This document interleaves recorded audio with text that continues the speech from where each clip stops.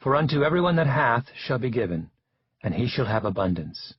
But from him that hath not shall be taken away, even that which he hath.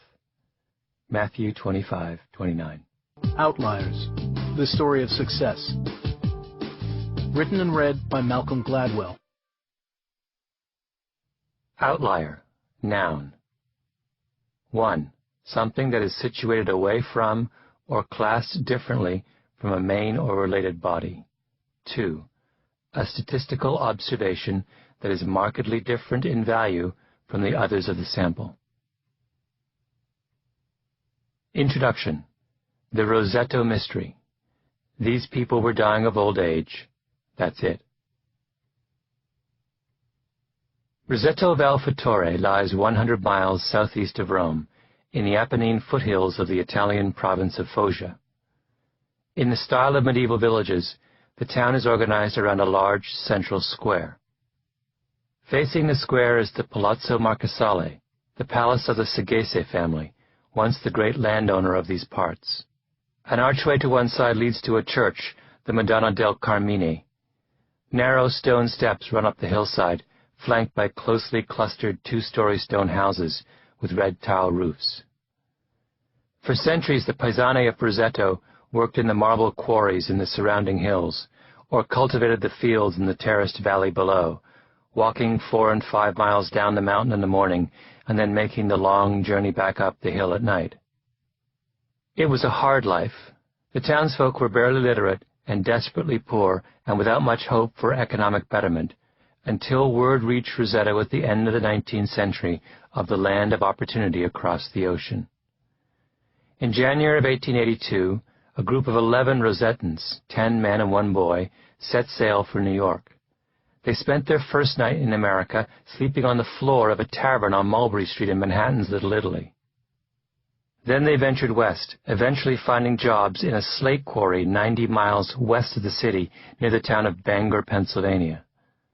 The following year, 15 Rosettans left Italy for America, and several members of that group ended up in Bangor as well, joining their compatriots in the slate quarry. Those immigrants, in turn, sent word back to Rosetto about the promise of the New World, and soon one group of Rosettans after another packed their bags and headed for Pennsylvania, until the initial stream of immigrants became a flood.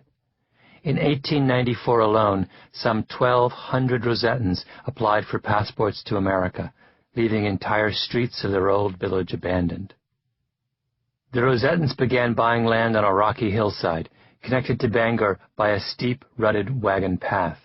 They built closely clustered 2-story stone houses with slate roofs on narrow streets running up and down the hillside. They built a church and called it Our Lady of Mount Carmel, and named the main street on which it stood Garibaldi Avenue, after the great hero of Italian unification.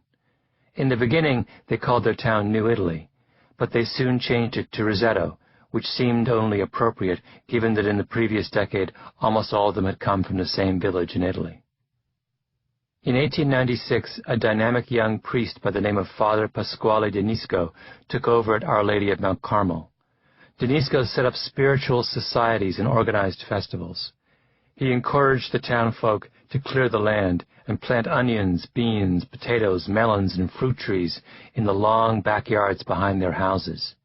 He gave out seeds and bulbs. The town came to life. The Rosettans began raising pigs in their backyards and growing grapes for homemade wine. Schools, a park, a convent, and a cemetery were built. Small shops and bakeries and restaurants and bars opened along Garibaldi Avenue. More than a dozen factories sprang up, making blouses for the garment trade. Neighboring Bangor was largely Welsh and English, and the next town over was overwhelmingly German, which meant, given the fractious relationships between the English and Germans and Italians in those years, that Rosetto stayed strictly for Rosettans. If you had wandered up and down the streets of Rosetto in Pennsylvania in the first few decades after 1900, you would have heard only Italian spoken. And not just any Italian, but the precise southern Foggian dialect spoken back in the Italian Rosetto. Rosetto, Pennsylvania was its own tiny self-sufficient world, all but unknown by the society around it, and may well have remained so, but for a man named Stuart Wolfe. Wolfe was a physician. He studied digestion in the stomach and taught in a medical school at the University of Oklahoma. He spent his summers on a farm in Pennsylvania, not far from Roseto, although that of course didn't mean much, since Roseto was so much in its own world, it was possible to live one town over and never know much about it. One of the times when we were up there for the summer, this would have been in the late 1950s, I was invited to give a talk at the local medical society, Wolf said years later in an interview.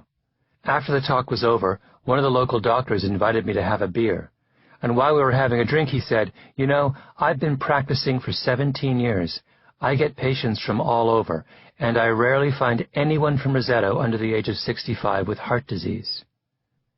Wolf was taken aback. This was the 1950s, years before the advent of cholesterol-lowering drugs and aggressive prevention of heart disease. Heart attacks were an epidemic in the United States. They were the leading cause of death in men under the age of 65. It was impossible to be a doctor, common sense said, and not see heart disease. Wolf decided to investigate. He enlisted the support of some of his students and colleagues from Oklahoma. They gathered together the death certificates from residents of the town, going back as many years as they could. They analyzed physicians' records.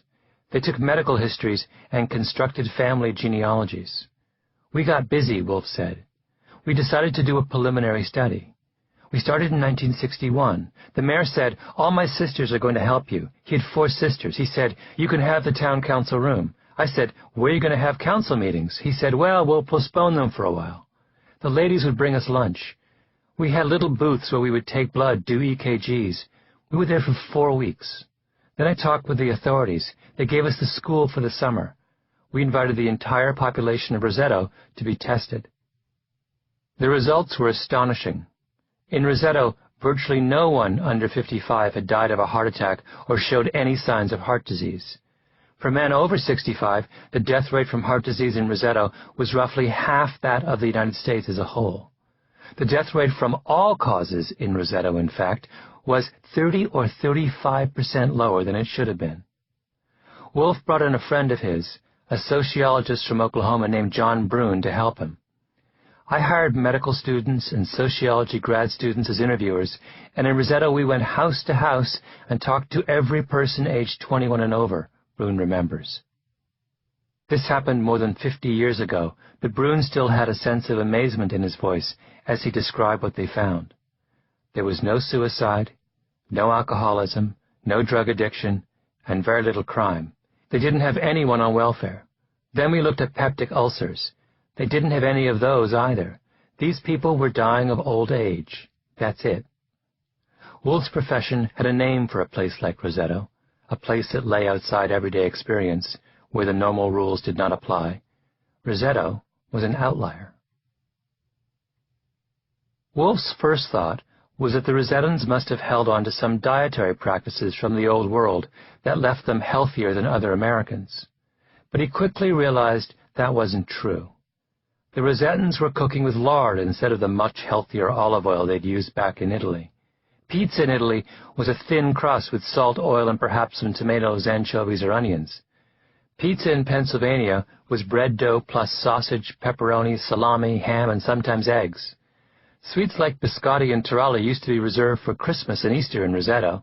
Now they were eaten all year round. When Wolf had dietitians analyze the typical Rosetans' eating habits, he found that a whopping 41% of their calories came from fat.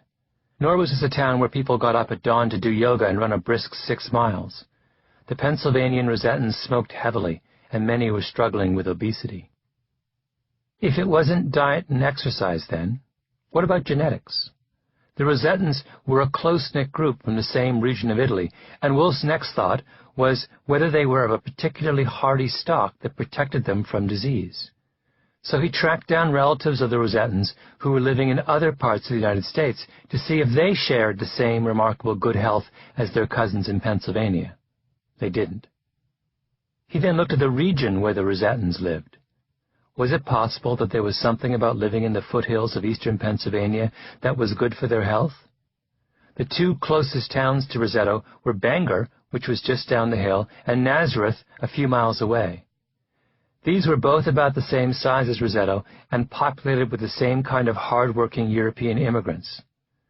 Wolfe combed through both towns' medical records. For men over 65, the death rates from heart disease in Nazareth and Bangor were something like 3 times that of Roseto. Another dead end. What Wolfe began to realize was that the secret of Roseto wasn't diet or exercise or genes or location. It had to be Roseto itself. As Brune and Wolfe walked around the town, they figured out why. They looked at how the Rosetans visited one another, stopping to chat in Italian on the street or cooking for each other in their backyards. They learned about the extended family clans that underlay the town's social structure. They saw how many homes had 3 generations living under one roof and how much respect grandparents commanded. They went to Mass at Our Lady of Mount Carmel and saw the unifying and calming effect of the church. They counted 22 separate civic organizations in a town of just under 2,000 people. They picked up on the particular egalitarian ethos of community that discouraged the wealthy from flaunting their success and helped the unsuccessful obscure their failures. In transplanting the paesani culture of southern Italy to the hills of eastern Pennsylvania, the Rosetans had created a powerful protective social structure capable of insulating them from the pressures of the modern world. The Rosetans were healthy because of where they were from, because of the world they had created for themselves in their tiny little town in the hills.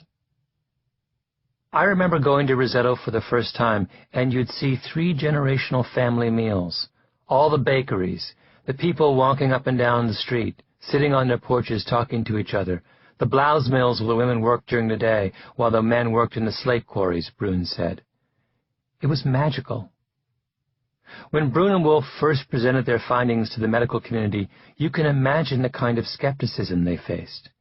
They went to conferences where their peers were presenting long rows of data arrayed in complex charts and referring to this kind of gene or that kind of physiological process, and they talked instead about the mysterious and magical benefits of people stopping to talk to one another on the street and having 3 generations living under one roof.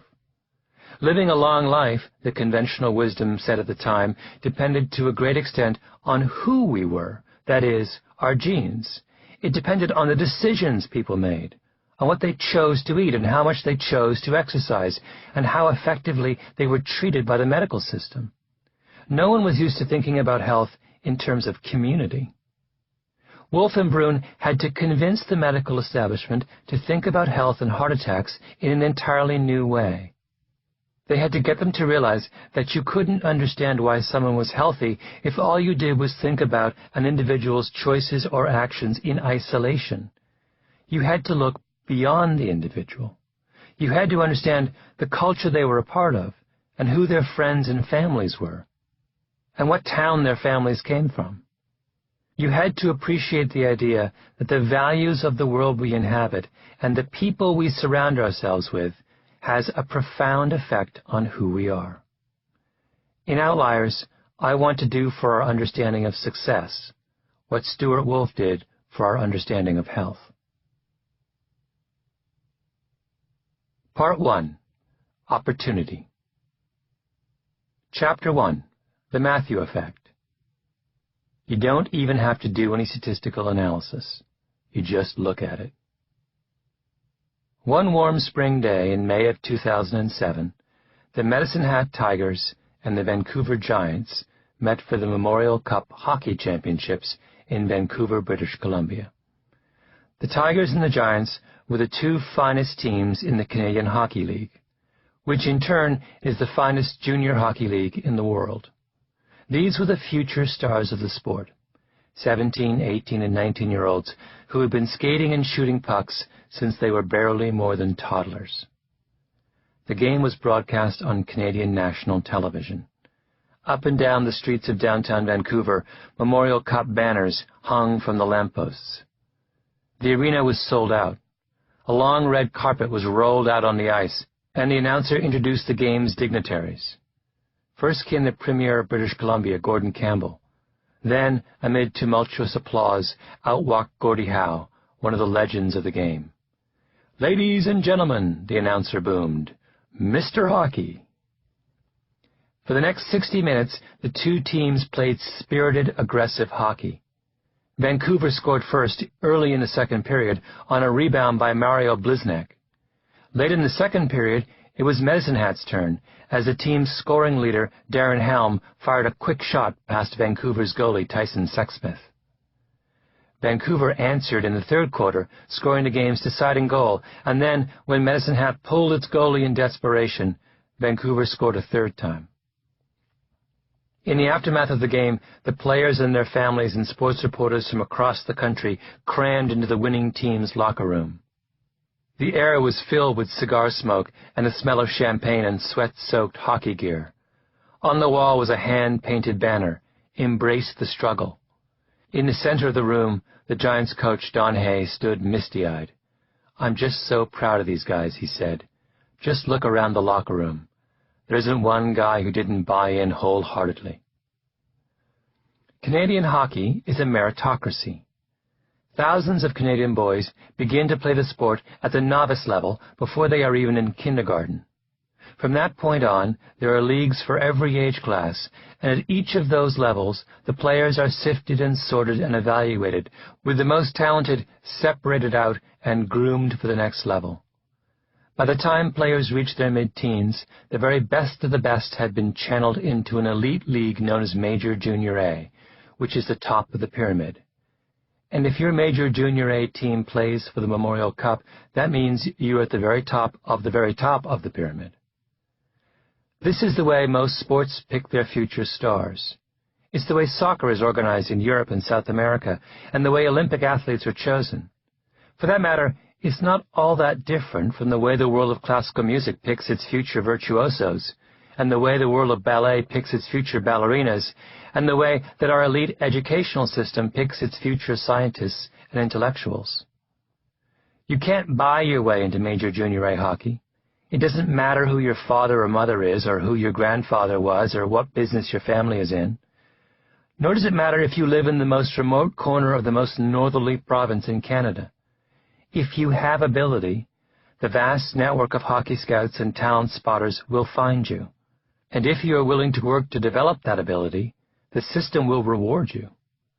Success in hockey is based on individual merit, and both of those words are important. Players are judged on their own performance, not anyone else's, and on the basis of ability, not some other arbitrary fact. Or are they? This is a book about outliers, about men and women who do things that are out of the ordinary.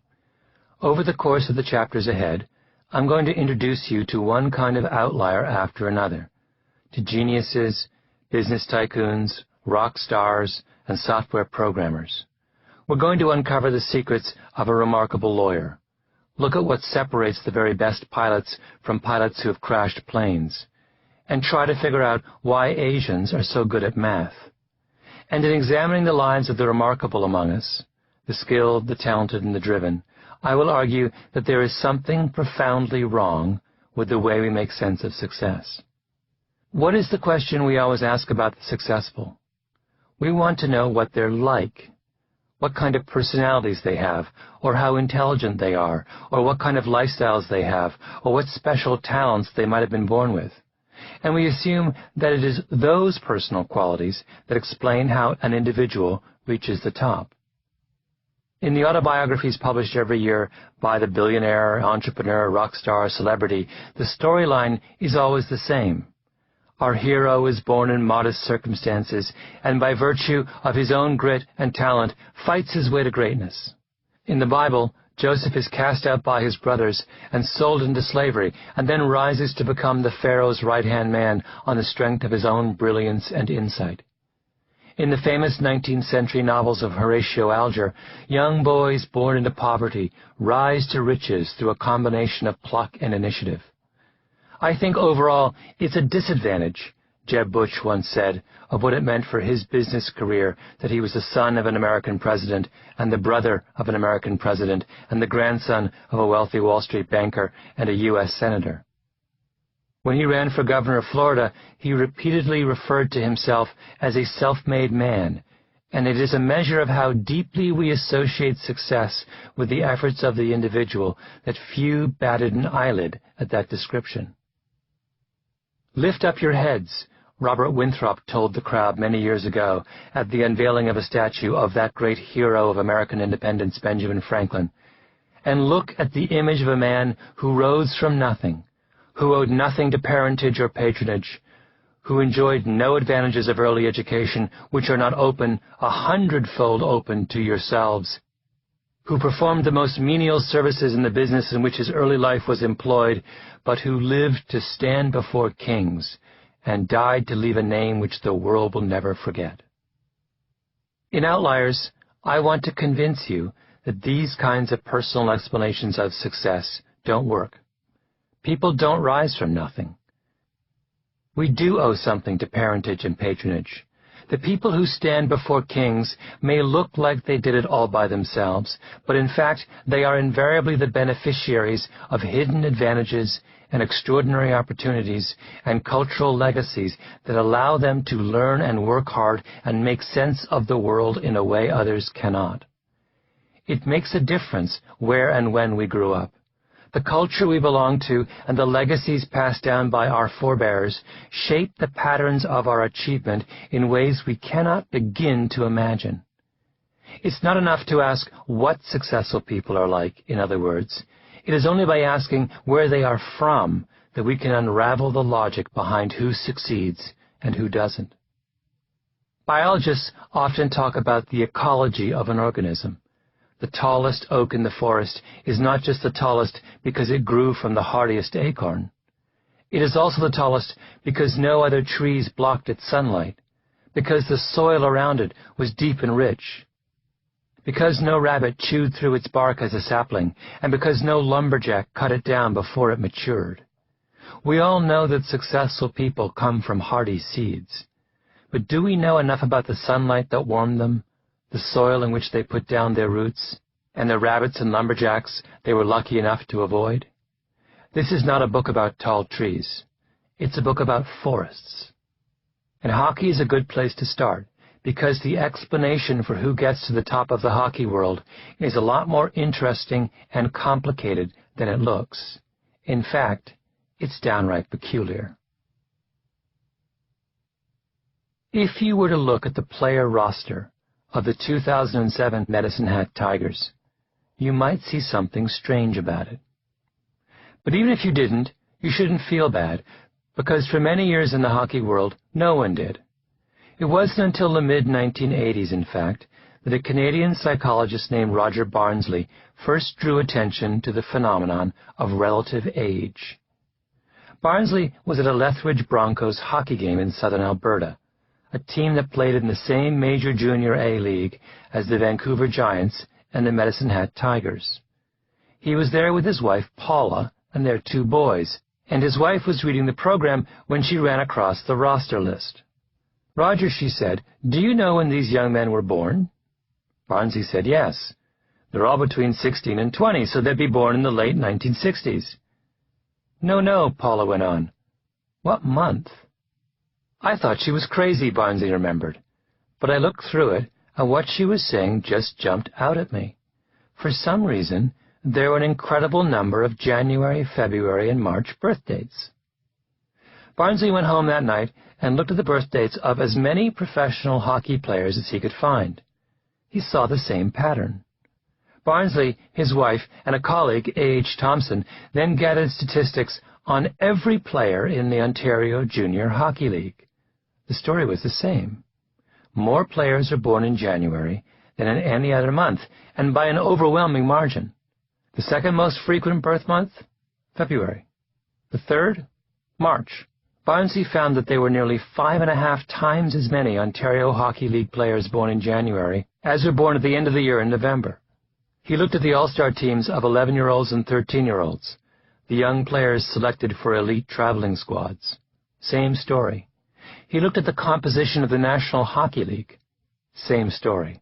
The more he looked, the more Barnsley came to believe that what he was seeing was not a chance occurrence, but an iron law of Canadian hockey. That any time you look at an elite group of hockey players, the very best of the best, you can reliably assume that 40% of the players will be born between January and March, 30% between April and June, 20% between July and September, and 10% between October and December. In all my years in psychology, I have never run into an effect this large, Barnsley says. You don't even need to do any statistical analysis. You just look at it. What would you have seen if you'd looked at that Medicine Hat roster?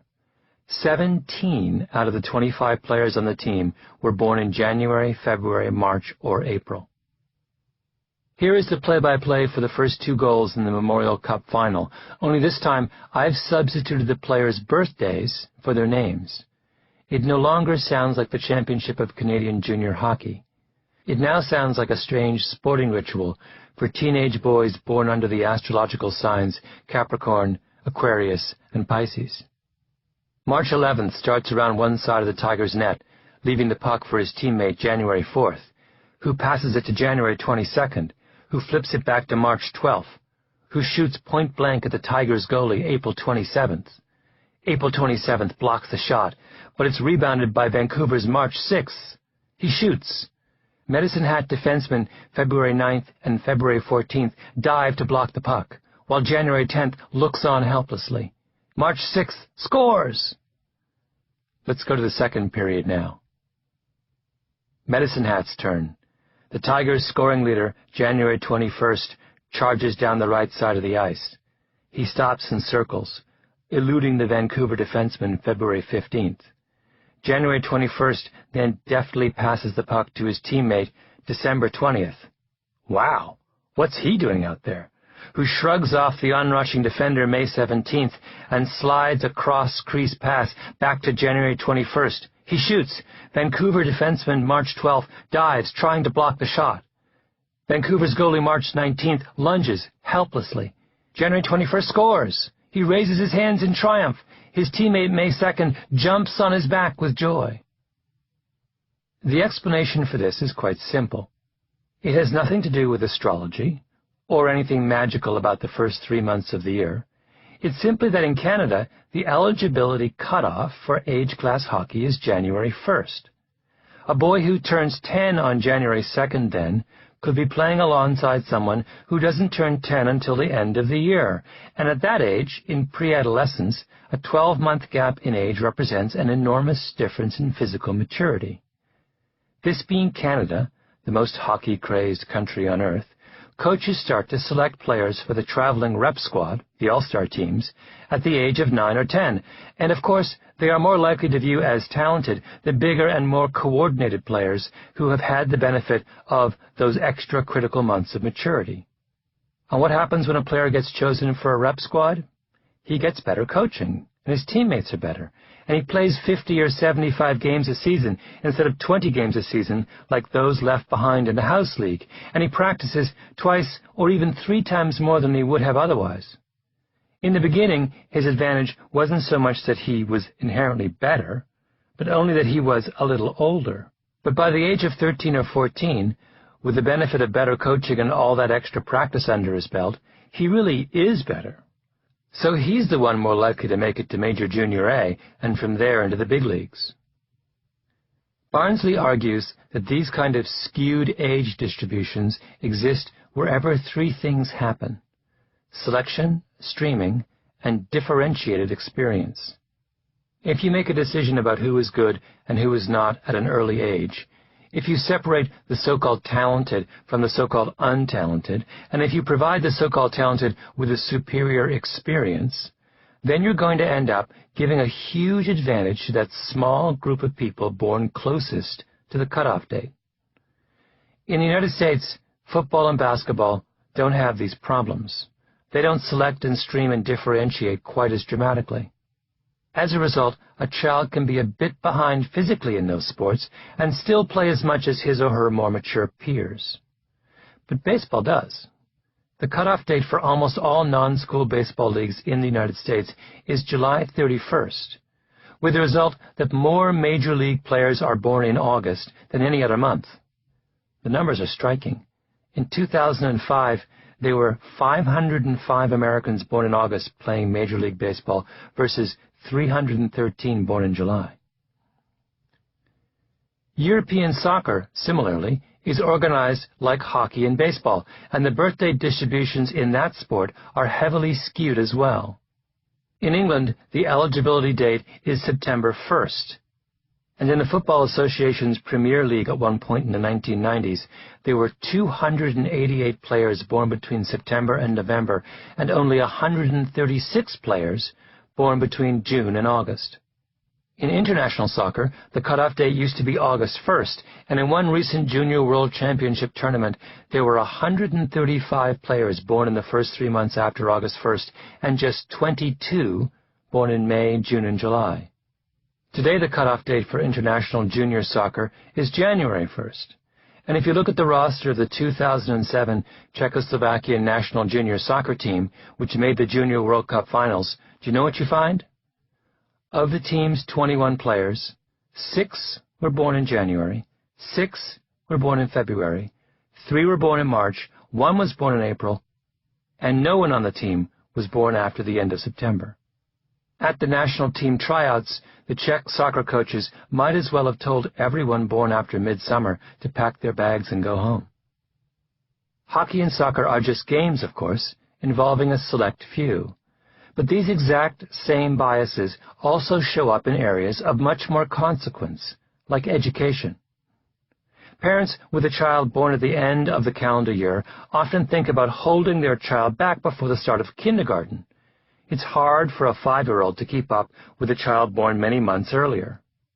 But most parents, one suspects, think that whatever disadvantage a younger child faces in kindergarten eventually goes away. But it doesn't. It's just like hockey. The small initial advantage that the child born in the early part of the year has over the child born at the end of the year persists. It locks children into patterns of achievement and underachievement, encouragement and discouragement that stretch on for years and years. Recently, 2 economists, Kelly Bedard and Elizabeth Dewey, decided to look at the relationship between scores on what's called TIMSS, the math and science test given every 4 years to children around the world, and month of birth. They found that among 4th graders, the oldest children score somewhere between 4 and 12 percentile points better than the youngest children. That, as Dewey explains, is a huge effect. It means that if you take 2 intellectually equivalent 4th graders with birthdays at opposite ends of the cutoff date, the older student could score in the 80th percentile, while the younger one could score in the 68th percentile. That's the difference between qualifying for a gifted program and not. It's just like sports, Dewey said. We do ability grouping early on in childhood. We have advanced reading groups and advanced math groups. So early on, if we look at young kids in kindergarten and 1st grade, the teachers are confusing maturity with ability. And they put the older kids in the advanced stream where they learn better skills. And the next year, because they're in the higher groups, they do even better. And the next year, the same thing happens, and they do even better again. The only country we don't see this going on is in Denmark. They have a national policy where they have no ability grouping until the age of 10. In other words, Denmark waits to make selection decisions until maturity differences by age have evened out. Dewey and Bedard subsequently did the same analysis, only this time looking at college. What did they find? At 4-year colleges in the United States, the highest stream of post-secondary education, students belonging to the relatively youngest group in their class are underrepresented by about 11.6%. That initial difference in maturity doesn't go away with time. It persists. And for thousands of students, that initial disadvantage is the difference between going to college and having a real shot at the middle class and not. I mean, it's ridiculous, Dewey says. Think for a moment about what the story of hockey and early birthdays tells us about success. It tells us that our notion that it is the best and the brightest who effortlessly rise to the top is much too simplistic. Yes, the hockey players who make it to the professional level are more talented than you or me.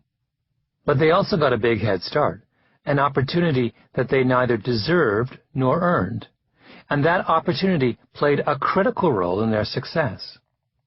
The sociologist Robert Merton famously called this kind of phenomenon the Matthew effect, after the New Testament verse in the Gospel of Matthew, "For unto everyone that hath shall be given, and he shall have abundance, but from him that hath not shall be taken away even that which he hath." It is those who are successful who are most likely to be given the kinds of special opportunities that lead to further success. It's the rich who get the biggest tax breaks. It's the best students who get the best teaching and the most attention. And it's the biggest 9- and 10-year-olds who get the most coaching and practice. Success is the result of what sociologists like to call a cumulative advantage. The professional hockey player starts out a little bit better than his peers, and that little difference leads to an opportunity that makes that difference a bit bigger, and that edge in turn leads to another opportunity that makes the initially small difference bigger still, and on until the hockey player is a genuine outlier. But he didn't start out an outlier. He started out just a little bit better. The second implication of the hockey example is that the systems we set up to determine who gets ahead aren't particularly efficient.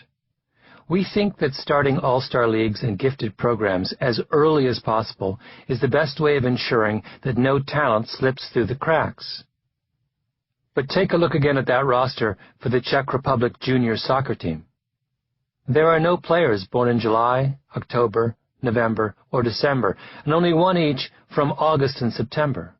Those born in the last half of the year have all been discouraged or overlooked or pushed out of the sport.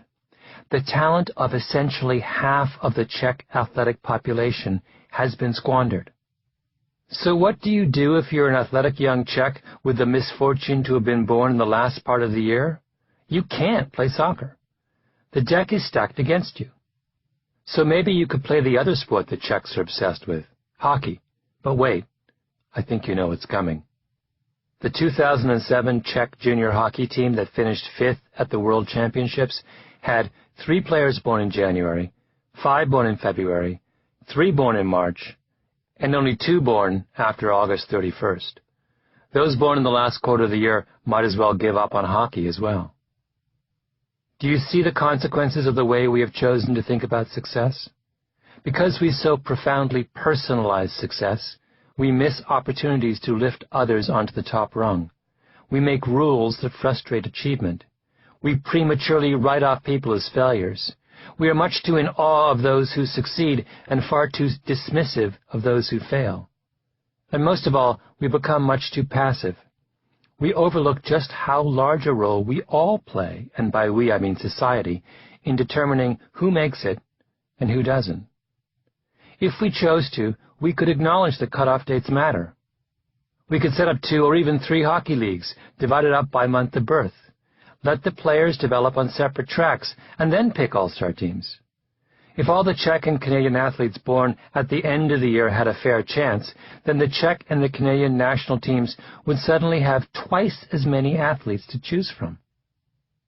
Schools could do the same thing. Elementary and middle schools could put their January, February, March, and April students in one class, and the summer-borns in another class, and the fall and winter-borns in a third class. They could let students learn with and compete against other students of the same maturity level. It would be a little bit more complicated administratively, but it wouldn't necessarily cost that much more money, and it would level the playing field for those who, for no fault of their own, had been dealt a big disadvantage by the educational system. We could easily take control of the machinery of achievement, in other words, and not just in sports, but, as we will see, in other more consequential areas as well. But we don't. And why? Because we cling to the idea that success is a simple function of individual merit, and that the world in which we all grow up and the rules we choose to write as a society don't matter at all. Before the Memorial Cup final, Gord Wasden, the father of one of the Medicine Hat Tigers, stood by the side of the ice talking about his son Scott. He was wearing a Medicine Hat baseball cap and a black Medicine Hat t-shirt. When he was 4 and 5 years old, Wasden remembered, His little brother was in a walker, and he would shove a hockey stick in his hand, and they would play hockey on the floor in the kitchen, morning till night. Scott always had a passion for it. He played rep hockey throughout his minor league hockey career. He always made the AAA teams. As a first-year peewee or a first-year bantam, he always played on the top rep team. Wasden was clearly nervous. His son was about to play in the biggest game of his life. He's had to work very hard for whatever he's got. I'm very proud of him. These were the ingredients of success at the highest level: passion, talent, and hard work. But there was another element. When did Wasden first get the sense that his son was something special? You know, he was always a bigger kid for his age. He was strong and he had a knack for scoring goals at an early age. And he was always kind of a standout for his age, a captain of his team. Big for his age? Of course he was. Scott Wasden was born on January 4th, within 3 days of the absolute perfect birthday for an elite hockey player. He was one of the lucky ones. And if, by some whim, the eligibility date for Canadian hockey was later in the year, he might have been watching the Memorial Cup Championship from the stands instead of playing on the ice. Chapter 2. The 10,000-Hour Rule.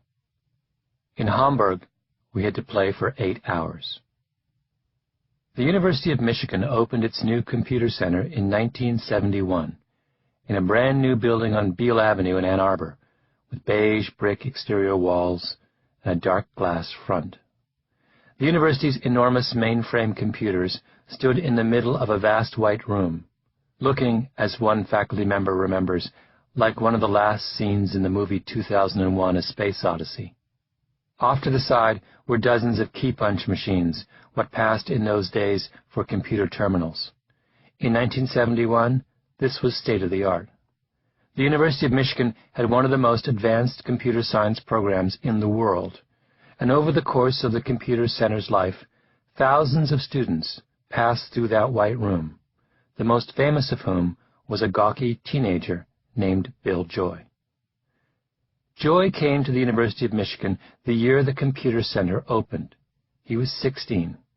He was tall and very thin, with a mop of unruly hair. He had been voted most studious student by his graduating class at North Farmington High School outside of Detroit, which, as he puts it, meant that he was a no-date nerd. He had thought he might end up as a biologist or a mathematician, but late in his freshman year, he stumbled across the computing center, and he was hooked. From that point on, the computer center was his life. He programmed whenever he could. Joy got a job with a computer science professor so he could program over the summer. In 1975, Joy enrolled in graduate school at the University of California at Berkeley. There he buried himself even deeper into the world of computer software. During the oral exams for his PhD, he made up a particularly complicated algorithm on the fly that, as one of his many admirers has written, so stunned his examiners that one of them later compared the experience to Jesus confounding his elders. Working in collaboration with a small group of programmers, Joy took on the task of rewriting Unix, which was a software system developed by AT&T for mainframe computers. Joy's version was very good. It was so good, in fact, that it became, and remains, the operating system on which literally millions of computers around the world run. If you put your Mac in that funny mode where you can see the code, Joy says, I see things that I remember typing in 25 years ago. And when you go online, do you know who wrote much of the software that allows you to access the Internet? Bill Joy. After graduating from Berkeley, Joy co-founded the Silicon Valley firm Sun Microsystems, which was one of the most critical players in the computer revolution. Then he rewrote another computer language, Java, and his legend grew still further. Among Silicon Valley insiders, Joy is spoken of with as much awe as someone like Bill Gates of Microsoft. He is sometimes called the Edison of the Internet. As the Yale computer scientist David Galertner says, Bill Joy is one of the most influential people in the modern history of computing. The story of Bill Joy's genius has been told many times, and the lesson is always the same. Here was a world that was the purest of meritocracies. Computer programming didn't operate as an old boy network where you got ahead because of money or connections. It was a wide-open field in which all participants were judged solely by their talent and their accomplishments. It was a world where the best men won, and Joy was clearly one of those best men. It would be easier to accept that version of events, however, if we hadn't just looked at hockey and soccer players. Theirs was supposed to be a pure meritocracy as well, only it wasn't. It was a story of how the outliers in a particular field reached their lofty status through a combination of ability, opportunity, and utterly arbitrary advantage. Is it possible the same pattern of special opportunities operate in the real world as well? Let's go back over the story of Bill Joy and find out. For almost a generation, psychologists around the world have been engaged in a spirited debate over a question that most of us would have considered settled years ago. The question is this: is there such a thing as innate talent? The obvious answer is yes. Not every hockey player born in January ends up playing at the professional level. Only some do, the innately talented ones. Achievement is talent plus preparation. The problem with this view, though, is that the closer psychologists look at the careers of the gifted, the smaller the role innate talent seems to play, and the bigger the role preparation seems to play. Exhibit A in this argument is a study done in the early 1990s by the psychologist K. Anders Ericsson and two colleagues at Berlin's Elite Academy of Music. With the help of the Academy's professors, they divided the school's violinists into three groups. In the first group were the stars, the students with the potential to become world-class soloists. In the second were those judged to be merely good. In the third were students who were unlikely to ever play professionally and who intended to be music teachers in the public school system. All of the violinists were then asked the same question. Over the course of your entire career, ever since you first picked up the violin, how many hours have you practiced? Everyone from all three groups started playing at roughly the same time, around the age of 5. In those first few years, everyone practiced roughly the same amount, about 2 or 3 hours a week. But around the age of 8, real differences started to emerge.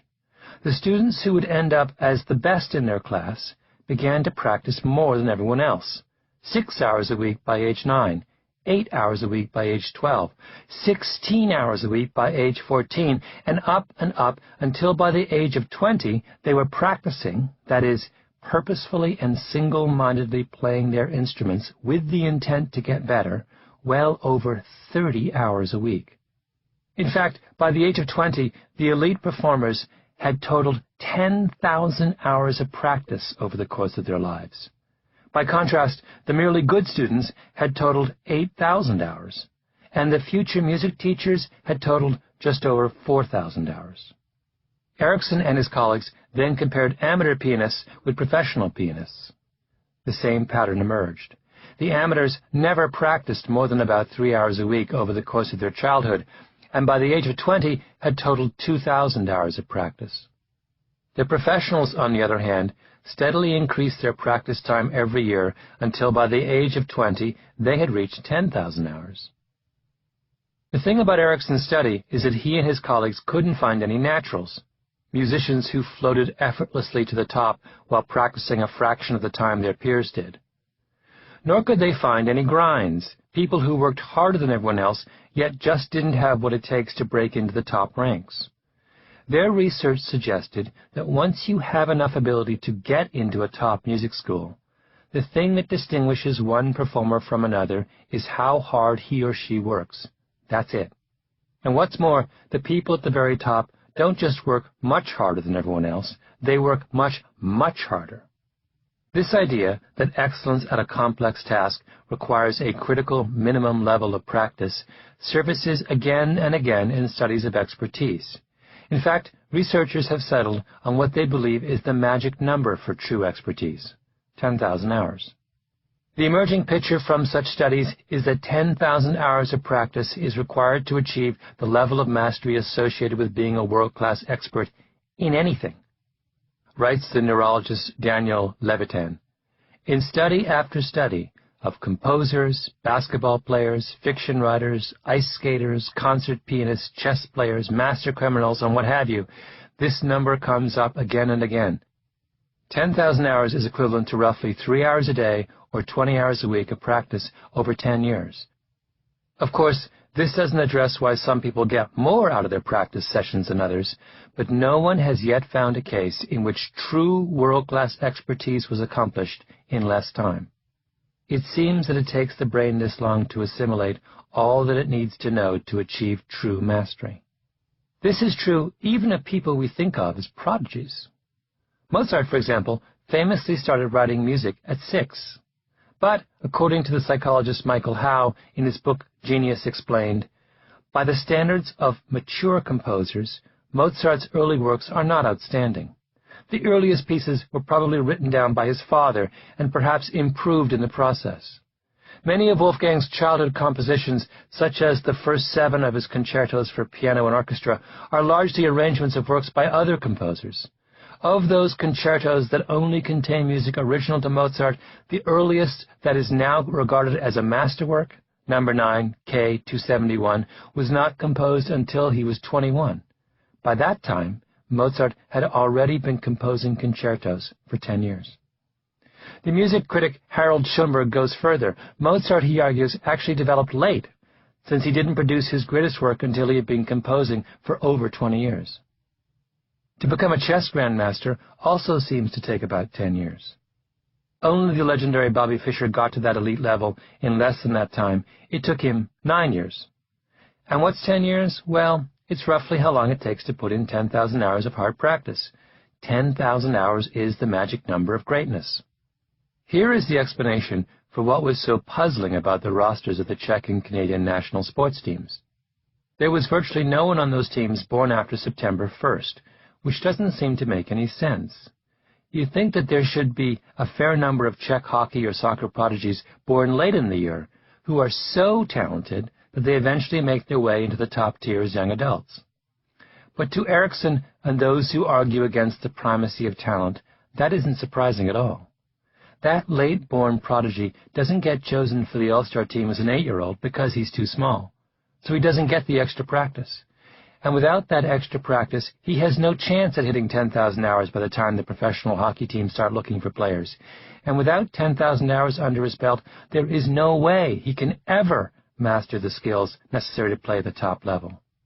Even Mozart, the greatest musical prodigy of all time, couldn't hit his stride until he had his 10,000 hours in. Practice isn't the thing you do once you're good. It's the thing you do that makes you good. The other interesting thing about that 10,000 hours number, of course, is that 10,000 hours is an enormous amount of time. It's all but impossible to reach that number by the time you're a young adult all by yourself. You have to have parents who encourage and support you. You can't be poor because if you have to hold down a part-time job on the side to help make ends meet, there won't be enough time left over in the day to practice. In fact, most people can only really reach that number if they get into some kind of special program, like a hockey all-star squad, or they get some kind of extraordinary opportunity that gives them a chance to put in those hours. So, back to Bill Joy. It's 1971. He's tall and gawky and 16 years old. He's the math whiz, the kind of student at schools like MIT or Caltech or the University of Waterloo attract by the hundreds. When Bill was a little boy, he wanted to know everything about everything way before he should have even known what he wanted to know, his father William says. We answered him when we could, and when we couldn't, we would just give him a book. When it came time to apply to college, Joy got a perfect score on the math portion of the Scholastic Aptitude Test. It wasn't particularly hard, he says, matter-of-factly. There was plenty of time to check it twice. He has talent by the truckload, but that's not the only consideration. It never is. The key to his development is that he stumbled across that nondescript building on Beale Avenue.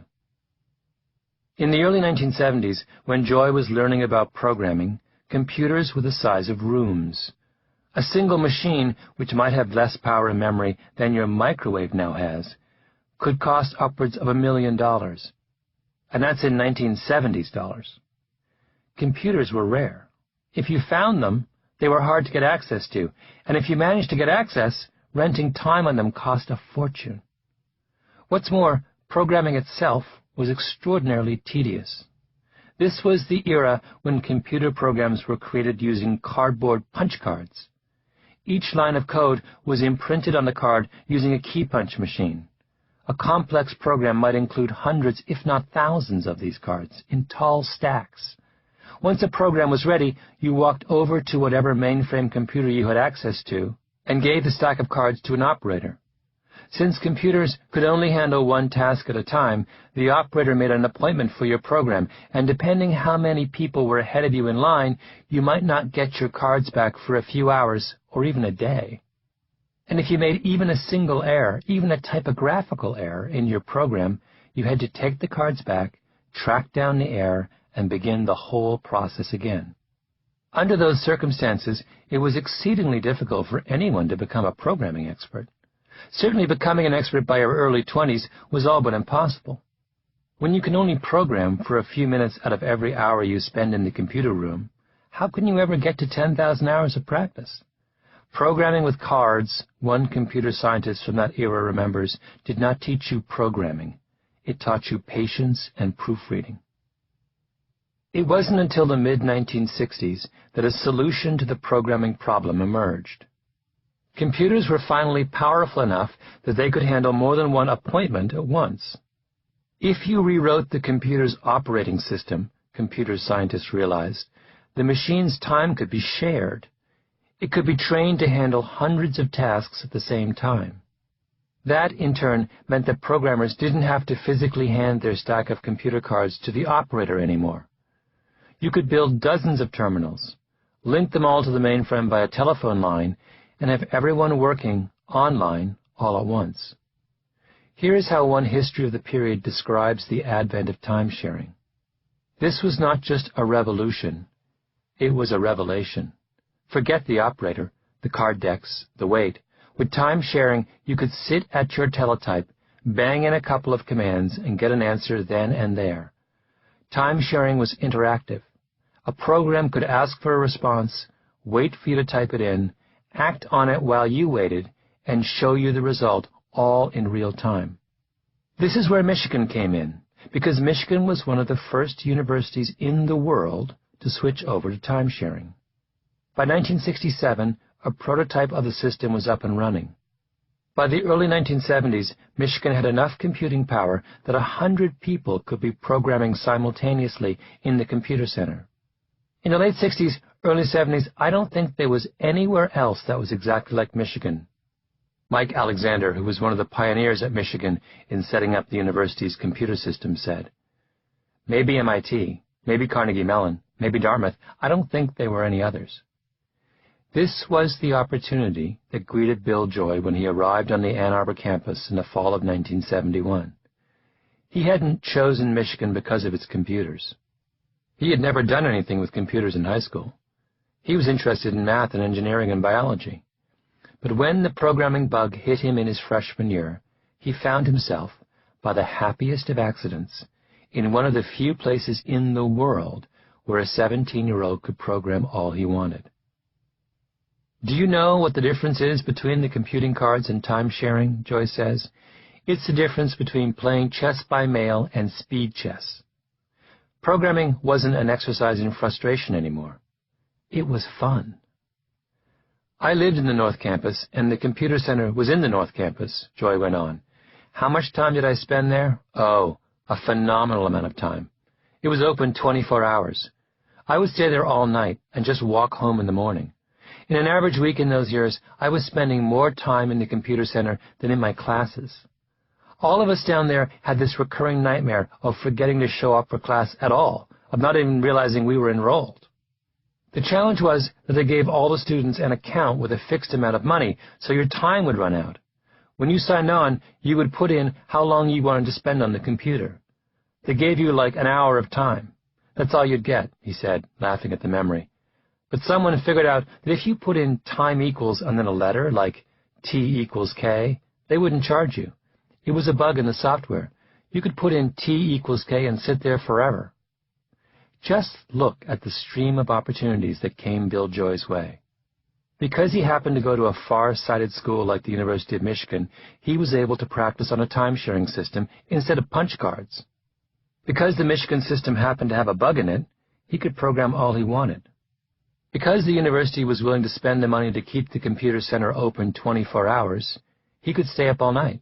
And because he was able to put in so many hours, by the time he happened to be presented with the opportunity to rewrite Unix, he was up to the task. Bill Joy was brilliant. He wanted to learn. That was a big part of it. But before he could become an expert, someone had to give him the opportunity to learn how to be an expert. At Michigan, I was probably programming 8 or 10 hours a day, he went on. By the time I was at Berkeley, I was doing it day and night.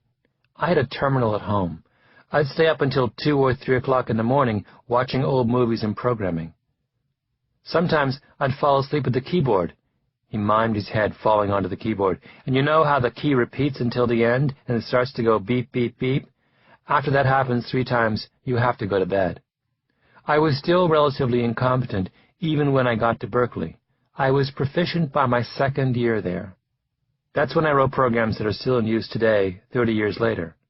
He paused for a moment to do the math in his head, which, for someone like Bill Joy, doesn't take very long. Michigan in 1971. Programming in earnest by sophomore year. Add in the summers and the days and nights in his first year at Berkeley.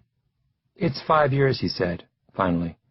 I didn't start the day I started at Michigan, so maybe 10,000 hours? That's about right.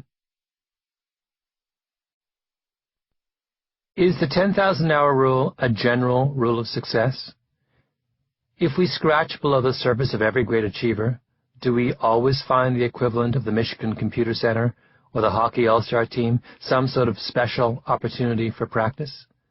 Let's test the idea with 2 examples, and for the sake of simplicity, let's make them as familiar as possible. The Beatles, one of the most famous rock bands ever, and Bill Gates, one of the world's richest men. The Beatles, John Lennon, Paul McCartney, George Harrison, and Ringo Starr, came to the United States in February of 1964, starting the so-called British invasion of the American music scene and putting out a string of hit records that transformed the face of popular music. The first interesting thing about the Beatles, for our purposes, is how long they had already been together by the time they reached the United States. Lennon and McCartney first started playing together in 1957, 7 years prior to landing in America. Incidentally, the time that elapsed between their founding and their arguably greatest artistic achievements, Sgt. Pepper's Lonely Hearts Club Band and the Beatles' White Album, is 10 years. And if you look even more closely at those long years of preparation, you'll find an experience that, in the context of hockey players and Bill Joy and world-class violinists, sounds awfully familiar. In 1960, while they were still a struggling high school rock band, the Beatles were invited to play in Hamburg, Germany. Hamburg in those days did not have rock and roll music clubs. It had strip clubs, says Philip Norman, who wrote the Beatles' biography, Shout. There was one particular club owner called Bruno, who was originally a fairground showman. He had the idea of bringing in rock groups to play in various clubs. They had this formula. It was a huge non-stop show, hour after hour, with a lot of people lurching in and the other lot lurching out. And the bands would play all the time to catch the passing traffic. In an American red light district, they would call it non-stop striptease. Many of the bands that played in Hamburg were from Liverpool, Norman went on. It was an accident. Bruno went to London to look for bands, but he happened to meet an entrepreneur from Liverpool in Soho who was down in London by pure chance, and he arranged to send some bands over. That's how the connection was established. And eventually, the Beatles made a connection not just with Bruno, but with other club owners as well. They kept going back because they got a lot of alcohol and a lot of sex. And what was so special about Hamburg? It wasn't that it paid well. It didn't. Or that the acoustics were fantastic. They weren't. Or that the audiences were savvy and appreciative. They were anything but. It was the sheer amount of time the band was forced to play. Here is John Lennon in an interview after the Beatles disbanded, talking about the band's performances at a Hamburg strip club called the Indra. "We got better and got more confidence. We couldn't help it with all the experience playing all night long. It was handy, them being foreign. We'd to try even harder, put our heart and soul into it to get ourselves over. In Liverpool, we'd only ever done 1-hour sessions, and we just used to do our best numbers, the same ones at every one. In Hamburg, we had to play for 8 hours, so we really had to find a new way of playing." 8 hours? Here is Pete Best, the Beatles' drummer at the time. "Once the news got out about that we were making a show, the club started packing them in. We played 7 nights a week. At first we played almost nonstop until 12:30 in the morning when it closed, but as we got better the crowd stayed till 2 most mornings. 7 days a week?" The Beatles ended up traveling to Hamburg 5 times between 1960 and the end of 1962. On the first trip they played 106 nights, 5 or more hours a night. On their second trip they played 92 times. On their third trip they played 48 times for a total of 172 hours on stage. The last 2 Hamburg gigs in November and December of 1962 involved another 90 hours of performing. All told, they performed for 270 nights in just over a year and a half. By the time they had their first burst of success in 1964, in fact, they had performed live an estimated 1,200 times. Do you know how extraordinary that is? Most bands today don't perform 1,200 times in their entire careers. The Hamburg Crucible is one of the things that set the Beatles apart. They were no good on stage when they first went there, and they were very good when they came back, Norma went on. They learned not only stamina, they had to learn an enormous amount of numbers, cover versions of everything that you can think of. Not just rock and roll, a bit of jazz, too. They weren't disciplined on stage before that, but when they came back, they sounded like no one else. It was the making of them. Let's now turn to the history of Bill Gates. His story is almost as well known as the Beatles. Brilliant young math whiz discovers computer programming, drops out of Harvard, starts a little computer company with his friends called Microsoft. Through sheer brilliance and ambition and guts, builds it into the giant of the software world. That's the broad outline. Now, let's dig a little bit deeper. Gates' father was a wealthy lawyer in Seattle, and his mother was the daughter of a well-to-do banker.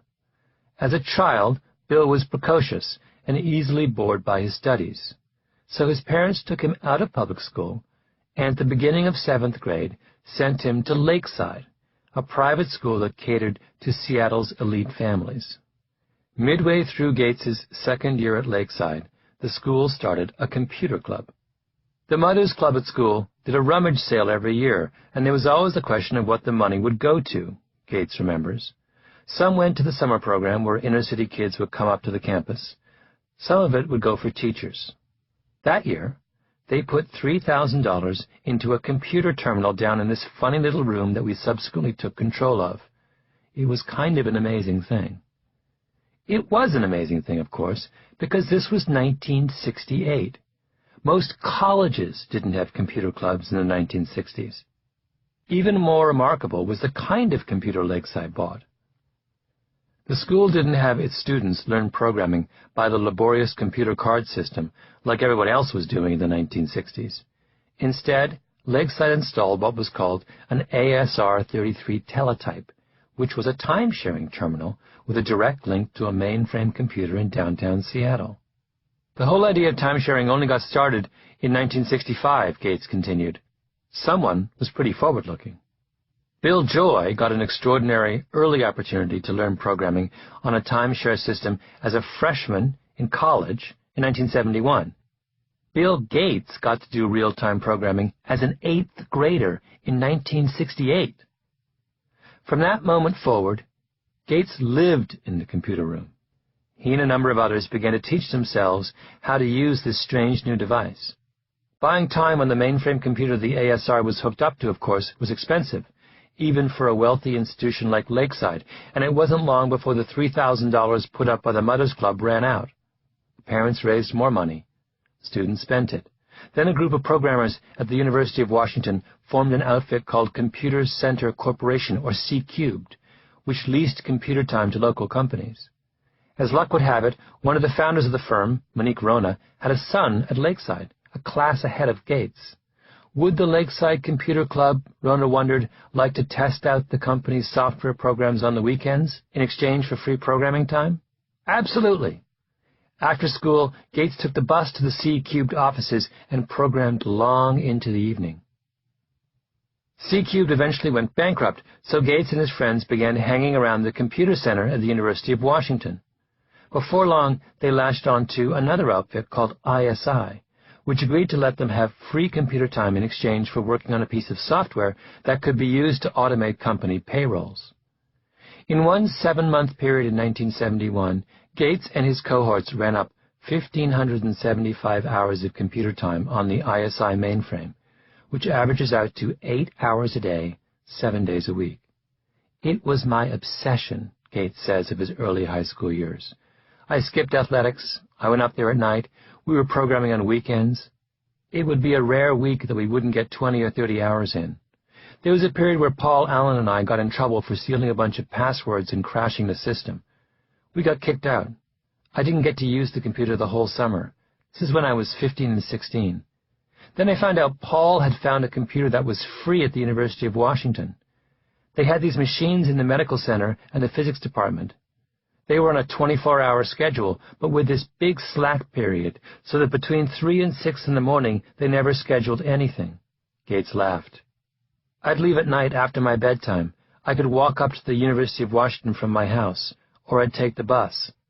That's why I'm always so generous to the University of Washington, because they let me steal so much computer time. Years later, Gates's mother said, "We always wondered why it was so hard for him to get up in the morning." One of the founders of ISI, Bud Pembroke, then got a call from the technology company TRW, which had just signed a contract to set up a computer system at the huge Bonneville Power Station in southern Washington state. TRW desperately needed programmers familiar with the particular software the power station used. In these early days of the computer revolution, programmers with that kind of specialized experience were hard to find. But Pembroke knew exactly who to call. Those high school kids from Lakeside who had been running up thousands of hours of computer time on the ISI mainframe. Gates was now in his senior year, and somehow he managed to convince his teachers to let him decamp for Bonneville under the guise of an independent study project. There he spent the spring writing code under the direction of a man named John Norton, who Gates says taught him as much about programming as almost anyone else he'd ever met. Those 5 years, from 8th grade to the end of high school, were Bill Gates's Homburg, and by any measure he was presented with an even more extraordinary series of opportunities than Bill Joy. Opportunity number 1 was that Gates got sent to Lakeside. How many high schools in the world had access to a time-sharing terminal in 1968? Opportunity number 2 was that the mothers of Lakeside had enough money to pay for the school's computer fees. Number 3 was that when that money ran out, one of the parents happened to work at C-Cubed, which happened to need someone to check its code on the weekends, and which also happened not to care if weekends turned into weeknights. Number 4 was that Gates just happened to find out about ISI, and ISI just happened to need someone to work on its payroll software. And number 5 was that Gates happened to live within walking distance of the University of Washington, and number 6 was that the university happened to have free computer time between 3 and 6 in the morning. And number 7 was that TRW happened to call Bud Pembroke, and number 8 was that the best programmers Pembroke knew for that particular problem happened to be 2 high school kids. And number 9 was that Lakeside was willing to let those kids spend their spring term miles away writing code. And what did virtually all those opportunities have in common? They gave Bill Gates extra time to practice. By the time Gates dropped out of Harvard after his sophomore year to try his hand at his own software company, he'd been programming non-stop for 7 consecutive years. He was way past 10,000 hours. How many teenagers in the world had the kind of experience Gates had? If there were 50 in the world, I'd be stunned, he says. There was C-Cubed and the payroll stuff we did, then TRW. All those things came together. I had a better exposure to software development at a young age than I think anyone did in that period of time. and all because of an incredibly lucky series of events. If we put the stories of hockey players and the Beatles and Bill Joy and Bill Gates together, I think we get a more complete picture of the path to success. Joy and Gates and the Beatles are all undeniably talented. Lennon and McCartney had a musical gift of the sort that comes along once in a generation. And Bill Joy, let's not forget, had a mind so quick that he was able to make up a complicated algorithm on the fly that left his professors in awe. That much is obvious. But what truly distinguishes their histories is not their extraordinary talent, but their extraordinary opportunities. The Beatles, for the most random of reasons, got invited to go to Hamburg. Without Hamburg, the Beatles might well have taken a very different path. "I was very lucky," Bill Gates said at the very beginning of our interview. That doesn't mean he isn't brilliant or an extraordinary entrepreneur. It just means that he understands what incredible good fortune it was to be at Lakeside in 1968. All the outliers we've looked at so far were the beneficiaries of some kind of unusual opportunity. Lucky breaks don't seem like the exception with software billionaires and rock bands and star athletes. They seem like the rule. Let me give you one final example of the hidden opportunities that outliers benefit from. Suppose we do another version of the calendar analysis we did in the last chapter with hockey players. And this time, we'll look at a list of the 75 richest people in human history. It includes queens and kings and pharaohs from centuries past, as well as contemporary billionaires like Warren Buffett and Carlos Slim. Do you know what's interesting about this list? Of the 75 names, an astonishing 14 are Americans born within 9 years of one another in the mid-19th century. Think about that for a moment. Historians start with Cleopatra and the pharaohs and comb through every year in human history ever since, looking in every corner of the world for evidence of extraordinary wealth. And almost 20% of the names they end up with come from a single generation in a single country. Here is a list of those Americans and their birth dates. The first American is the richest man of all time, John D. Rockefeller, born in 1839. The second richest man of all time is also on the list, Andrew Carnegie, born in 1835.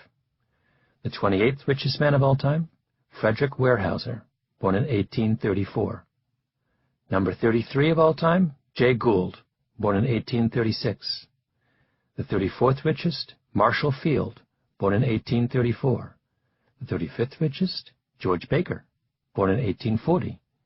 Number 36, Hetty Green, 1834. Number 44, James G. Fair, born in 1831. Then Henry Rogers, born in 1840, J.P. Morgan, born in 1837, Oliver Payne, born in 1839, George Pullman, born in 1831, Peter Widener, born in 1834, and Philip Armour, born in 1832. What's going on here? The answer becomes obvious if you think about it. In the 1860s and 1870s, the American economy went through perhaps the greatest transformation in its history. This was when the railroads were built and when Wall Street emerged. It was when industrial manufacturing started in earnest. It was when all the rules by which the traditional economy had functioned were broken and remade. What that list says is that it really matters how old you were when that transformation happened. If you were born in the late 1840s, you missed it. You were too young to take advantage of that moment. If you were born in the 1820s, you were too old. Your mindset was shaped by the pre-Civil War paradigm. But there was a particular narrow 9-year window that was just perfect for seeing the potential that the future held. All of the 14 men and women on that list had vision and talent. But they were also given an extraordinary opportunity, in the same way that hockey and soccer players born in January, February, and March were given an extraordinary opportunity. So let's do the same kind of analysis for people like Bill Joy and Bill Gates. If you talk to veterans of Silicon Valley, they'll tell you that the most important date in the history of the personal computer revolution was January 1975. That was when the magazine Popular Electronics ran a cover story on an extraordinary machine called the Altair 8800. The Altair cost $397. It was a do-it-yourself contraption that you could assemble at home. The headline on the story read, "Project Breakthrough, World's First Mini-Computer Kit to Rival Commercial Models." To the readers of Popular Electronics, in those days the Bible of the fledgling software and computer world, that headline was a revelation. Computers up to that point had been the massive, expensive mainframes of the sort sitting in the white expanse of the Michigan Computing Center. For years, every hacker and electronics whiz had dreamt of the day when a computer would come along that was small and inexpensive enough for an ordinary person to use and own. That day had finally arrived. If January 1975 was the dawn of the computer age then, who would be in the best position to take advantage of it? The same principles apply here that applied to the era of John Rockefeller and Andrew Carnegie. If you're too old in 1975, then you'd already have a job at IBM out of college, and once people started at IBM, they had a real hard time making the transition to the new world, says Nathan Myhrvold, who was a top executive at Microsoft for many years. You had this multi-billion-dollar company making mainframes, and if you were part of that, you'd think, why screw around with these little pathetic computers? That was the computer industry to those people, and it had nothing to do with this new revolution. They were blinded by that being the only vision of computing. They made a nice living, it's just that there was no opportunity to become a zillionaire and make an impact on the world. If you were more than a few years out of college in 1975 then, you belonged to the old paradigm. You had just bought a house, you're married, a baby's on the way, you're in no position to give up a good job and pension for some pie-in-the-sky $397 computer kit.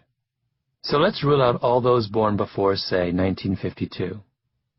At the same time, though, you don't want to be too young. You really want to get in on the ground floor right in 1975, and you can't do that if you're still in high school. So let's also rule out anyone born after, say, 1958. The perfect age to be in 1975, in other words, is old enough to see the coming revolution, but not so old to have missed it. Ideally, you'd want to be 20 or 21, which is to say born in 1954 or 1955. There's an easy way to test this theory. When was Bill Gates born? October 28th, 1955. That's the perfect birth date. Gates is the hockey player born on January 1st. Gates's best friend at Lakeside was Paul Allen. He also hung out in the computer room with Gates and shared those long evenings at ISI and C Cubed. Allen went on to found Microsoft with Bill Gates. Paul Allen, January 21st, 1953. The third richest man at Microsoft is the one who's been running the company on a day-to-day basis since 2000. One of the most respected executives in the software world, Steve Ballmer. Steve Ballmer, March 24th, 1956. Let's not forget a man every bit as famous as Gates, Steve Jobs, the co-founder of Apple Computer. He wasn't from a rich family like Gates, and he didn't go to Michigan like Joy, but it doesn't take much investigation of his upbringing to realize that he had his Homburg too. He grew up in Mountain View, California, just south of San Francisco, which is the absolute epicenter of Silicon Valley. His neighborhood was filled with engineers from Hewlett-Packard, then as now one of the most important electronics firms in the world. As a teenager, he prowled the flea markets of Mountain View, where electronics hobbyists and tinkerers sold spare parts. Jobs came of age, breathing the air of the very business he would later dominate. Here is a paragraph from Accidental Millionaire, one of the many Jobs biographies, that gives you a sense of how extraordinary his childhood experiences were. Jobs attended evening talks by Hewlett-Packard scientists. The talks were about the latest advances in electronics, and Jobs, exercising a style that was a trademark of his personality, collared Hewlett-Packard engineers and drew additional information from them. Once he even called Bill Hewlett, one of the company's founders, to request parts. Jobs not only received the parts he asked for, he managed to wrangle a summer job. Jobs worked on an assembly line to build computers and was so fascinated that he tried to design his own. Wait, Bill Hewlett gave him spare parts? That's on a par with Bill Gates getting unlimited access to a timeshare terminal at age 13. It's as if you were interested in fashion and your neighbor growing up happened to be Giorgio Armani. And when was Jobs born? February 24th, 1955. Another of the pioneers of the software revolution was Eric Schmidt. He ran Novell, one of Silicon Valley's most important software firms, and in 2001, he became the chief executive officer at Google. Eric Schmidt, April 27th, 1955. I don't mean to suggest, of course, that every software tycoon in Silicon Valley was born in 1955. Some weren't, just as not every business titan in the United States was born in the mid-1830s. But there are very clearly patterns here, and what's striking is how little we seem to want to acknowledge them. We pretend that success is exclusively a matter of individual merit, but there's nothing in any of the histories we've looked at so far to suggest things are that simple. These are stories instead about people who were given a special opportunity to work really hard and seized it, and who happened to come of age at a time when that extraordinary effort was rewarded by the rest of society. Their success was not just of their own making. It was a product of the world in which they grew up. By the way, let's not forget Bill Joy. Had he been just a little bit older and had to face the drudgery of programming with computer cards, he says he would have studied science. Bill Joy, the computer legend, would have been Bill Joy, the biologist. And had he come along a few years later, the little window that gave him the chance to write the supporting code for the Internet would have closed. Bill Joy, the computer legend, might well have been Bill Joy, the biologist again. By the way, Bill Joy's birthday? November 8th, 1954. Joy would go on after his stint at Berkeley to become one of 4 founders of Sun Microsystems, one of the oldest and most important of Silicon Valley's software companies. And if you still think that accidents of time and place and birth don't matter all that much, here are the birthdays of the 3 other founders of Sun Microsystems. Scott McNealy, November 13th, 1954. Vinod Khosla, January 28th, 1955. Andy Bechtolsheim, September 30th, 1955. Chapter 3. The Trouble with Geniuses, Part 1. Knowledge of a boy's IQ is of little help if you're faced with a formful of clever boys. In the 5th episode of the 2008 season, the American television quiz show 1 vs. 100 had as its special guest a man named Christopher Langan. 1 vs. 100 is one of the many television shows that sprang up in the wake of the phenomenal success of Who Wants to Be a Millionaire. It features a permanent gallery of 100 ordinary people who serve as what's called the mob. Each week, they match wits with a special invited guest. At stake is $1 million. The guest has to be smart enough to answer more questions correctly than his or her 100 adversaries. And by that standard, few have ever seemed as superbly qualified as Christopher Langan. Tonight, the mob takes on their fiercest competition yet, the voiceover began. Meet Chris Langan, who many call the smartest man in America. The camera did a slow pan of a stocky, muscular man in his 50s.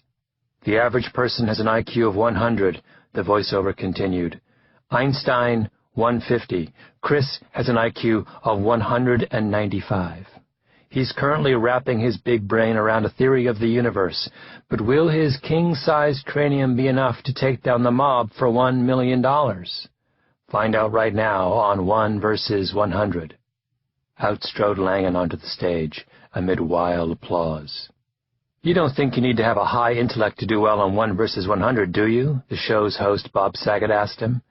Saget looked at Langan oddly, as if he were some kind of laboratory specimen. Actually, I think it could be a hindrance, Langan replied. He had a deep, certain voice. To have a high IQ, you tend to specialize, think deep thoughts. You avoid trivia. But now that I see these people, he glanced at the mob, the amusement in his eyes betraying just how ridiculous he found the proceedings. I think I'll do okay. Over the past decade, Chris Langan has achieved a strange kind of fame.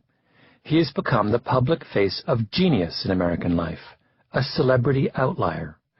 He gets invited on news shows and profiled in magazines, and he's been the subject of a documentary by the filmmaker Errol Morris, all because of a brain that appears to defy description.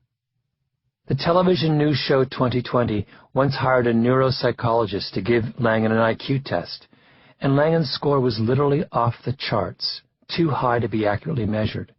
Another time, Langan took an IQ test specially designed for people too smart for ordinary IQ tests. He got all the questions right except for one. He was speaking at 6 months.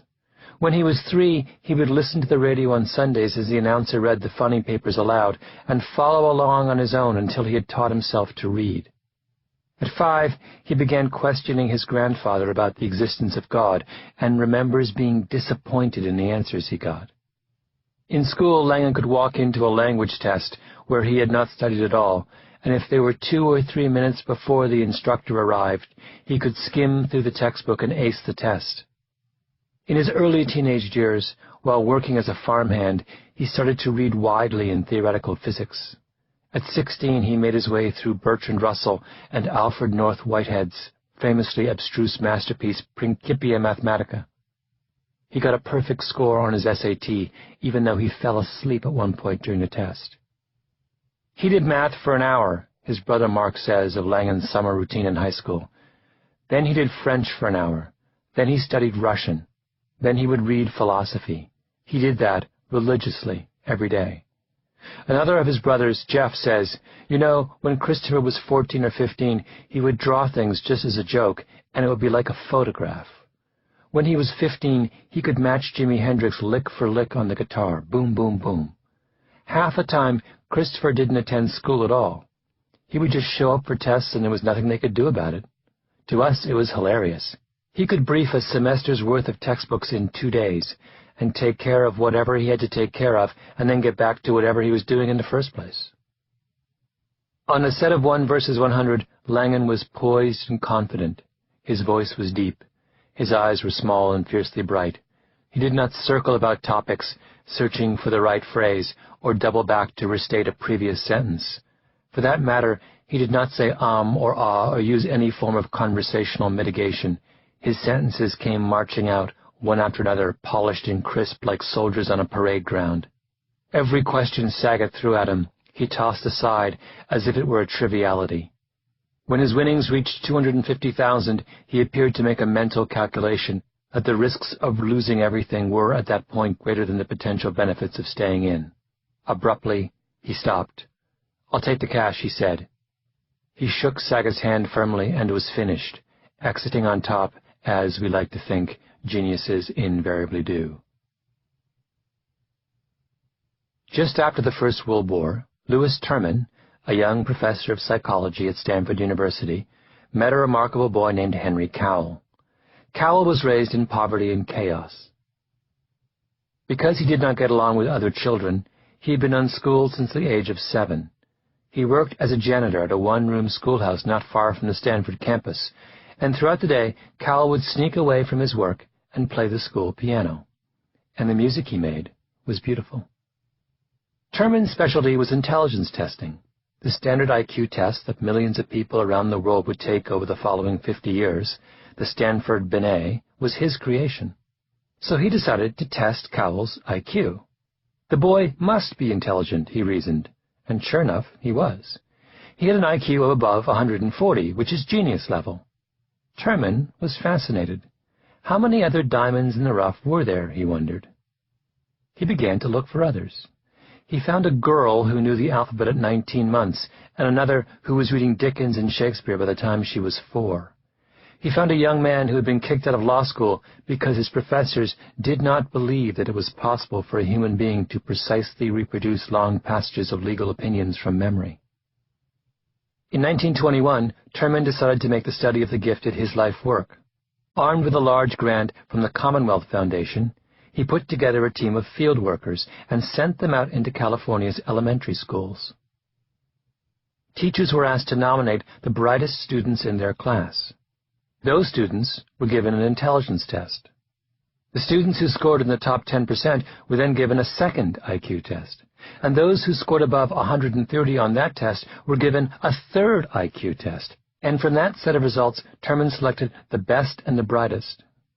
By the time Terman was finished, he had sorted through the records of some 250,000 elementary and high school students and identified 1,470 children whose IQs averaged over 140 and ranged as high as 200.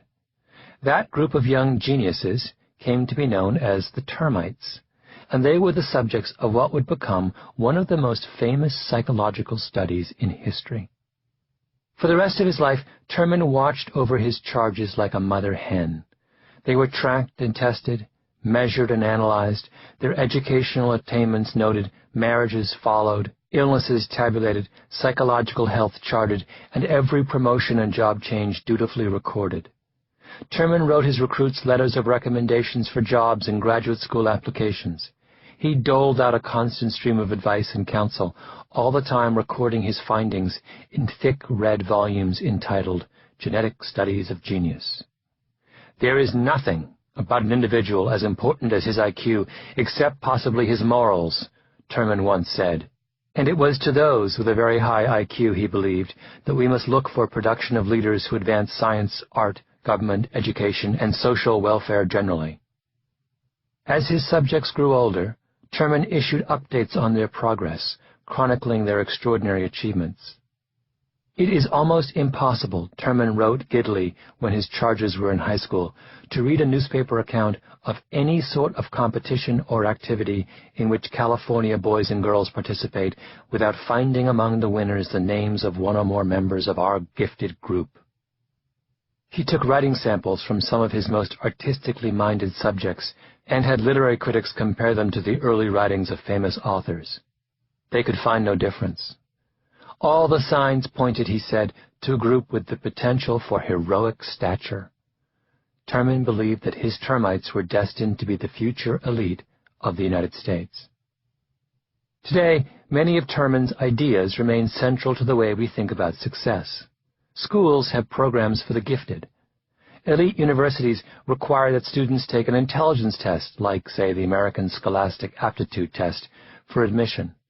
High-tech companies like Google or Microsoft carefully measure the cognitive abilities of prospective employees out of the same belief. They are convinced that those at the very top of the IQ scale have the greatest potential. At Microsoft, famously, job applicants are asked a battery of questions designed to test their smarts, including the classic, "Why are manhole covers round?" If you don't know the answer to that question, you're not smart enough to work at Microsoft.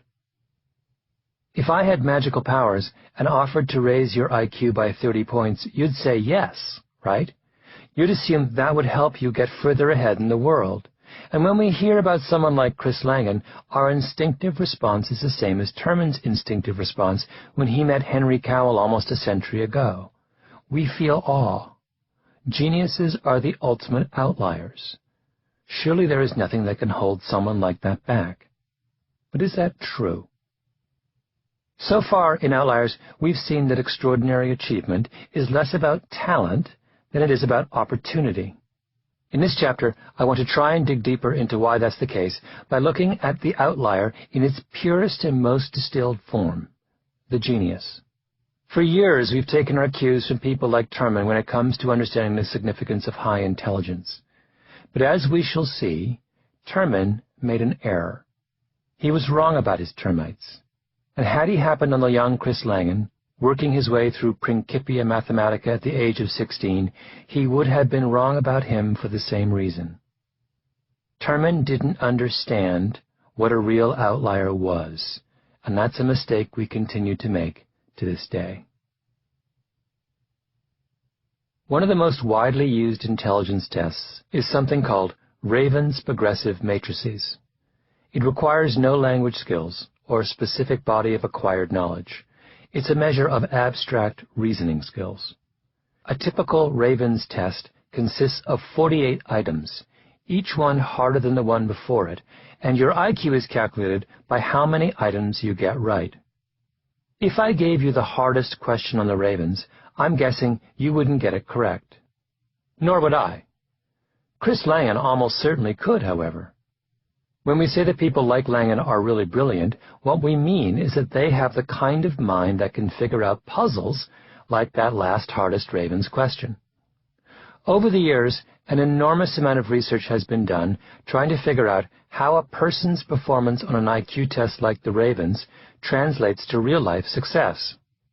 People at the bottom of the scale, with IQs below 70, are considered mentally disabled. A score of 100 is average. You probably need to be just above that mark to be able to handle college. To get into and succeed in a reasonably competitive graduate program, meanwhile, you probably need an IQ of at least 115. In general, the higher your score, the more education you'll get, the more money you'll make, and, believe it or not, the longer you'll live. But there's a catch. This relationship between success and IQ works only up to a point. Once someone has reached an IQ of somewhere around 120, having additional IQ points doesn't seem to translate into any measurable real-world advantage. It is amply proved that someone with an IQ of 170 is more likely to think well than someone whose IQ is 70, the British psychologist Liam Hudson has written. And this holds true where the comparison is much closer, between IQs of, say, 100 and 130. But the relation seems to break down when one is making comparisons between two people, both of whom have IQs which are relatively high. A mature scientist with an adult IQ of 130 is as likely to win a Nobel Prize as one whose IQ is 180. What Hudson is saying is that IQ is a lot like height in basketball.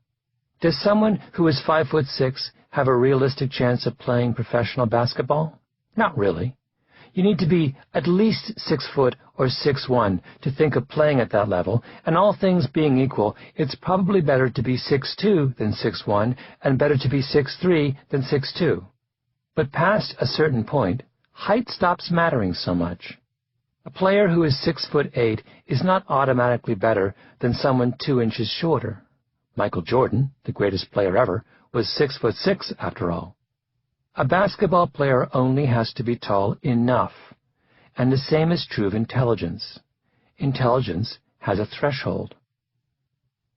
The introduction to the 1 versus 100 episode pointed out that Einstein had an IQ of 150 and Langan has an IQ of 195.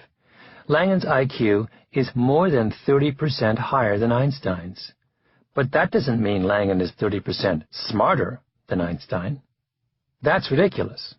All we can say is that when it comes to thinking about really hard things like physics, they are both clearly smart enough. This idea that IQ has a threshold, I realize, goes against our intuition. We think that, say, Nobel Prize winners in science must have the highest IQ scores imaginable, that they must be the kinds of people who got perfect scores on their entrance examination in college, and who won every scholarship available, and had such stellar academic records in high school that they were scooped up by the top universities in the country. If you were to look at a list of where the last 25 Americans to win the Nobel Prize in Medicine got their undergraduate degree, you'd be surprised at what you'd find. Some of them went to Yale and Columbia and MIT, but some of them also went to DePauw, Holy Cross, and Gettysburg College. It's a list of good schools. Much the same thing holds true for the colleges of the Nobel Prize winners in chemistry. Harvard's on the list, but so are lots of schools that we don't think of as the best in the land. To be a Nobel Prize winner, apparently, you have to be smart enough to get into a college that's at least as good as Notre Dame or the University of Illinois. That's all.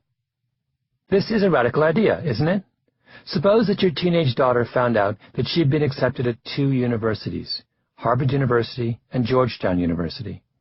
Where would you want her to go? I'm guessing Harvard, because Harvard is a better school. Its students score a good 10 to 15% higher on their SATs, the dressed-up IQ test that virtually all American high school students have to take before applying to college. But given what we are learning about intelligence, the idea that students can be ranked, like runners in a race, makes no sense. Georgetown students may not be as smart on an absolute scale as the students of Harvard, but they are all clearly smart enough. And future Nobel Prize winners come from schools like Georgetown as well as from schools like Harvard. The psychologist Barry Schwartz recently proposed that elite schools give up on their complex admissions process and simply hold a lottery for everyone above the threshold. Put people into two categories, Schwartz says, good enough and not good enough. The ones who are good enough get put into a hat, and those who are not good enough get rejected. Schwartz concedes that his idea has virtually no chance of being accepted, but he's absolutely right. As Hudson writes, and keep in mind that he did his research at elite all-male English boarding schools in the 1950s and 1960s, knowledge of a boy's IQ is of little help if you are faced with a formful of clever boys. Let me give you another, perhaps more serious example of the threshold effect in action. The University of Michigan Law School, like many elite U.S. educational institutions, uses a policy of affirmative action when it comes to applicants from disadvantaged backgrounds. Around 10% of the students Michigan enrolls each fall are members of racial minorities, and if the school didn't significantly relax its entry requirement for those students, letting them in with lower undergraduate grades and standardized test scores than everyone else, it estimates that percentage would be less than 3%. Furthermore, if you compare the grades that the minority and non-minority students get in law school, the white students do better. That's not surprising. If one group has higher undergraduate grades and test scores than another, it's almost certainly going to have higher grades in law school as well. This is the reason why affirmative action programs are so controversial. In fact, an attack on the University of Michigan's affirmative action program recently went all the way to the U.S. Supreme Court. It seems troubling for an elite educational institution to let in students who are less qualified than their peers. A few years ago, however, the University of Michigan decided to look closely at how the law school's minority students had fared after they graduated. How much money did they make? How far up in the profession did they go? How satisfied were they with their careers? What kind of social and community contributions did they make? What kind of honors had they won? They looked at everything that could conceivably be an indication of real-world success. And what they found surprised them. We knew that our minority students, a lot of them, were doing well, says Richard Lempert, one of the authors of the Michigan study. I think our expectation was that we would find a half or two-thirds full glass, that they had not done as well as the white students, but nonetheless a lot were quite successful. But we were completely surprised. We found out that they were doing every bit as well. There was no place where we saw any serious discrepancy. What Lempert is saying is that by the only measure that a law school really ought to care about, how well its graduates do in the real world, minority students aren't less qualified. They're just as successful as white students. And why? Because even though the academic credentials of minority students at Michigan aren't as good as those of white students, the quality of students at the law school is high enough that they're still above the threshold. They are smart enough. Knowledge of a law student's test scores is of little help if you are faced with a classroom of clever law students. Let's take the threshold idea one step further. If intelligence only matters up to a point, then past that point other things that have nothing to do with intelligence, must start to matter more. It's like basketball again. Once you're tall enough, then we start to care about speed and court sense and shooting touch. So what might some of those other things be? Well, suppose that instead of measuring your IQ, I gave you a totally different kind of test. Write down as many different uses that you can think of for the following objects: a brick, a blanket. This is what's called a divergence test, as opposed to a test like the Ravens, which asks you to sort through a list of possibilities and converge on the right answer. It requires you to use your imagination and take your mind in as many different directions as possible. With a divergence test like this, there obviously isn't a single right answer. What the test giver is looking for is the number and the uniqueness of your responses. And what the test is measuring isn't analytical intelligence, but something profoundly different, something much closer to creativity. Divergence tests are every bit as challenging as convergence tests, And if you don't believe that, I encourage you to pause and try the brick and blanket test right now. Here, for example, are answers to the uses of objects test collected by Liam Hudson from a student named Poole at a top British high school. Brick. To use in smash and grab raids. To help hold a house together. To use in a game of Russian roulette if you want to keep fit at the same time. Bricks at 10 paces, turn and throw, no evasive action allowed. To hold the eider down on a bed, tie a brick at each corner. As a breaker of empty Coca-Cola bottles. Blanket. To use on a bed. As a cover for illicit sex in the woods. As a tent. To make smoke signals with. As a sail for a boat, cart, or sled. As a substitute for a towel. As a target for shooting practice for short-sighted people. As a thing to catch people jumping out of burning skyscrapers. It's not hard to read Poole's answers and get some sense of how his mind works. He's funny. He's a little subversive and libidinous. He has a flair for the dramatic. His mind leaps from violent imagery to sex to people jumping out of burning skyscrapers to very practical issues like how to get a duvet to stay on a bed. He gives the sense that if you gave him another 10 minutes, he'd come up with another 20 uses. Now, for the sake of comparison, consider the answers of another student from Hudson's sample. His name is Florence. Hudson tells us that Florence is a prodigy with one of the highest IQs in the school. Brick. Building things. Throwing. Blanket. Keeping warm. Smothering fire.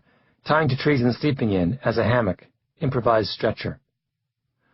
Where is Florence's imagination?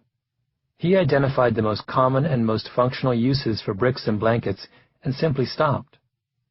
The fact that Florence's IQ is higher than Poole's tells us nothing, since both students are above the threshold. What matters is that Poole's mind can leap from violent imagery to sex to people jumping out of buildings without missing a beat, and Florence's mind can't.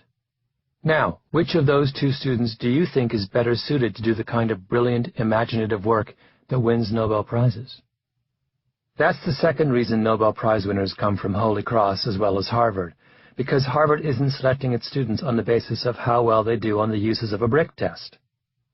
It's also the reason Michigan Law School couldn't find a difference between its affirmative action graduates and the rest of its alumni.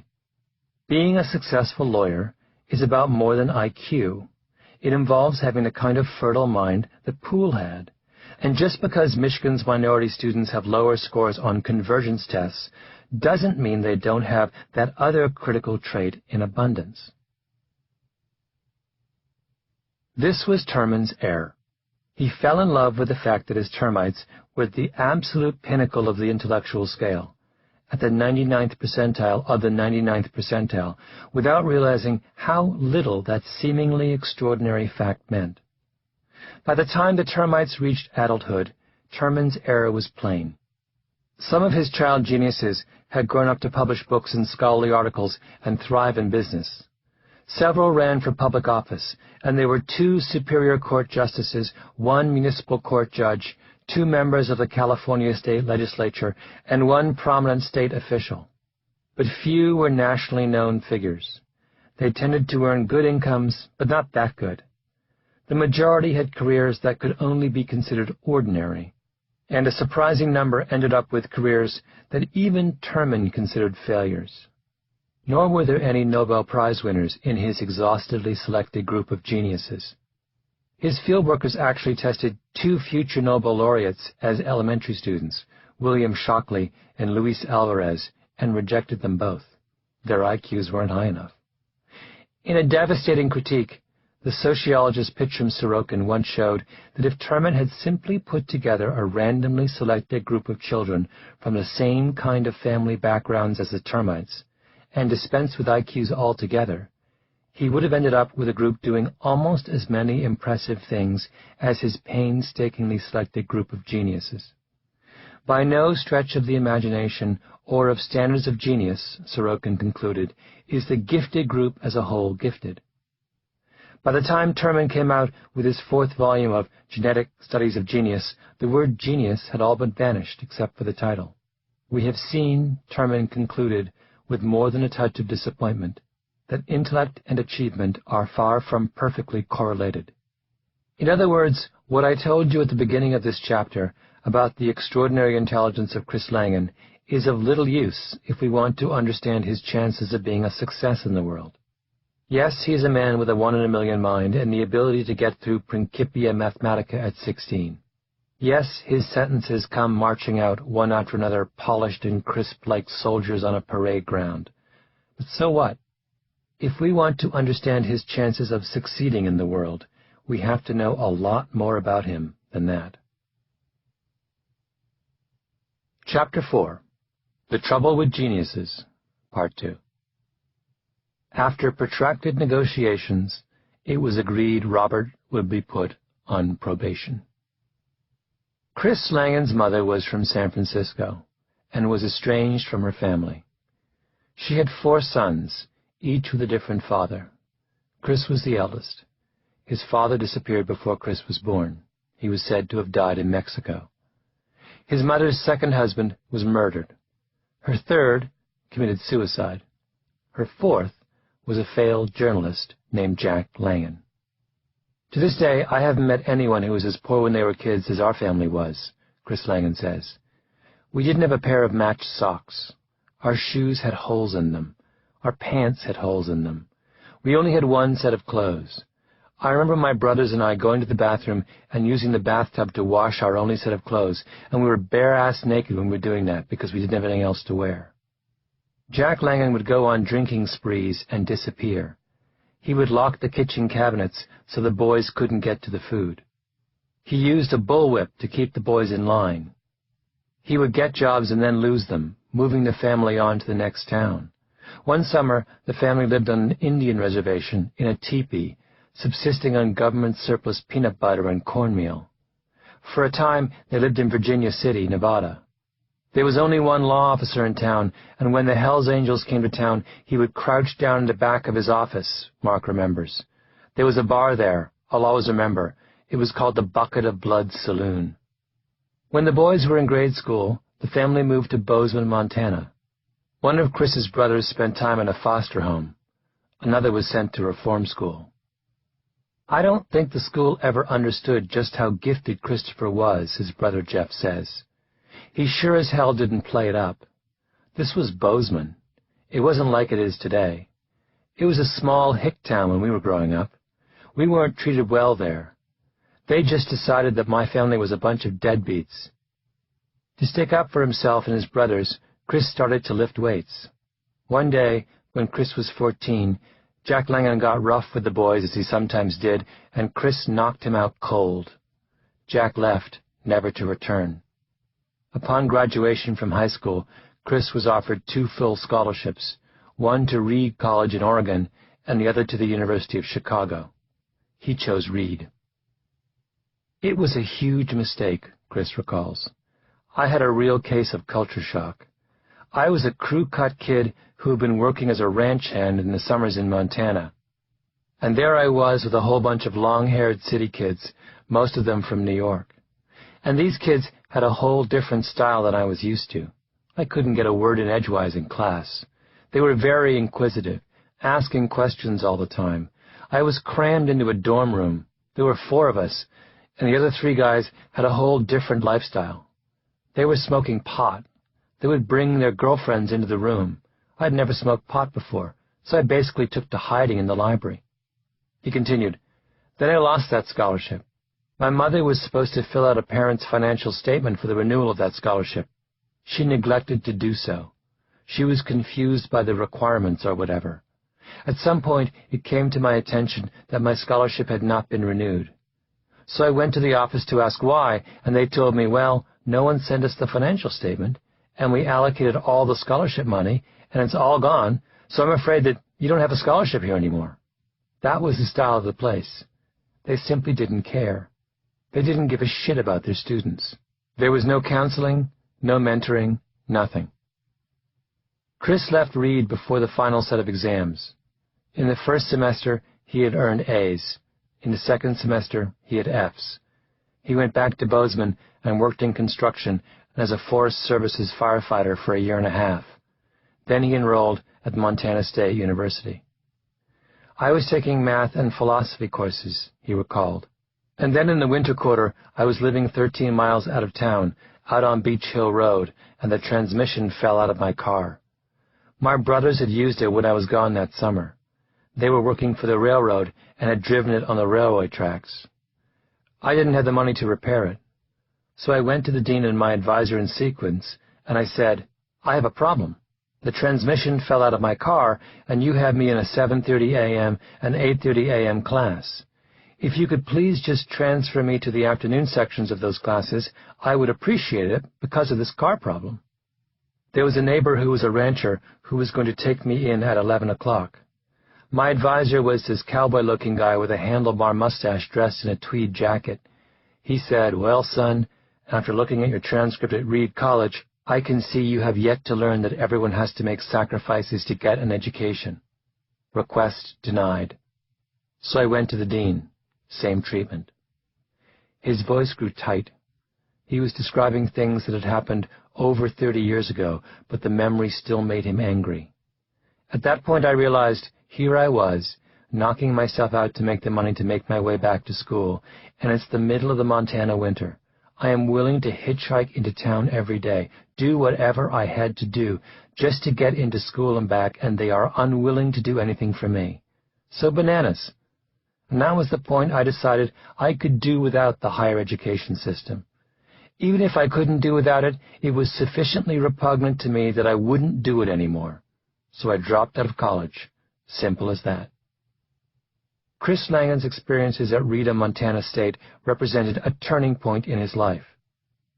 As a child, he had dreamt of becoming an academic. He should have gotten a PhD. Universities are institutions structured in large part for people with his kind of deep intellectual interests and curiosity. Once he got into the university environment, I thought he would prosper. I really did, his brother Mark says. I thought he would somehow find a niche.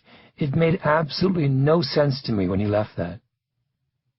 Without a degree, Langan floundered. He worked in construction. One frigid winter, he worked on a clam boat in Long Island.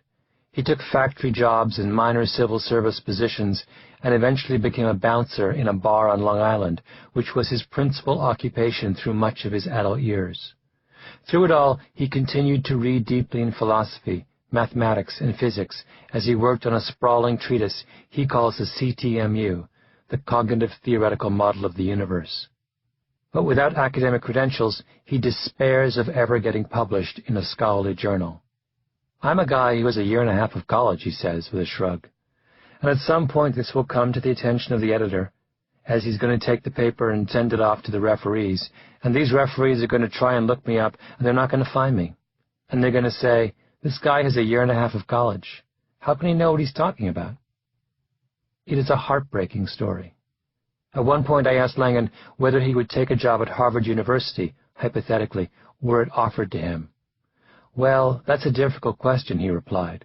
"Obviously, as a full professor at Harvard, I would count. My ideas would have weight, and I could use my position, my affiliation at Harvard, to promote my ideas. An institution like that is a great source of intellectual energy, and if I were at a place like that, I could absorb the vibration in the air." It was suddenly clear how lonely his life had been. Here he was, a man with an insatiable appetite for learning, forced for much of his adult life to live in intellectual isolation. "I even noticed that kind of intellectual energy in the year and a half I was in college," he said, almost wistfully. "Ideas are in the air constantly. It's such a stimulating place to be." "On the other hand," he went on, "Harvard is basically a glorified corporation, operating with a profit incentive. That's what makes it tick. It has an endowment in the billions of dollars. The people running it are not necessarily searching for truth and knowledge. They want to be big shots. And when you accept a paycheck from those people, it is going to come down to what you want to do and what you feel is right versus what the man says you can do to receive another paycheck. When you're there, they got a thumb right on you. They're out to make sure you don't step out of line." What does the story of Chris Langan tell us? His explanations, as heartbreaking as they are also a little strange. His mother forgets to sign his financial aid form and, just like that, no scholarship. He tries to move from a morning to an afternoon class, something students do every day, and gets stopped cold. And why were Langan's teachers at Rita, Montana State so indifferent to his plight? Teachers typically delight in minds as brilliant as his. Langan talks about dealing with Rita, Montana State as if they were some kind of vast and unyielding government bureaucracy. But colleges, particularly small liberal arts colleges like Reed, tend not to be rigid bureaucracies. Making allowances in the name of helping someone stay in school is what professors do all the time. Even in his discussion of Harvard, it's as if Langan has no concept of the culture and particulars of the institutions he's talking about. When you accept a paycheck from these people, it's going to come down to what you want to do and what you feel is right versus what the man says you can do to receive another paycheck. What? One of the main reasons college professors accept a lower paycheck than they could get in private industry is that university life gives them the freedom to do what they want to do and what they feel is right. Langan has Harvard backwards. When Langan told me his life story, I couldn't help but think of the life of Robert Oppenheimer, the physicist who famously headed the American effort to develop the nuclear bomb during World War II. Oppenheimer, by all accounts, was a child with a mind very much like Chris Langan's. His parents considered him a genius. One of his teachers recalled that he received every new idea as perfectly beautiful. He was doing lab experiments by the 3rd grade and studying physics and chemistry by the 5th grade. When he was 9, he once told one of his cousins, "Ask me a question in Latin, and I will answer you in Greek." Oppenheimer went to Harvard and then on to Cambridge University to pursue a doctorate in physics. There, Oppenheimer, who struggled with depression his entire life, grew despondent. His gift was for theoretical physics, and his tutor, a man named Patrick Blackett, who would win a Nobel Prize in 1948, was forcing him to attend to the minutiae of experimental physics, which he hated. He grew more and more emotionally unstable, and then, in an act so strange that to this day no one has properly made sense of it, Oppenheimer took some chemicals from the laboratory and tried to poison his tutor. Blackett, luckily, found out that something was amiss. The university was informed. Oppenheimer was called on the carpet. And what happened next is every bit as unbelievable as the crime itself. Here is how the incident is described in American Prometheus, Kai Bird and Martin Sherwin's biography of Oppenheimer. After protracted negotiations, it was agreed that Robert will be put on probation and have regular sessions with a prominent Harley Street psychiatrist in London. Probation? Here we have two very brilliant young students who run into a problem that imperils their college careers. Langan's mother has missed a deadline for his financial aid.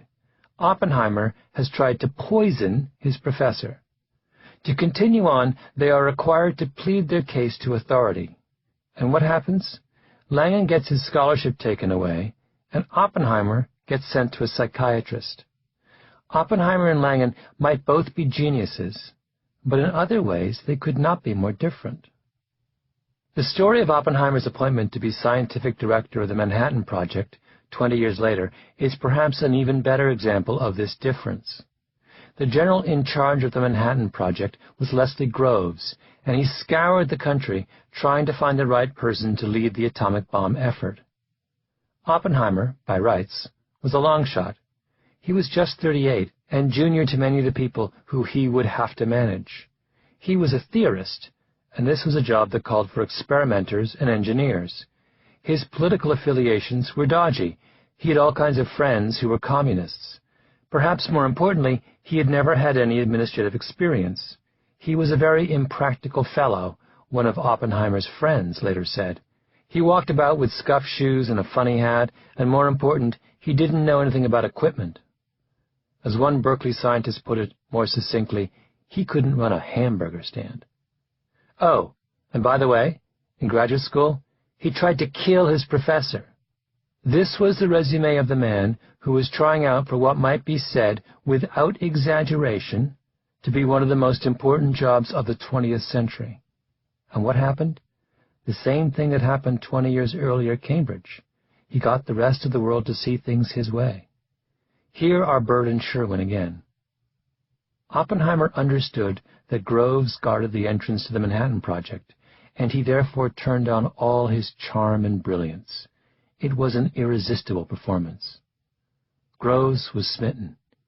"He's a genius," Groves later told a reporter. "A real genius." Groves was an engineer by training with a graduate degree from MIT, and Oppenheimer's great insight was to appeal to that side of Groves. Bird and Sherwin go on, "Oppenheimer was the first scientist Groves had met on his tour of potential candidates who grasped that building an atomic bomb required finding practical solutions to a variety of cross-disciplinary problems." Groves found himself nodding in agreement when Oppenheimer pitched the notion of a central laboratory devoted to this purpose, where, as he later testified, we could come to grips with chemical, metallurgical, engineering, and ordnance problems that had so far received no consideration.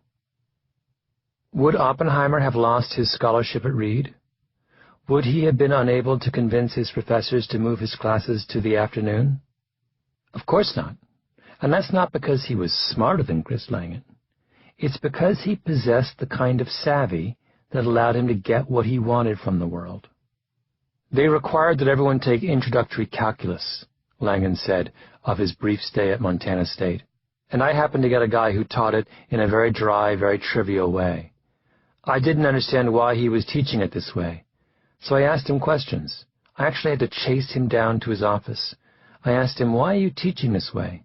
Why do you consider this practice to be relevant to calculus?' And this guy, this tall, lanky guy, always had sweat stains under his arms. He turned and looked at me and said, 'You know, there's something you should probably get straight. Some people just don't have the intellectual firepower to be mathematicians.'" There they are, the professor and the prodigy. And what the prodigy clearly wants is to be engaged at long last with a mind that loves mathematics as much as he does. But he fails. In fact, and this is the most heartbreaking part of all, he manages to have an entire conversation with his calculus professor without ever communicating the one fact most likely to appeal to a calculus professor. The professor never realizes that Chris Langan is good at calculus. The particular skill that allows you to talk your way out of a murder rap or convince your professor to move you from the morning to the afternoon section is what the psychologist Robert Sternberg calls practical intelligence.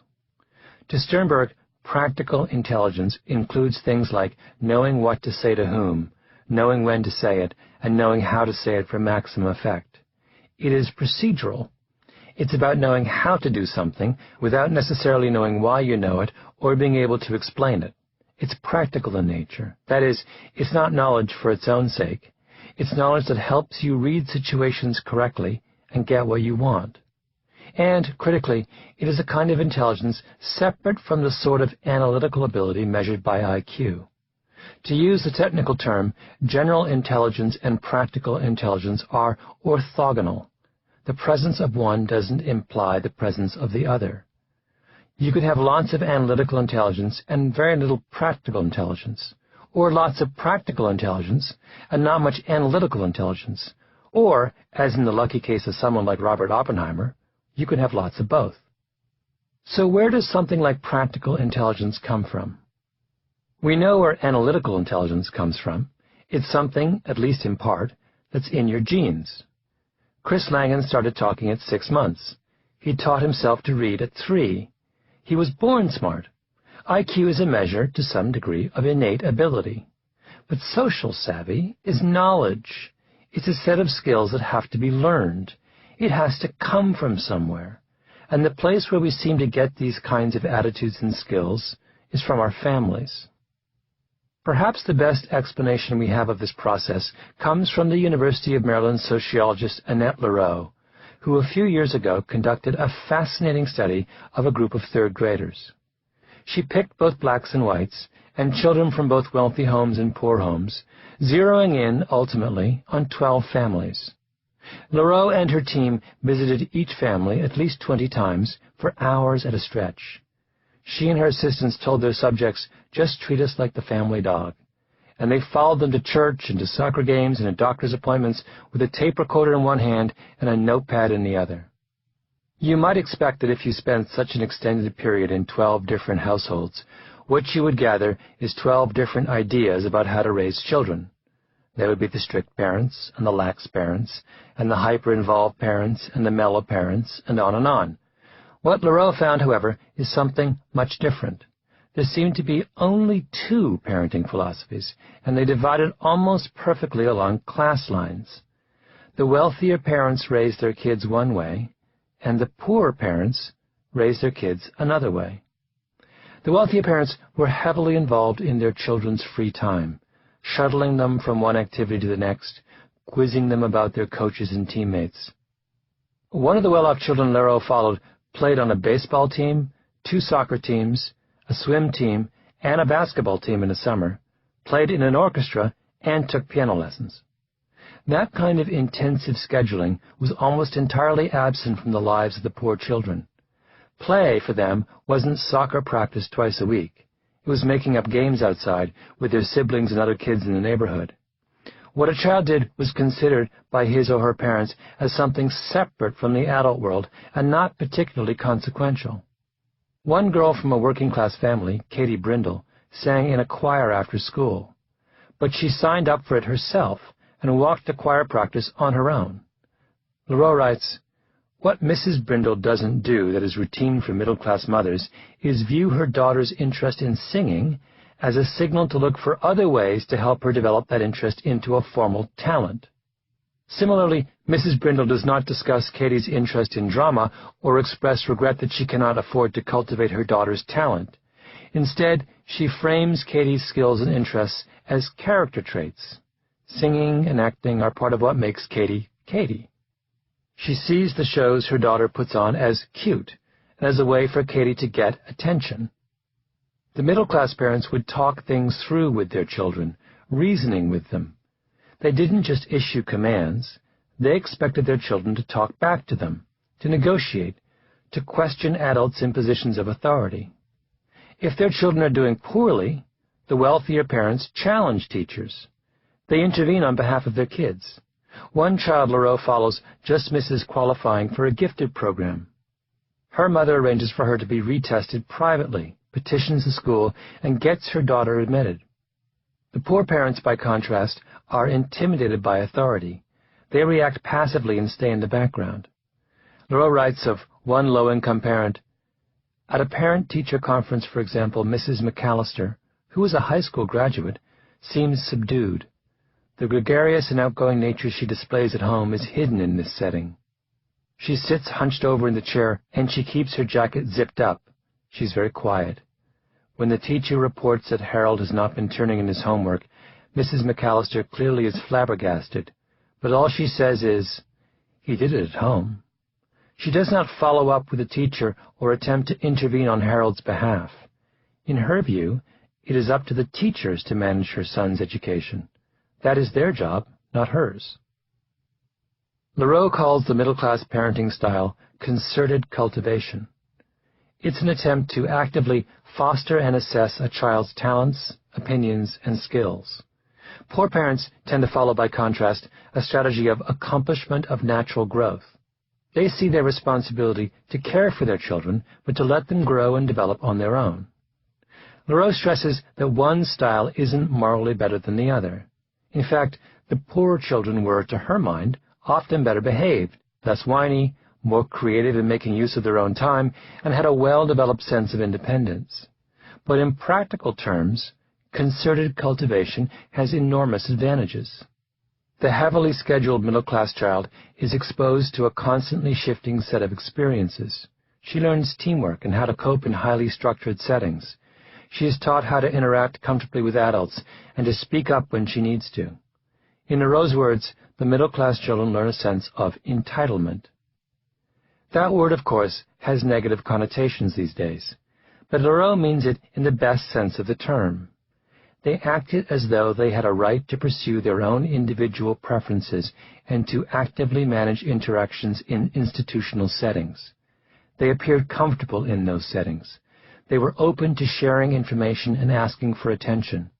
It was common practice among middle-class children to shift interactions to suit their preferences. They knew the rules.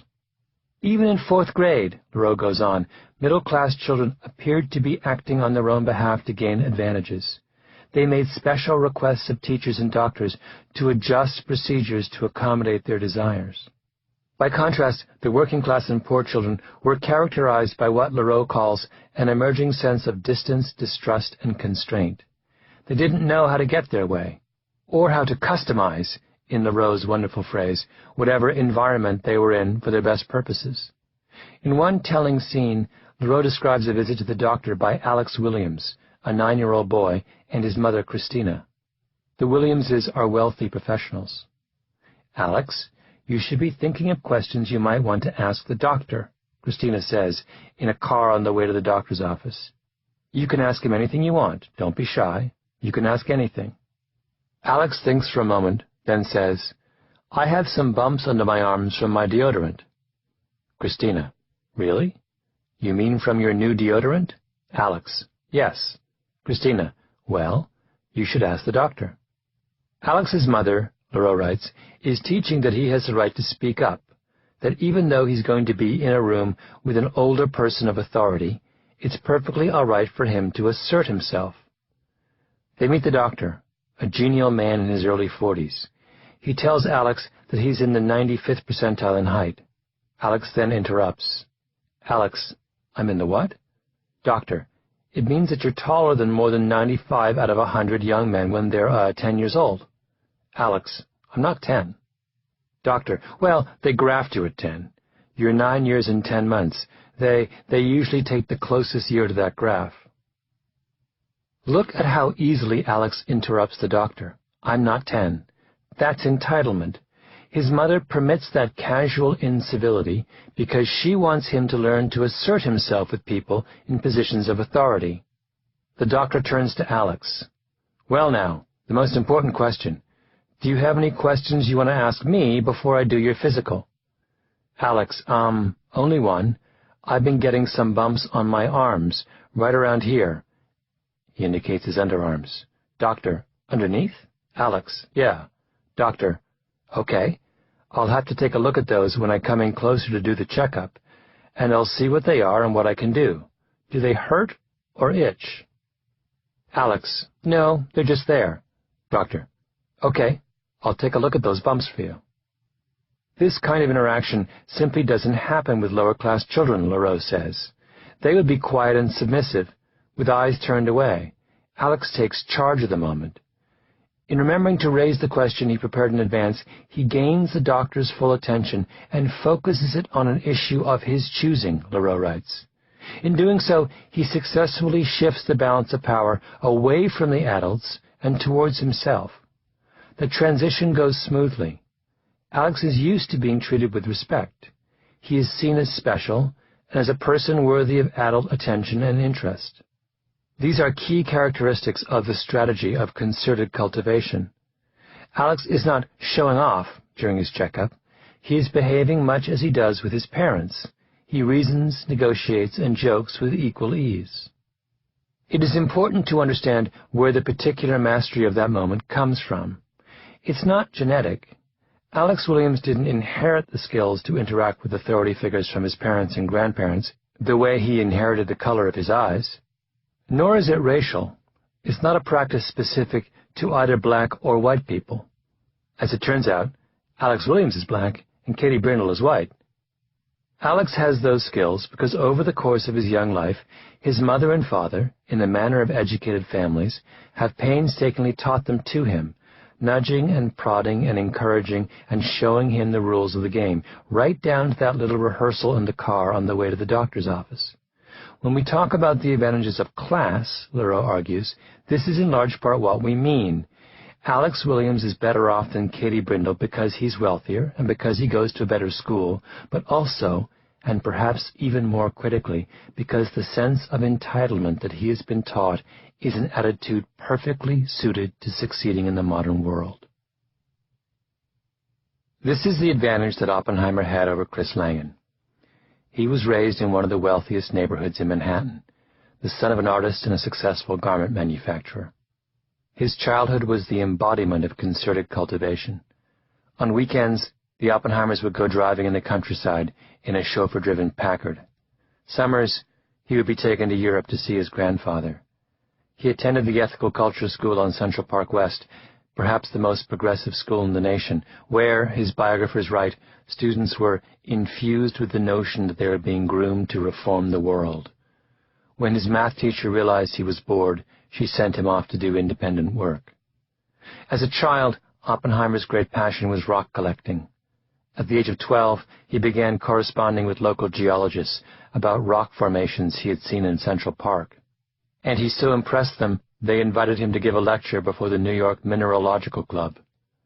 As Sherwin and Bird write, Oppenheimer's parents responded to their son's hobby in an almost textbook example of concerted cultivation. Dreading the thought of having to talk to an audience of adults, Robert begged his father to explain that they had invited a 12-year-old. Greatly amused, Julius encouraged his son to accept this honor. On the designated evening, Robert showed up at the club with his parents, who proudly introduced their son as J. Robert Oppenheimer. The startled audience of geologists and amateur rock collectors burst out laughing when he stepped up to the podium. A wooden box had to be found for him to stand on so the audience could see more than the shock of his wiry black hair sticking up above the lectern. Shy and awkward, Robert nonetheless read his prepared remarks and was given a hearty round of applause. Is it any wonder Oppenheimer handled the challenges of his life so brilliantly? If you are someone whose father has made his way up in the business world, then you've seen firsthand what it means to negotiate your way out of a tight spot. If you're someone who was sent to the ethical culture school, then you aren't going to be intimidated by a row of Cambridge dons arrayed in judgment against you. If you studied physics at Harvard, then you know how to talk to an army general who did engineering just down the road at MIT. Chris Langan, by contrast, had only the bleakness of Bozeman and a home dominated by an angry, drunken stepfather. Langan did this to all of us, said Mark. We all have a true resentment of authority. That was the lesson Langan learned from his childhood. Distrust authority. Be independent. He never had a parent teach him on the way to the doctor how to speak up for himself and reason and negotiate with those in positions of authority. He didn't learn entitlement. He learned distrust, distance, and constraint. It may seem like a small thing, but it's a crippling handicap in navigating the world beyond Bozeman. I couldn't get any financial aid either, Mark went on. We had just zero knowledge, less than zero knowledge of the process. How to apply, the forms, checkbooks. It was not our environment. If Christopher had been born into a wealthy family, if he was the son of a doctor who was well connected in some major market, I guarantee you he would have been one of those guys you read about, knocking back PhDs at 17, his brother Jeff says. It's the culture you find yourself in that determines that. The issue with Chris is that he was always too bored to actually sit there and listen to his teachers. If someone had recognized his intelligence, and if he was from a family where there was some kind of value on education, they would have made sure he wasn't bored.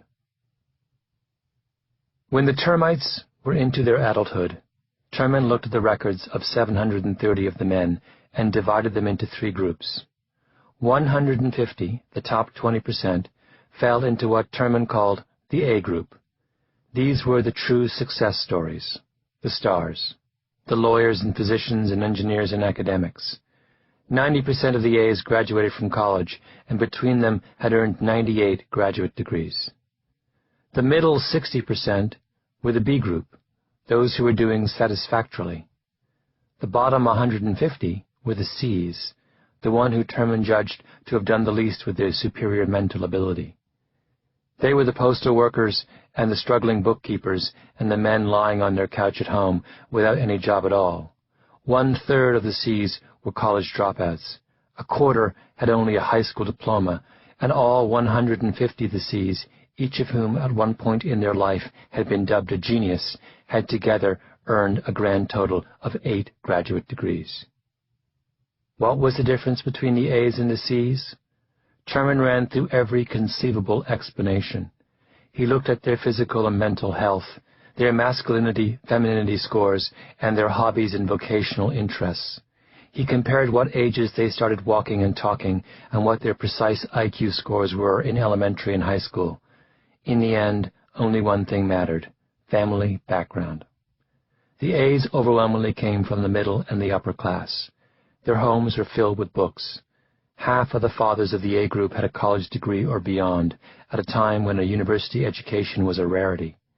The C's, on the other hand, were from the other side of the tracks. Almost a third of them had a parent who had dropped out of school before the 8th grade.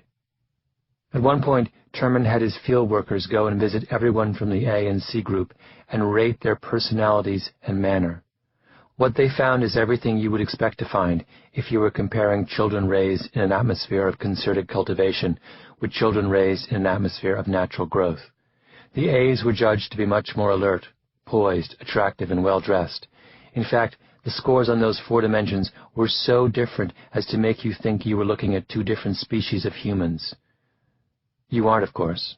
You're simply seeing the difference between those schooled by their families to present their best face to the world and those denied that experience. The Terman results are deeply distressing. Let's not forget how highly gifted the C group was. If you had met them at 5 or 6 years of age, you would have been overwhelmed by their curiosity and mental agility and sparkle. They were true outliers. The plain truth of the Terman study, however, is that in the end, almost none of the genius children from the lowest social and economic class ended up making a name for themselves. What did the C's lack, though? Not something expensive or impossible to find. Not something encoded in DNA or hardwired into the circuits of their brains. They lacked something that we could have given them if we'd only known they needed it. A community around them that prepared them properly for the world. The C's were squandered talent, but they didn't need to be. Today, Chris Langan lives in rural Missouri on a horse farm. He moved there a few years ago after he got married. He's in his 50s but looks many years younger. He has the build of a linebacker, thick through the chest with enormous biceps. His hair is combed straight back from his forehead. He's a neat graying mustache and aviator-style glasses. If you look into his eyes, you can see the intelligence burning behind them. A typical day is, I get up and make coffee. I go in and sit in front of the computer and begin working on whatever I was working on the night before, he said, not long ago. I found if I go to bed with a question on my mind, all I have to do is concentrate on the question before I go to sleep, and I virtually always have the answer in the morning. Sometimes I realize what the answer is because I dreamt the answer, and I can remember it. Other times I just feel the answer, and I start typing and the answer emerges on the page. He had just been reading the work of the linguist Noam Chomsky. There are piles of books in his study. He ordered books from the library all the time. I always feel that the closer you get to the original sources, the better off you are, he said. Langan seemed content. He had farm animals to take care of, and books to read, and a wife he loved. It was a much better life than being a bouncer. I don't think there's anyone smarter than me out there, he went on. I have never met anyone like me, or never seen even an indication that there is someone who actually has better powers of comprehension. Never seen it, and I don't think I'm going to. I could. My mind is open to the possibility. But if anyone should challenge me, oh, I think I'm smarter than you are, I think I could have them. What he said sounded boastful, but it wasn't really. It was the opposite, a touch defensive. He had been working for decades now, but almost none of what he had done had ever been published, much less even read by the physicists and philosophers and mathematicians who might be able to judge its value. Here he was, a man with a 1 in a million mind, and he had yet to make any impact on the world. He wasn't holding forth at academic conferences. He wasn't leading a graduate seminar at some prestigious university. He was living in a slightly tumble-down horse farm in northern Missouri, sitting on the back porch in jeans and a cut-off T-shirt. He knew how it looked. It was the great paradox of Chris Langan's genius. I have not pursued mainstream publishers as hard as I should have, he conceded. Going around, querying publishers, trying to find an agent, I haven't done it, and I'm not interested in doing it. It was an admission of defeat. Every experience he had had outside of his own mind had ended in frustration. He knew he needed to do a better job of navigating the world, but he didn't know how. He couldn't even talk to his calculus teacher, for goodness sake. These were things that others with lesser minds could master easily, but that's because those others had had help along the way, and Chris Langan never had. It wasn't an excuse. It was a fact. He'd had to make his way alone, and no one, not rock stars, not professional athletes, not software billionaires, and not even geniuses, ever makes it alone. Chapter 5. The 3 Lessons of Joe Flom. Mary got a quarter. Joe Flom is the last living named partner of the law firm Skadden, Arps, Slate, Marr & Flom. He has a corner office high above the Condé Nast Tower in Manhattan. He is short and slightly hunched. His head is large, framed by long, prominent ears, and his narrow blue eyes are hidden by oversized aviator-style glasses. He is slender now, but during his heyday Flom was extremely overweight. He waddles when he walks. He doodles when he thinks. He mumbles when he talks. And when he makes his way down the halls of Skadden Arps, conversations drop to a hush. Flom grew up in the Depression in Brooklyn's Borough Park neighborhood. His parents were Jewish immigrants from Eastern Europe. His father, Isidore, was a union organizer in the garment industry, who later went to work sewing shoulder pads for women's dresses. His mother worked at what was called piecework, doing applique at home. They were desperately poor. His family moved nearly every year when he was growing up, because the custom in those days was for landlords to give new tenants a month's free rent, and without that his family could not get by. In junior high school, Flom took the entrance exam for the elite Townsend Harris Public High School on Lexington Avenue in Manhattan, a school that in just 40 years of existence produced 3 Nobel Prize winners, 6 Pulitzer Prize winners, and 1 Supreme Court justice, not to mention George Gershwin and Jonas Salk, the inventor of the polio vaccine. He got in. His mother would give him a dime in the morning for breakfast, 3 donuts, orange juice, and coffee at Nedick's. After school, he pushed a hand truck in the garment district. He did 2 years of night school at City College in Upper Manhattan, working during the days to make ends meet, signed up for the Army, served his time, and applied to Harvard Law School. "I wanted to get into the law since I was 6 years old," Flom says. He didn't have a degree in college. Harvard took him anyway. Why? "I wrote them a letter on why I was the answer to sliced bread," is how Flom explains it. At Harvard, in the late 1940s, he never took notes. All of us were going through this first-year idiocy of writing notes carefully in the classroom and doing an outline of that, then a condensation of that, and then doing it again on onion skin paper on top of other paper, remembers Charles Haar, who was a classmate of Flom's. It was a routinized way of trying to learn the cases. Not Joe. He wouldn't have any of that. But he had that quality which we always vaguely subsumed under thinking like a lawyer. He had the great capacity for judgment. Flom was law review, the honor reserved for the very top students in the class. During hiring season, the Christmas break of his second year, he went down to New York to interview with the big corporate law firms of the day. "I was ungainly, awkward, a fat kid. I didn't feel comfortable," Flom remembers. "I was one of 2 kids in my class at the end of hiring season who didn't have a job. Then one day, one of my professors said that there are these guys starting a firm. I had a visit with them, and the entire time I met with them, they were telling me what the risks were of going with a firm that didn't have a client. The more they talked, the more I liked them. So I said, what the hell? I'll take a chance." They had to scrape together the $3,600 a year, which was the starting salary. In the beginning, it was just Marshall Skadden and Leslie Arps, both of whom had just been turned down for partner at a major Wall Street law firm, and John Slate, who'd worked for Pan Am Airlines. Flom was their associate. They had a tiny suite of offices on the top floor of the Lehman Brothers building on Wall Street. "What kind of law did we do?" Flom says, laughing. "Whatever came in the door." In 1954, Flom took over as Skadden's managing partner, and the firm began to grow by leaps and bounds. Soon it had 100 lawyers, then 200. When it hit 300, one of Flom's partners, Morris Kramer, came to him and said he felt guilty about bringing in young law school graduates. Skadden was so big, Kramer said, that it was hard to imagine the firm growing beyond that and being able to promote any of those new hires. Flom told him, we'll go to 1,000. Flom never lacked for ambition. Today, Skadden has nearly 2,000 attorneys in 23 offices around the world and earns well over $1 billion a year, making it one of the largest and most powerful law firms in the world. In his office, Flom has pictures of himself with George Bush Sr. and Bill Clinton.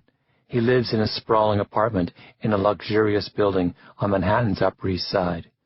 For a period of almost 30 years, if you were a Fortune 500 company about to be taken over or trying to take someone else over, or merely a big shot in some kind of fix, Joseph Flom has been your attorney and Skadden has been your law firm, and if they weren't, you probably wish they were. I hope by now that you are skeptical of this kind of story. Brilliant immigrant kid, overcomes poverty and the Depression, can't get a job at the stuffy downtown law firm, makes it on his own through sheer hustle and ability. It's a rags-to-riches story. And everything we've learned so far from hockey players and software billionaires and the termites suggests that success doesn't happen that way. Successful people don't do it alone. Where they come from matters. They're products of particular places and environments. Just as we did then with Bill Joy and Chris Langan, let's start over with Joseph Flom, this time putting to use everything we've learned from the first half of this book. No more talk of Joe Flom's intelligence or personality or ambition, although he obviously has these three things in abundance. No glowing quotations from his clients testifying to his genius. No more colorful tales from the meteoric rise of Skadden, Arps, Slate, Marr, and Flom. Instead, I'm going to tell a series of stories from the New York immigrant world that Joe Flom grew up in. A fellow law student, a father and a son named Maurice and Mort Janklow, and an extraordinary couple by the name of Louis and Regina Bourgenecht, in the hopes of answering a critical question. What were Joe Flom's opportunities? Since we know that outliers always have help along the way, can we sort through the ecology of Joe Flom and identify the conditions that helped create him? We tell rags-to-riches stories because we find something captivating in the idea of a lone hero battling overwhelming odds. But the true story of Joe Flom's life turns out to be much more intriguing than the mythological version, because all the things that seem in his life to have been disadvantages, that he was a poor child of garment workers, that he was Jewish at a time when Jews were heavily discriminated against, that he grew up in the Depression, turn out unexpectedly to have been advantages. Joe Flom is an outlier, but he's not an outlier for the reasons you might think. By the end of the chapter, in fact, we'll see that it is possible to take the lessons of Joe Flom, apply them to the legal world of New York City, and predict the family background, age, and origins of the city's most powerful attorneys without knowing a single additional fact about them. But we're getting ahead of ourselves. Lesson number 1. The importance of being Jewish. One of Joe Flom's classmates at Harvard Law School was a man named Alexander Bickel. Like Flom, Bickel was the son of Eastern European Jewish immigrants from Brooklyn. Like Flom, Bickel had gone to public school in New York City and then City College. Like Flom, Bickel was a star in his law school class. In fact, before his career was cut short by cancer, Bickel would become perhaps the finest constitutional scholar of his generation. And like Flom and the rest of their law school classmates, Bickel went to Manhattan during hiring season over Christmas of 1947 to find himself a job. His first stop was at Mudge Rose down on Wall Street, as traditional and stuffy as any firm of that era. Mudge Rose was founded in 1869. It was where Richard Nixon practiced in the years before he won the presidency in 1968. We're like the lady who only wants her name in the newspaper twice, when she's born and when she dies, one of the senior partners famously said. Bickel was taken around the firm and interviewed by one partner after another until he was led into the library to meet with the firm's senior partner. You can imagine the scene: a dark-paneled room, an artfully frayed Persian carpet, rows upon rows of leather-bound legal volumes, oil paintings of Mr. Mudge and Mr. Rose on the wall.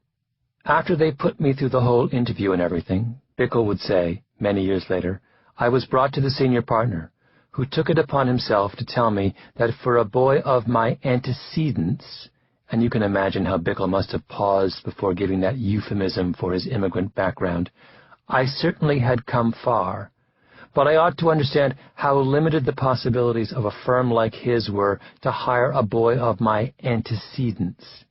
And while he congratulated me on my progress, I should understand he certainly couldn't offer me a job.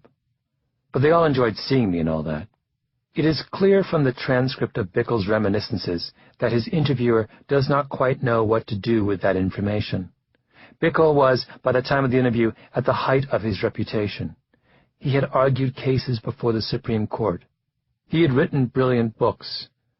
Mudge Rose saying no to Bickel because of his antecedents was like the Chicago Bulls turning down Michael Jordan because they were uncomfortable with black kids from North Carolina. It didn't make any sense. But for stars? The interviewer asked, meaning, wouldn't they have made an exception for you? Bickel. Stars? Schmars. In the 1940s and 1950s, the old line law firms of New York operated like a private club. They were all headquartered in downtown Manhattan, in and around Wall Street, in somber, granite-faced buildings. The partners at the top firms graduated from the same Ivy League schools, attended the same churches, and summered in the same oceanside villages on Long Island. They wore conservative gray suits. Their partnerships were known as white shoe firms, in apparent reference to the white bucks favored at the country club or a cocktail party. And they were very particular in whom they hired. As Irwin Smigel wrote in The Wall Street Lawyer, his study of the old-line New York legal establishment, they were looking for lawyers who are Nordic, have pleasing personalities and clean-cut appearances, are graduates of the right schools, have the right social background and experience in the affairs of the world, and are endowed with tremendous stamina. A former law school dean, in discussing the qualities students needed to obtain a job, offers a somewhat more realistic picture. To get a job, the students should be long enough on family connections, long enough on ability, or long enough on personality, or a combination of these. Something called acceptability is made up of the sum of its parts. If a man has any of these things, he could get a job. If he has two of them, he can have a choice of jobs. If he has three, he could go anywhere. Bickle's hair was not fair. His eyes were not blue. He spoke with an accent, and his family connections consisted, principally, of being the son of Solomon and Yetta Bickle of Bucharest, Romania, by way, most recently, of Brooklyn. Flom's credentials were no better. He says he felt uncomfortable when he went for his interviews downtown, and of course he did. He was short and ungainly and Jewish, and talked with the flat, nasal tones of his native Brooklyn, and you can imagine how he would have been perceived by some silver-haired patrician in the library. If you were not of the right background and religion and social class, and you came out of law school in that era, you joined some smaller, second-rate upstart law firm on a rung below the big names downtown, or you simply went into business for yourself and took whatever came in the door, that is, whatever legal work the big downtown law firms did not want for themselves. That seems horribly unfair, and it was, but as is so often the case with outliers, buried in that setback was a golden opportunity. The old-line Wall Street law firms had a very specific idea about what it was that they did. They were corporate lawyers. They represented the country's largest and most prestigious companies, and represented meant that they handled the taxes and the legal work behind the issuing of stocks and bonds and made sure their clients did not run afoul of federal regulators. They did not do litigation. That is, they rarely had a division dedicated to defending and filing lawsuits. As Paul Cravath, one of the founders of Cravath, Swaine & Moore, one of the very whitest of the white shoe firms, once put it, the lawyer's job was to settle disputes in the conference room, not the courtroom. Among my classmates at Harvard, the thing that bright young guys did was securities law or tax, another white shoe partner remembers. Those were the distinguished fields. Litigation was for hams, not for serious people. Corporations just didn't sue each other in those days. What the old-line firms also did not do was involve themselves in hostile corporate takeovers. It's hard to imagine today, when corporate raiders or private equity firms are constantly swallowing up one company after another, but until the 1970s, it was considered scandalous for one company to buy another company without the target agreeing to be bought. Places like Mudge Rose and the other establishment firms on Wall Street would not touch those kinds of deals.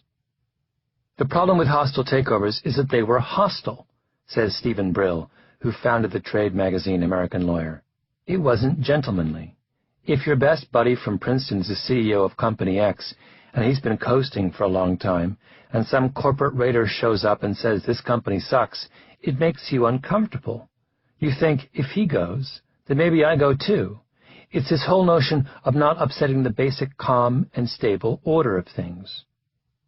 The work that came in the door to the generation of Jewish lawyers coming out of the Bronx and Brooklyn in the 1950s and 1960s then was the work the white shoe firms disdained, litigation and, more importantly, proxy fights, which were the legal maneuver at the center of any hostile takeover bid.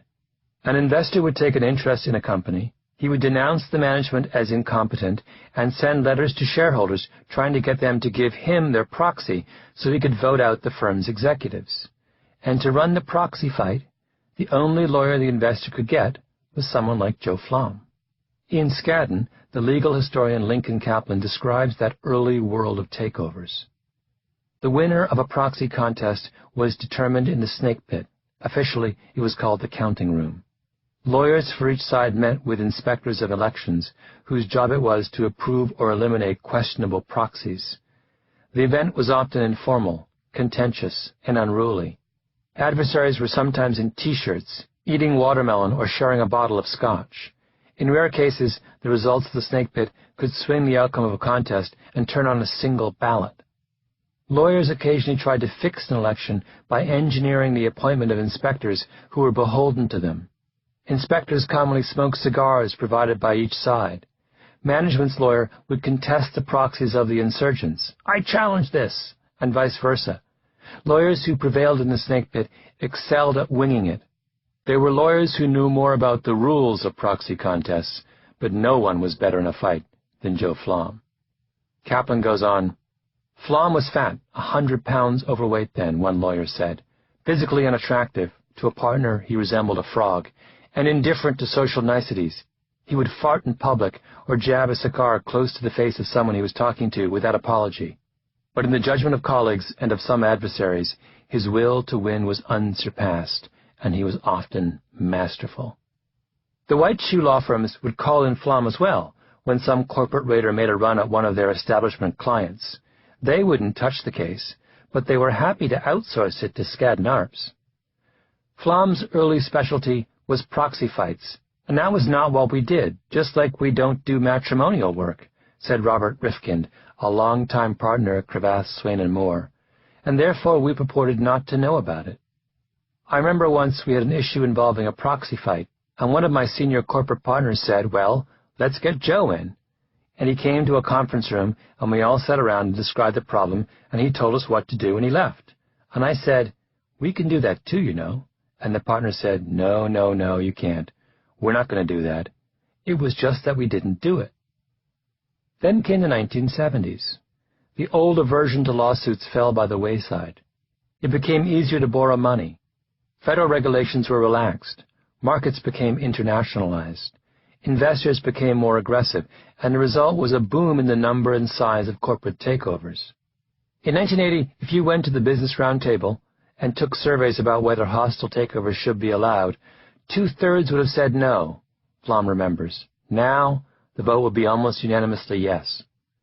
Companies needed to be defended against lawsuits from rivals. Hostile suitors needed to be beaten back. Investors who wanted to devour unwilling targets needed help with their legal strategy, and shareholders needed formal representation.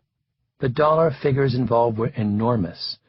From the mid-1970s to the end of the 1980s, the amount of money involved in mergers and acquisitions every year on Wall Street increased 2,000%, peaking at almost $250 billion. All of a sudden, the things that the old line law firms didn't want to do, hostile takeovers and litigation, were the things that every law firm wanted to do. And who was the expert in these two suddenly critical areas of law? The once marginal second-tier law firms started by the people who couldn't get jobs at the downtown law firms 10 and 15 years earlier. They, the white shoe firms, thought hostile takeovers were beneath contempt until relatively late in the game. And until they decided that, hey, maybe we ought to be in that business, they left me alone, Flom said. And once you get the reputation for doing that kind of work, the business comes to you first. Think of how similar this is to the stories of Bill Joy and Bill Gates. Both of them toiled away in relatively obscure fields without any great hopes for worldly success. But then, boom, the personal computer revolution happened, and they had their 10,000 hours in. They were ready. Flom had the same experience. For 20 years he perfected his craft at Skadden Arps. Then the world changed, and he was ready. He didn't triumph over adversity. Instead, what started out as adversity ended up being an opportunity. It's not that those guys were smarter lawyers than anyone else, Rifkin says. It's that they had a skill that they'd been working on for years that was suddenly very valuable. Lesson number 2. Demographic luck. Maurice Janklow enrolled in Brooklyn Law School in 1919. He was the eldest son of Jewish immigrants from Romania. He had 7 brothers and sisters. One ended up running a small department store in Brooklyn. 2 others were in the haberdashery business. One had a graphic design studio. Another made feather hats, and another worked in the finance department at Tishman Realty. Maurice, however, was the family intellectual, the only one to go to college. He got his law degree and set up a practice on Court Street in downtown Brooklyn. He was an elegant man who dressed in a Homburg and Brooks Brothers suits. In the summer, he wore a straw boater. He married the very beautiful Lillian Levantin, who was the daughter of a prominent Talmudist. He drove a big car. He moved to Queens. He and a partner then took over a writing paper business that gave every indication of making a fortune. Here was a man who looked, for all the world, like the kind of person who should thrive as a lawyer in New York City. He was intelligent and educated. He came from a family well schooled in the rules of the system. He was living in the most economically vibrant city in the world. But here is the strange thing. It never happened. Maurice Janklow's career did not take off the way that he'd hoped. In his mind, he never really made it beyond Court Street in Brooklyn. He struggled and floundered. Maurice Janklow had a son named Mort, however, who became a lawyer as well, and his son's story is very different from that of the father. Mort Janklow built a law firm from scratch in the 1960s. Then he put together one of the very earliest cable television franchises and sold it for a fortune to Cox Broadcasting. He started a literary agency in the 1970s, and it is today one of the most prestigious in the world. He has his own plane. Every dream that eluded the father was fulfilled by the son. Why did Mort Janklow succeed where Maurice Janklow did not? There are, of course, 100 potential answers to that question. But let's take a page from the analysis of the robber barons of the 1830s and the software programmers of 1955 and look at the differences between the two Janklows in terms of their generation. Is there a perfect time for a New York Jewish lawyer to be born? It turns out that there is. And this same fact that helps explain Mort Janklow's success is the second key to Joe Flom's success as well. Louis Terman's genius study, as you will recall from the Chris Langan chapter, was an analysis of how children with really high IQs, who were born between 1903 and 1917, turned out as adults. And the study found that there was a group of real successes and a group of real failures, and the successes were far more likely to come from wealthier families. In that sense, the Terman study underscores the argument Annette Leroux makes, that what your parents do for a living, and the assumptions that accompany the class your parents belong to, matters. There's another way to break down the Terman results, though, and that's by when the termites were born. If you divide the termites into 2 groups, with those born between 1903 and 1911 on one side, and those born between 1912 and 1917 on the other, it turns out that the termite failures are far more likely to have been born in the earlier group. The explanation has to do with 2 of the great cataclysmic events of the 20th century, the Great Depression and World War II. If you were born after 1912, say in 1915, you got out of college after the worst of the Depression was over, and you were drafted at a young enough age that going away to war for 3 or 4 years was as much an opportunity as it was a disruption, provided you weren't killed in combat, of course. The termites born before 1911, though, graduated from college at the heart of the Depression, when job opportunities were scarce, and they were already in their late 30s when the Second World War hit, meaning that when they were drafted, they had to disrupt career and families and adult lives that were already well underway. To have been born before 1911 is to have been demographically unlucky. The most devastating event of the 20th century hits you at exactly the wrong time. The same demographic logic applies to Jewish lawyers in New York like Maurice Janklow. The doors were closed to them at the big downtown law firms, so they were overwhelmingly solo practitioners, handling wills and divorces and contracts and minor disputes, and in the Depression, the work of the solo practitioner all but disappeared. Nearly half of the members of the Metropolitan Bar earned less than the minimum subsistence level for American families, Gerald Auerbach writes of the Depression years in New York. 1 year later, 1,500 lawyers were prepared to take the pauper's oath to qualify for work relief. Jewish lawyers, approximately half of the Metropolitan Bar, discovered that their practice had become a dignified road to starvation. Regardless of the number of years they spent in practice, their income was strikingly less than that of their Christian colleagues. Maurice Janclo was born in 1902. When the Depression started, he was newly married and had just bought his big car, moved to Queens, and made his great gamble on the writing paper business. His timing could not have been worse. He was going to make a fortune, Mort Janclo says of his father, but the Depression killed him economically. He didn't have any reserves, and he had no family to fall back on. And from then on, he became very much a Scrivener-type lawyer. He didn't have the courage to take risks after that. It was too much for him. My father used to close titles for $25. He had a friend who worked at the Jamaica Savings Bank who would throw him some business. He would kill himself for $25, doing the whole closing, title reports, for $25. I can remember my father and mother in the morning, Janclo continued. He would say to her, I got $1.75. I need 10 cents for the bus, 10 cents for the subway, a quarter for a sandwich, and he would give her the rest. They were that close to the edge. Now contrast that experience with the experience of someone like Mort Janclo, who was born in the 1930s. If you were to look at the birth rates in the United States for the first half of the 20th century, you'd see that in 1915, there were almost 3 million babies born. By 1935, that number drops by almost 600,000. And then, within a decade and a half, that number is back over 3 million again. To put it in more precise terms, for every 1,000 Americans, there were 29.5 babies born in 1915, 18.7 babies born in 1935, and 24.1 babies born in 1950. The decade of the 1930s is what is called a demographic trough. In response to the economic hardship of the Depression, families simply stopped having children.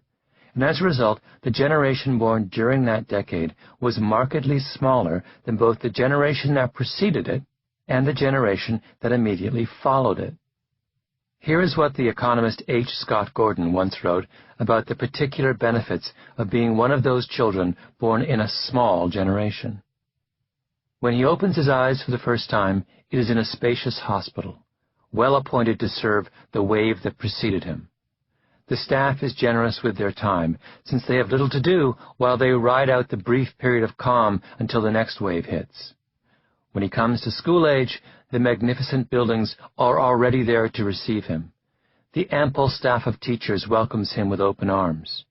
In high school, the basketball team is not as good as it was, but there is no problem getting time on the gymnasium floor. The university is a delightful place.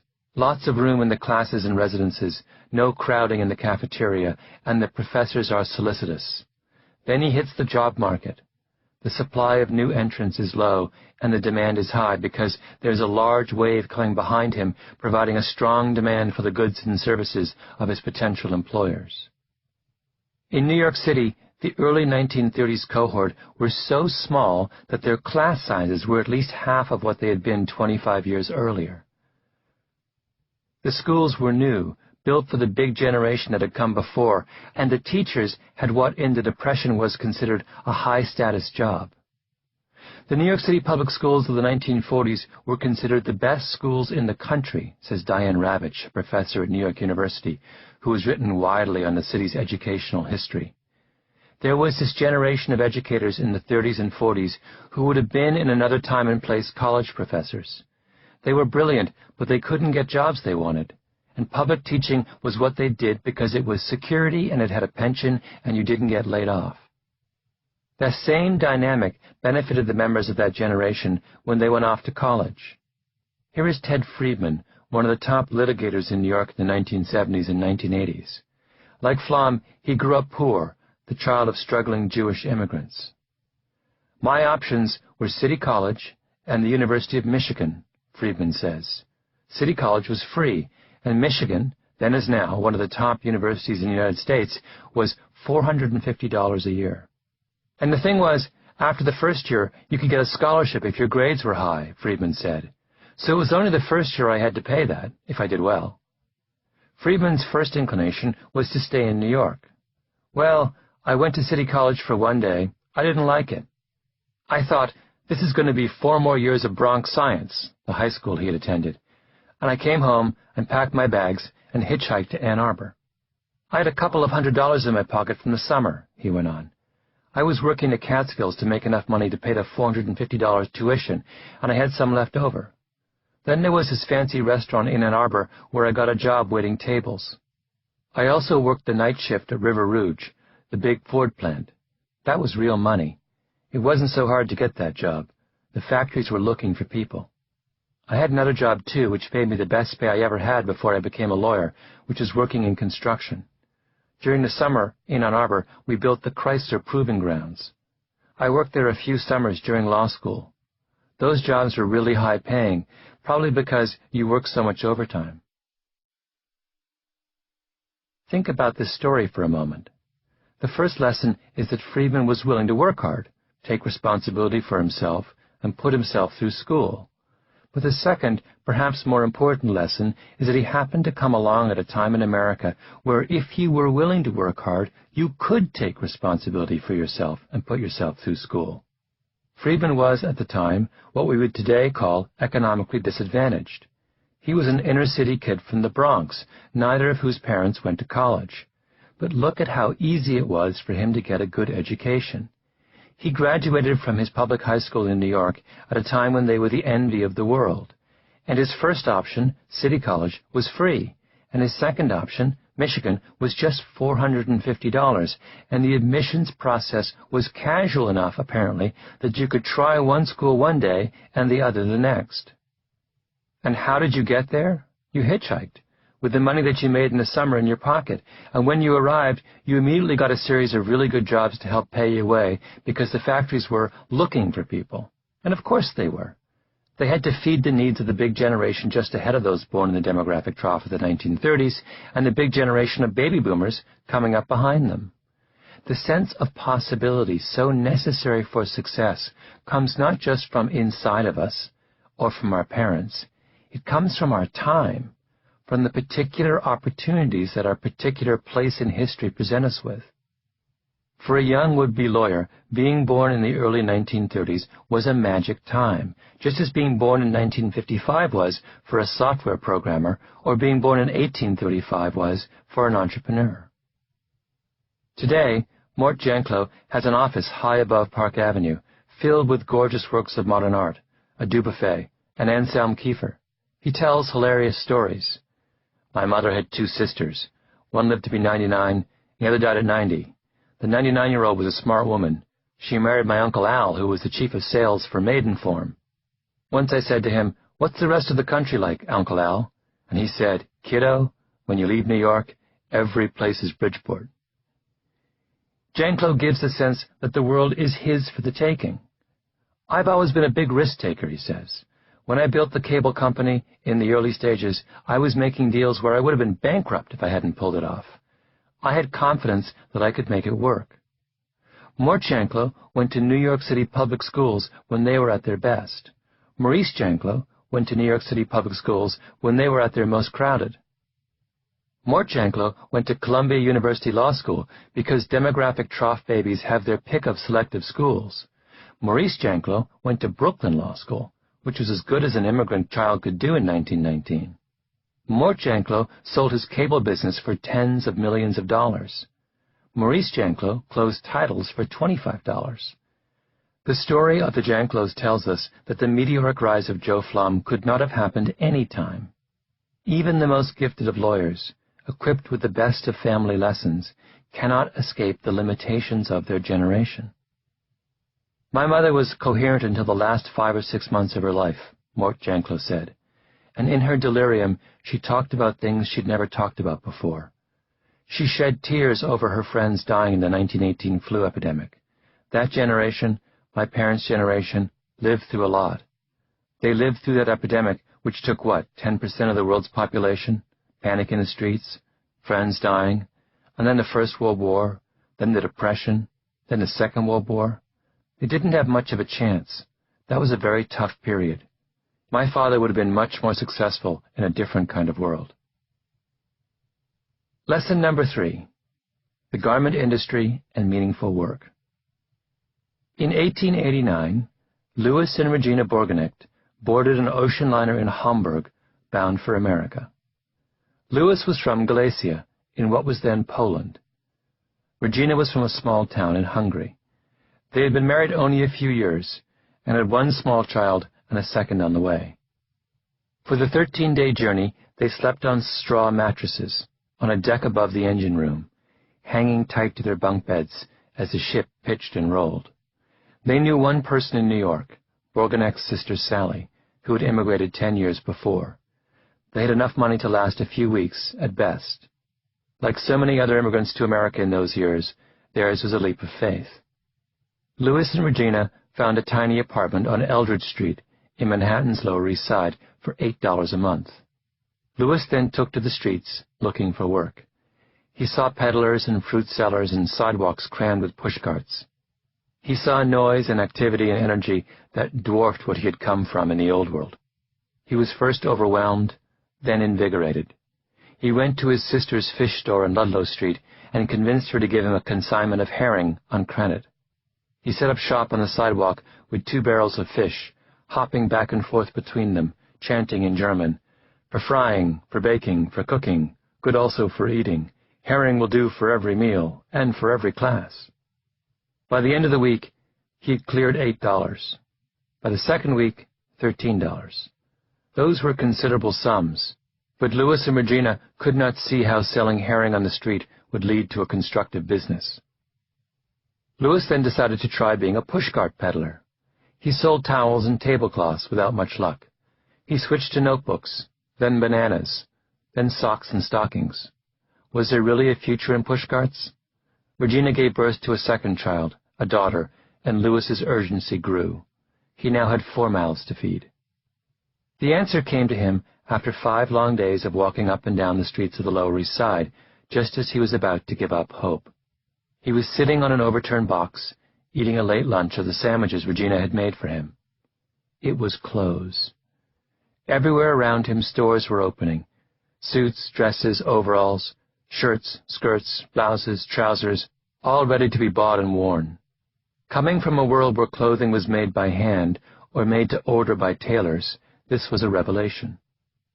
To me, the greatest wonder in this was not the mere quantity of garments, although that was a miracle in itself, Bourgonet would write years later, after he became a prosperous manufacturer of women and children's clothing, but the fact that in America even poor people could save all the dreary, time-consuming labor of making their own clothes simply by going into a store and walking out with what they needed.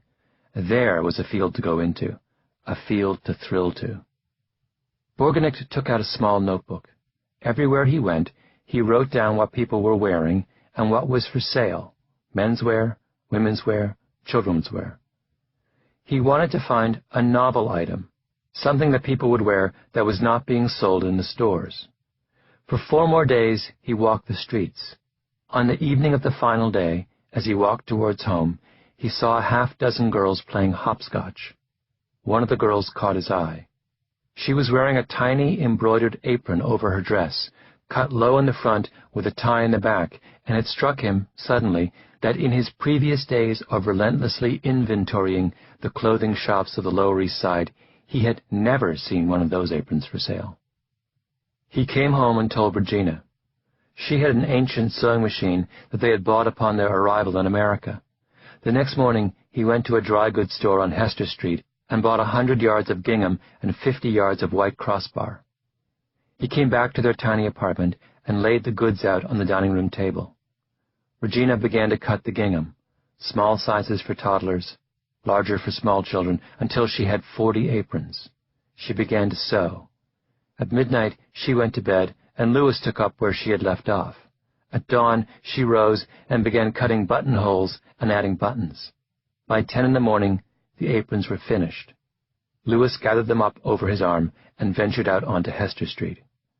Children's aprons, little girls' aprons, colored ones 10 cents, white ones 15 cents, little girls' aprons. By 1 o'clock, all 40 were gone. "Ma, we've got our business," he shouted out to Regina after running all the way home from Hester Street. "We made $2.60 in 3 hours of selling." He grabbed her by the waist and began swinging her around and around. "You've got to help me," he cried out. "We'll work together. Ma, this is our business." Jewish immigrants like the Flams and the Borgenichts and the Janklows were not like the other immigrants who came to America in the 19th and early 20th centuries.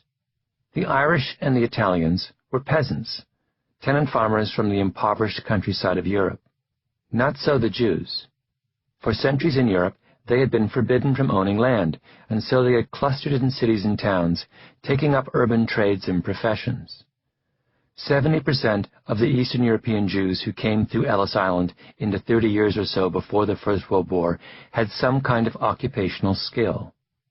They had owned small groceries or jewelry stores.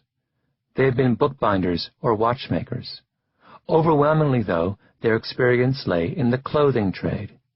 They were tailors and dressmakers, hat and cap makers, and furriers and tanners. Louis Bourgenicht, for example, left the impoverished home of his parents at age 12 to work as a sales clerk in a general store in the Polish town of Brzeżko. When the opportunity came to work in Schnittwarenhandlung, literally the handling of cloth and fabrics, or piece goods as they were known, he jumped at it. In those days, the piece goods man was clothier to the world, he writes, and of the 3 fundamentals required for life in that simple society, food and shelter were humble.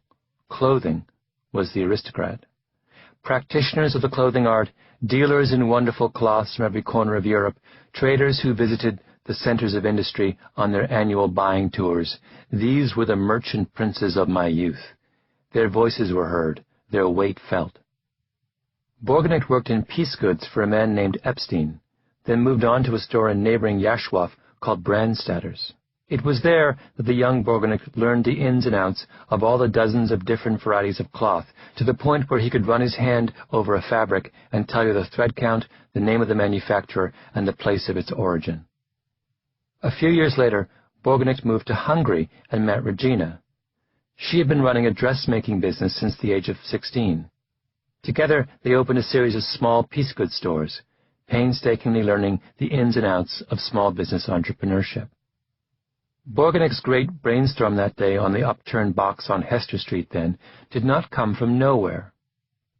He was a veteran of Schnittwarenhandlung, and his wife was a seasoned dressmaker.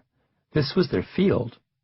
And at the same time as the Bourgenichts set up shop inside their tiny apartment, thousands of other Jewish immigrants were doing the same thing, putting their sewing and dressmaking and tailoring skills to use, to the point where, by 1900, control of the garment industry had passed almost entirely into the hands of the Eastern European newcomers. As Bourgenicht puts it, the Jews bit deep into the welcoming land and worked like madmen at what they knew. Today, at a time when New York is the center of an enormous and diversified metropolitan area, it is easy to forget the significance of the set of skills that immigrants like the Bourgenichts brought to the New World. From the late 19th century through the middle of the 20th century, the garment trade was the largest and most economically vibrant industry in the city. More people worked making clothes in New York than worked at anything else, and more clothes were manufactured in New York than in any other city in the world. To this day, the distinctive buildings that you see when you walk down the lower half of Broadway in Manhattan, from the big 10- and 15-story industrial warehouses that run for 20 blocks below Times Square to the cast-iron lofts of Soho and Tribeca, were almost all built to house coat makers and hat makers and lingerie manufacturers and huge rooms of men and women hunched over sewing machines. To come to New York City in the 1890s with a background in dressmaking or sewing or Schnittwarenhandlung was a stroke of extraordinary good fortune. It was like showing up in Silicon Valley in 1986 with 10,000 hours of computer programming already under your belt. There is no doubt that those Jewish immigrants arrived at the perfect time with the perfect skills, says the sociologist Steven Steinberg. To exploit that opportunity, you had to have certain virtues: And those immigrants worked hard. They sacrificed. They scrimped and saved and invested wisely. But still, you have to remember that the garment industry in those years was growing by leaps and bounds. The economy was desperate for the skills that they possessed.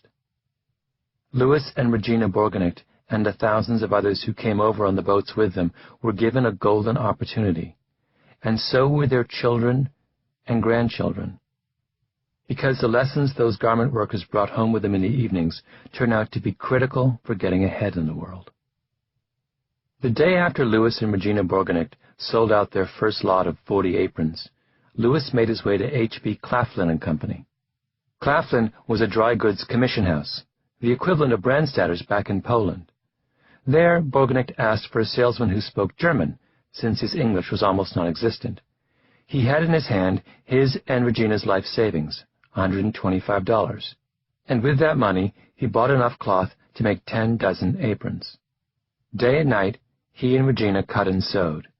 He sold all 10 dozen in 2 days. Back he went to Claflin for another round. They sold those too. Before long, he and Regina hired another immigrant just off the boat to help with the children, so Regina could sew full-time, and another to serve as an apprentice. Louis ventured uptown as far as Harlem, selling to the mothers in the tenements. He rented a storefront on Sheriff Street with living quarters in the back. He hired 3 more girls and bought sewing machines for all of them. He became known as the Apron Man. He and Regina were selling aprons as fast as they could make them. Before long, the Bourgonects decided to branch out. They started making adult aprons, then petticoats, then women's dresses. By January of 1892, the Bourgonects had 20 people working for them, mostly immigrant Jews like themselves. They had their own factory in the Lower East Side of Manhattan and a growing list of customers, including a store uptown owned by another Jewish immigrant family, the Bloomingdale brothers. Keep in mind, the Bourgonects had only been in the country for 3 years at this point.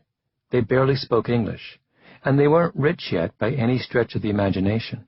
Whatever profit they made got plowed back into their business, and Bourgonect says he only had $200 in the bank, but already he was in charge of his own destiny. This was the second great advantage of the garment industry. It wasn't just that it was growing by leaps and bounds.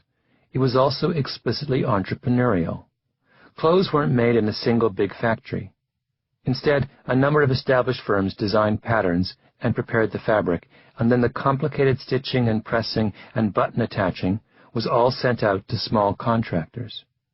And if a contractor got big enough, or ambitious enough, he started designing his own patterns and preparing his own fabric. By 1913, there were something like 16,000 separate companies in the city's garment business, many just like the Bourgonect shop on Sheriff Street. The threshold for getting involved in the business was very low. It was basically a business built on the sewing machine, and sewing machines don't cost that much, says Daniel Sawyer, a historian who has written widely on the garment industry. So you didn't need a lot of capital. And at the turn of the 20th century, it was probably $50 to buy a machine or two. All you had to do to be a contractor was to have a couple sewing machines, some irons, and a couple of workers. The profit margins were very low, but you could make some money. Listen to how Bourgonect describes his decision to expand beyond aprons. From my study of the market, I knew that only 3 men were making children's dresses in 1890. One was an East Side tailor, near me, who made only to order, while the other 2 turned out an expensive product with which I had no desire at all to compete. I wanted to make popular price stuff, wash dresses, silks and woolens. It was my goal to produce dresses that the great mass of the people could afford, dresses that would, from the business angle, sell equally well to both large and small city and country stores. With Regina's help, she always had excellent taste and judgment, I made up a line of samples.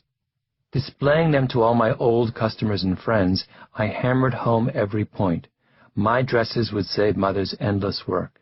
The materials and sewing were as good and probably better than anything that could be done at home. The price was right for quick disposal. On one occasion, Bourgonect realized that his only chance to undercut bigger firms was to convince the wholesalers to sell cloth to him directly, cutting out the middlemen. He went to see a Mr. Bingham at Lawrence and Company, a tall, gaunt, white-bearded Yankee with steel blue eyes. There the two of them were, the immigrant from rural Poland, his eyes ringed with fatigue, facing off in his halting English against the imperious Yankee. Borgenicht said he wanted to buy 40 cases of cashmere. Bingham had never before sold to an individual company, let alone a shoestring operation on Sheriff Street. "You have a hell of a cheek coming in here and asking for favors," Bingham thundered. But he ended up saying yes. What Borgenicht was getting in his 18-hour days was a lesson in the modern economy. He was learning market research. He was learning manufacturing. He was learning how to negotiate with imperious Yankees. He was learning how to plug himself into popular culture in order to understand new fashion trends. The Irish and Italian immigrants who came to New York in the same period didn't have that same advantage. They didn't have a skill specific to the urban economy. They went to work as day laborers and domestics and construction workers, jobs where you could show up for work every day for 30 years and never learn market research and manufacturing and how to navigate the popular culture and how to negotiate with the Yankees who ran the world. Or consider the fate of the Mexicans who immigrated to California between 1900 and the end of the 1920s to work in the fields of the big fruit and vegetable growers. They simply exchanged the life of a feudal peasant in Mexico for the life of a feudal peasant in California. The conditions in the garment industry were every bit as bad, Sawyer goes on, but as a garment worker you were closer to the center of the industry. If you are working in a field in California, you have no clue what's happening to the produce when it gets on the truck.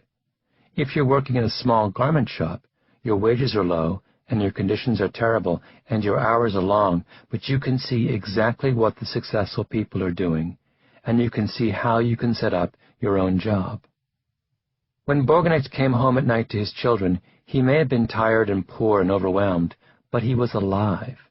He was his own boss. He was responsible for his own decisions and direction. His work was complex. It engaged his mind and imagination. And in his work, there was a relationship between effort and reward. The longer he and Regina stayed up at night sewing aprons, the more money they made the next day on the streets. Those three things, autonomy, complexity, and a connection between effort and reward, are the three qualities that work has to have if it is to be satisfying.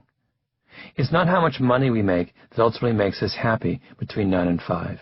It's whether our work fulfills us.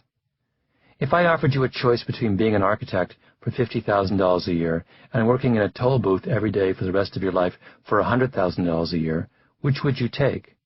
I'm guessing the former, because there is complexity, autonomy, and a relationship between effort and reward in doing creative work, and that's worth more to most of us than money.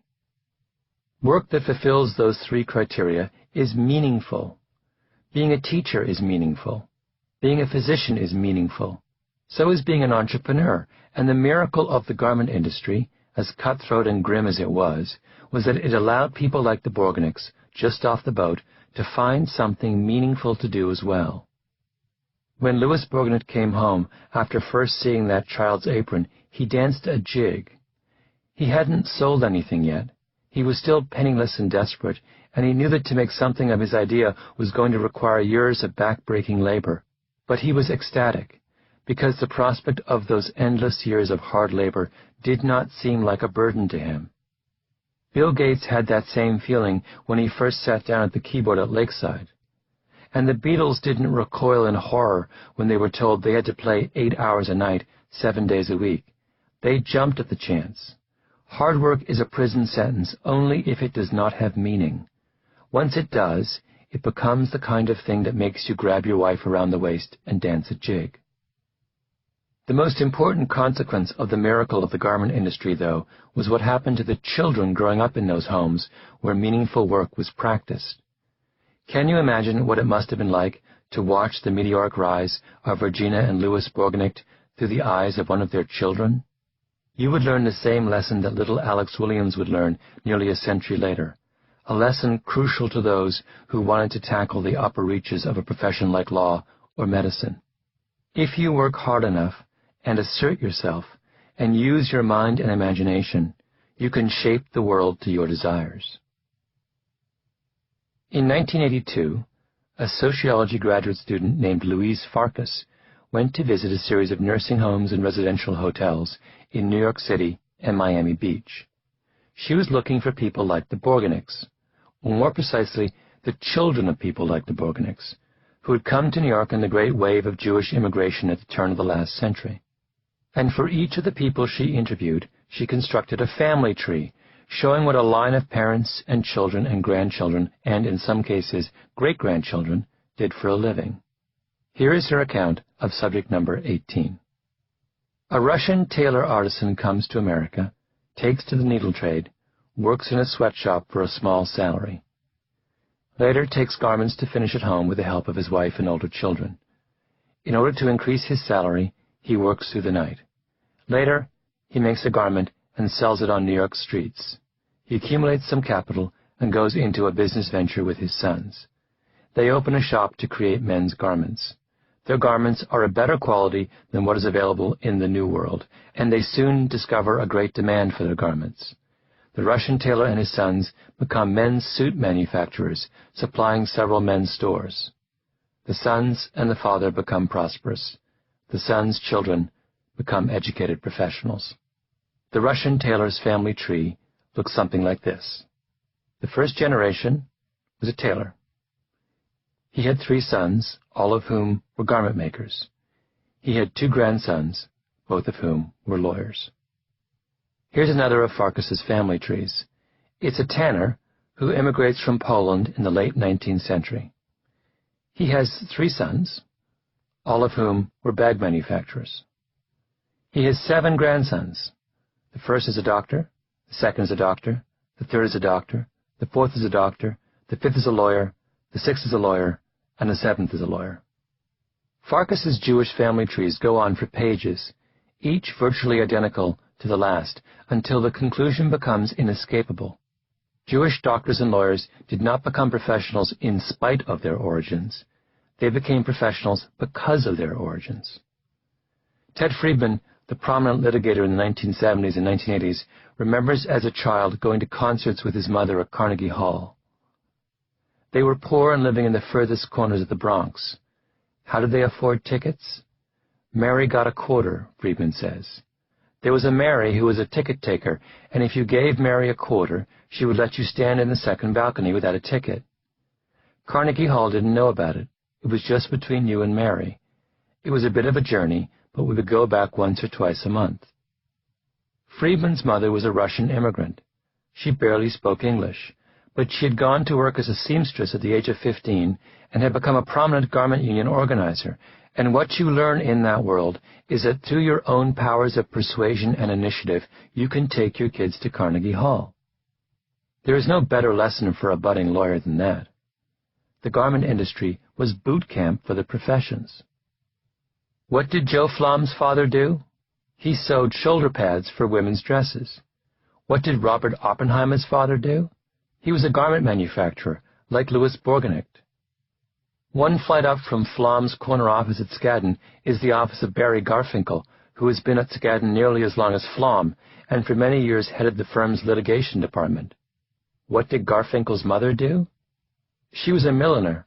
She made hats at home. What did 2 of Louis and Regina Borgenicht's sons do? They went to law school, and no less than 9 of their grandchildren ended up as doctors and lawyers as well. The most remarkable of Farkas's family trees is about a Jewish family from Romania who had a small grocery store in the old country and then came to New York and opened another on the Lower East Side of Manhattan. It is the most elegant answer to the question of where all the Joe Floms come from.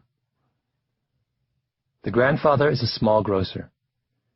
He has 5 sons, all of whom go into the supermarket business. And his grandsons?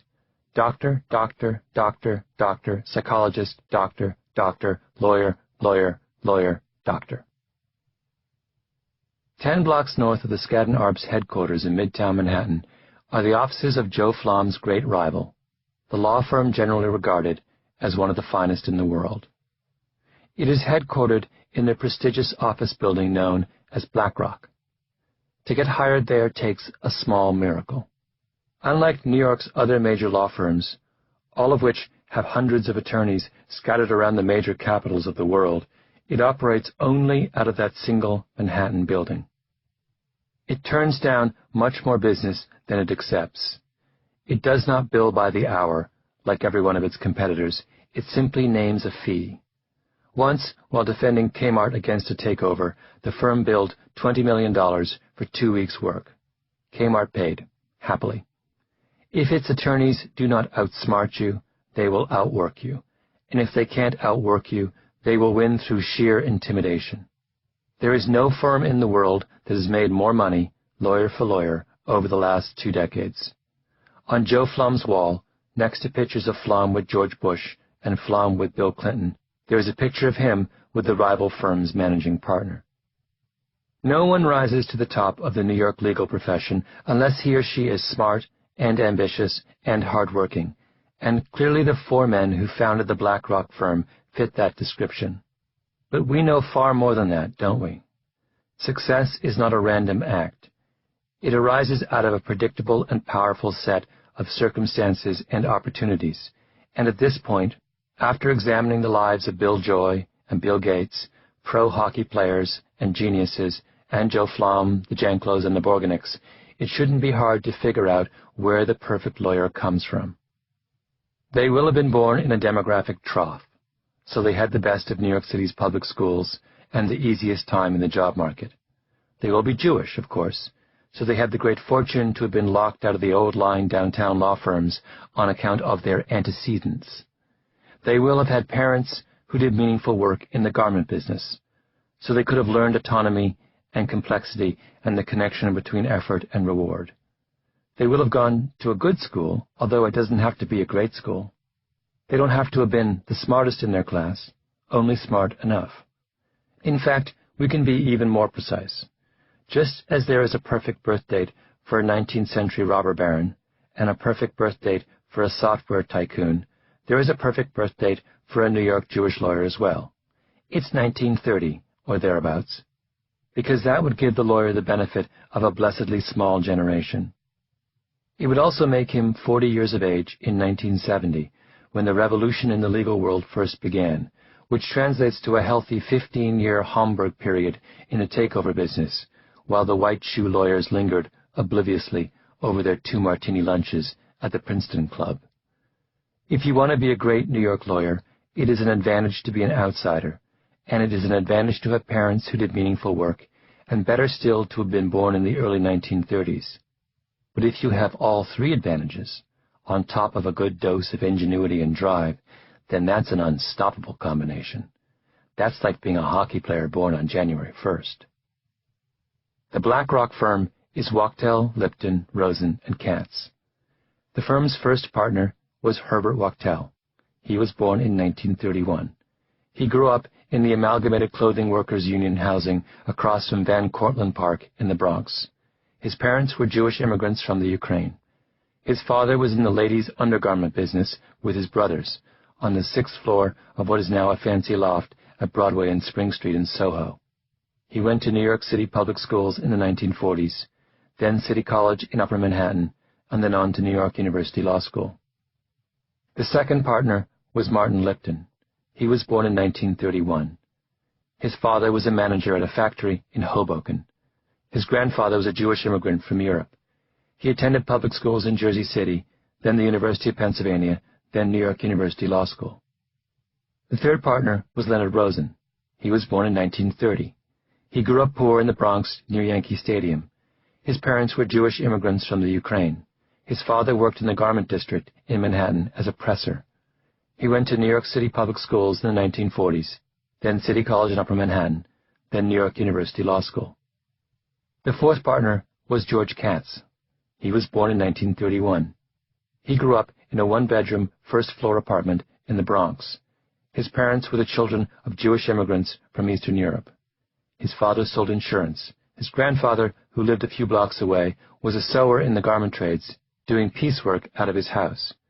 He went to New York City public schools in the 1940s, then City College in Upper Manhattan, then New York University Law School. Imagine that we had met any one of these 4, fresh out of law school, sitting in the elegant waiting room at Mudge Rose. Next to them, the blue-eyed Nordic type from the right background. We'd all have bet on the Nordic type to be the most successful. And we would have been wrong, because the Katzes and the Rosens, and the Liptons, and the Wachtels, and the Flams had something that the Nordic type did not. Their world, their culture and generation and family history gave them the greatest of opportunities. Part 2. Legacy. Chapter 6. Harlan, Kentucky. Die like a man like your brother did. In the southeastern corner of Kentucky, in the stretch of the Appalachian Mountains known as the Cumberland Plateau, lies a small town called Harlan. The Cumberland Plateau is a wild and mountainous region of flat-topped ridges, mountain walls 500 to 1,000 feet high, and narrow valleys, some wide enough only for a one-lane road and a creek. When the area was first settled, the mountainsides and valleys were covered with a dense primeval forest. Giant tulip poplars grew in the coves and at the foot of the hills, some with trunks as wide as 7 or 8 feet in diameter. Alongside them were white oaks, beeches, maples, walnuts, sycamores, birches, willows, cedars, pines, and hemlocks, all enmeshed in a lattice of wild grapevine comprising one of the greatest assortment of forest trees in the northern hemisphere. On the ground were bears and mountain lions and rattlesnakes. In the treetops, an astonishing array of squirrels, and beneath the soil, one thick seam after another of coal. Harlan County was founded in 1819 by 8 immigrant families from the northern regions of the British Isles. They had come to Virginia in the 18th century and then moved west into the Appalachians in search of land. The county was never wealthy. For its first 100 years, it was thinly populated, rarely numbering more than 10,000 people. The first settlers kept pigs and herded sheep on the hillsides, scratching out a living on small farms in the valleys. They made whiskey in backyard stills and felled trees, floating them down the Cumberland River in the spring when the water was high. Until well into the 20th century, getting to the nearest train station was a 2-day wagon trip. The only way out of town was up Pine Mountain, which was 9 steep miles from bottom to top on a road that turned on occasion into no more than a muddy, rocky trail. Harlan was a remote and strange place, unknown by the larger society around it, and may well have remained so but for the fact that 2 of the town's founding families, the Howards and the Turners, did not get along. The patriarch of the Howard clan was Samuel Howard. He built the town courthouse and the jail. His counterpart was William Turner, who owned a tavern and 2 general stores. Once, a storm blew down the fence to the Turner property, and a neighbor's cow wandered onto their land. William Turner's grandson, Devil Jim, shot the cow dead. The neighbor was too terrified to press charges and fled the county. Another time, a man tried to open a competitor to the Turners' general store. The Turners had a word with him. He closed the store and moved to Indiana. One night, Wicks Howard and Little Bob Turner, the grandsons of Samuel and William respectively, played against each other in a game of poker. Each accused the other of cheating. They fought. The following day, they met in the street, and after a flurry of gunshots, Little Bob Turner lay dead with a shotgun blast to the chest. A group of Turners went to the Howards' general store and spoke roughly to Mrs. Howard. She was insulted and told her son, Wills Howard, who the following week exchanged gunfire with another of Turner's grandsons, young Will Turner, on the road to Hagen, Virginia. That night, one of the Turners and a friend attacked the Howard home. The 2 families then clashed outside the Harlan courthouse. In the gunfire, Will Turner was shot and killed. A contingent of Howards then went to see Mrs. Turner, the mother of Will Turner and Little Bob, to ask for a truce. She declined. "You can't wipe out that blood," she said, pointing to the dirt where her son had died. Things went from bad to worse. Wills Howard ran into Little George Turner near Sulphur Springs and shot him dead. The Howards ambushed 3 friends of the Turners, the Cawwoods, killing all of them. A posse was sent out in search of the Howards. In the resulting gunfight, 6 more were killed or wounded. Wills Howard heard the Turners were after him, and he and a friend rode into Harlan and attacked the Turner home. Riding back, the Howards were ambushed. In the fighting, another person died. Wills Howard rode to Little George Turner's house and fired at him, but missed and killed another man. A posse surrounded the Howard home. There was another gunfight. More dead. The county was in an uproar. I think you get the picture. There were places in 19th century America where people lived in harmony. Harlan, Kentucky was not one of them. "Stop that," Will Turner's mother snapped at him when he staggered home, howling in pain after being shot in the courthouse gun battle with the Howards. "Die like a man like your brother did." She belonged to a world so well acquainted with fatal gunshots that she had certain expectations about how they ought to be endured. Will shut his mouth, and he died. Suppose you were sent to Harlan in the late 19th century to investigate the causes of the Howard-Turner feud. You lined up every surviving participant and interviewed them as carefully as you could. You subpoenaed documents and took depositions and pored over court records until you had put together a detailed and precise accounting of each stage in the deadly quarrel. How much would you know? The answer is, not much. You'd learned that there were some people in Harlan who didn't much like each other, and you'd confirmed that Wills Howard, who was responsible for an awful lot of the violence, probably belonged behind bars. But what happened in Harlan wouldn't become clear until you looked at the violence from a much broader perspective. The first critical fact about Harlan is that at the same time that the Howards and the Turners were killing each other, there were almost identical clashes in other small towns up and down the Appalachians. In the famous Hatfield-McCoy feud on the West Virginia-Kentucky border not far from Harlan, several dozen people were killed in a cycle of violence that stretched over 20 years. In the French Eversole feud in Perry County, Kentucky, 12 died, 6 of them killed by Bad Tom Smith, a man, John Ed Pierce writes in Days of Darkness, who was just dumb enough to be fearless, just bright enough to be dangerous, and a dead shot. The Martin-Tolliver feud in Rowan County, Kentucky in the mid-1880s featured 3 gunfights, 3 ambushes, and 2 house attacks, and ended in a 2-hour gun battle involving 100 armed men. The Baker-Howard feud in Clay County began in 1806 with an elk hunting party gone bad and didn't end until the 1930s, when a couple of Howards killed 3 Bakers in an ambush. And these were just the well-known feuds. The Kentucky legislator Harry Caudill once looked in a circuit court clerk's office in one Cumberland Plateau town and found 1,000 murder indictments stretching from the end of the Civil War in the 1860s to the beginning of the 20th century, and this for a region that never numbered more than 15,000 people, and where many violent acts never even made it to the indictment stage. Caudill writes of a murder trial in Breathitt County, or Bloody Breathitt as it came to be known, that ended abruptly when the defendant's father, a man of about 50 with huge handlebar whiskers and 2 immense pistols, walked up to the judge and grabbed his gavel. The feudist rapped the bench and announced, "Court's over and everybody can go. We ain't going to have any court here this term, folks." The red-faced judge hastily acquiesced in this extraordinary order and promptly left town. When court convened at the next term, the court and sheriff were bolstered by 60 militiamen, but by then the defendant was not available for trial. He had been slain from ambush. When one family fights with another, it's a feud. When lots of families fight with one another in identical little towns up and down the same mountain range, it's a pattern. What was the cause of the Appalachian pattern? Over the years, many potential causes had been examined and debated, and the consensus appears to be that the region was plagued by a particularly virulent strain of what sociologists call the culture of honor. Cultures of honor tend to take root in highlands and other marginally fertile areas, like Sicily or the mountainous Basque regions of Spain. If you live on some rocky mountainside, the explanation goes, you can't farm. You probably raise goats or sheep, and the kind of culture that grows up around being a herdsman is very different from the culture that grows up around growing crops.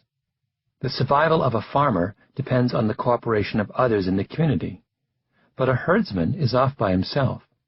Farmers also don't have to worry that their livelihood will be stolen in the night, because crops can't easily be stolen, unless, of course, a thief wants to go to the trouble of harvesting an entire field all on his own.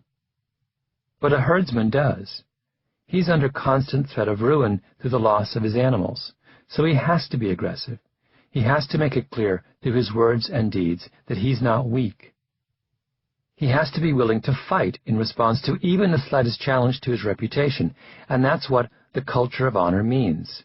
It's a world where a man's reputation is at the center of his livelihood and self-worth. The critical moment in the development of the young shepherd's reputation is his first quarrel, the ethnographer J.K. Campbell writes, of one herding culture in Greece. Quarrels are necessarily public.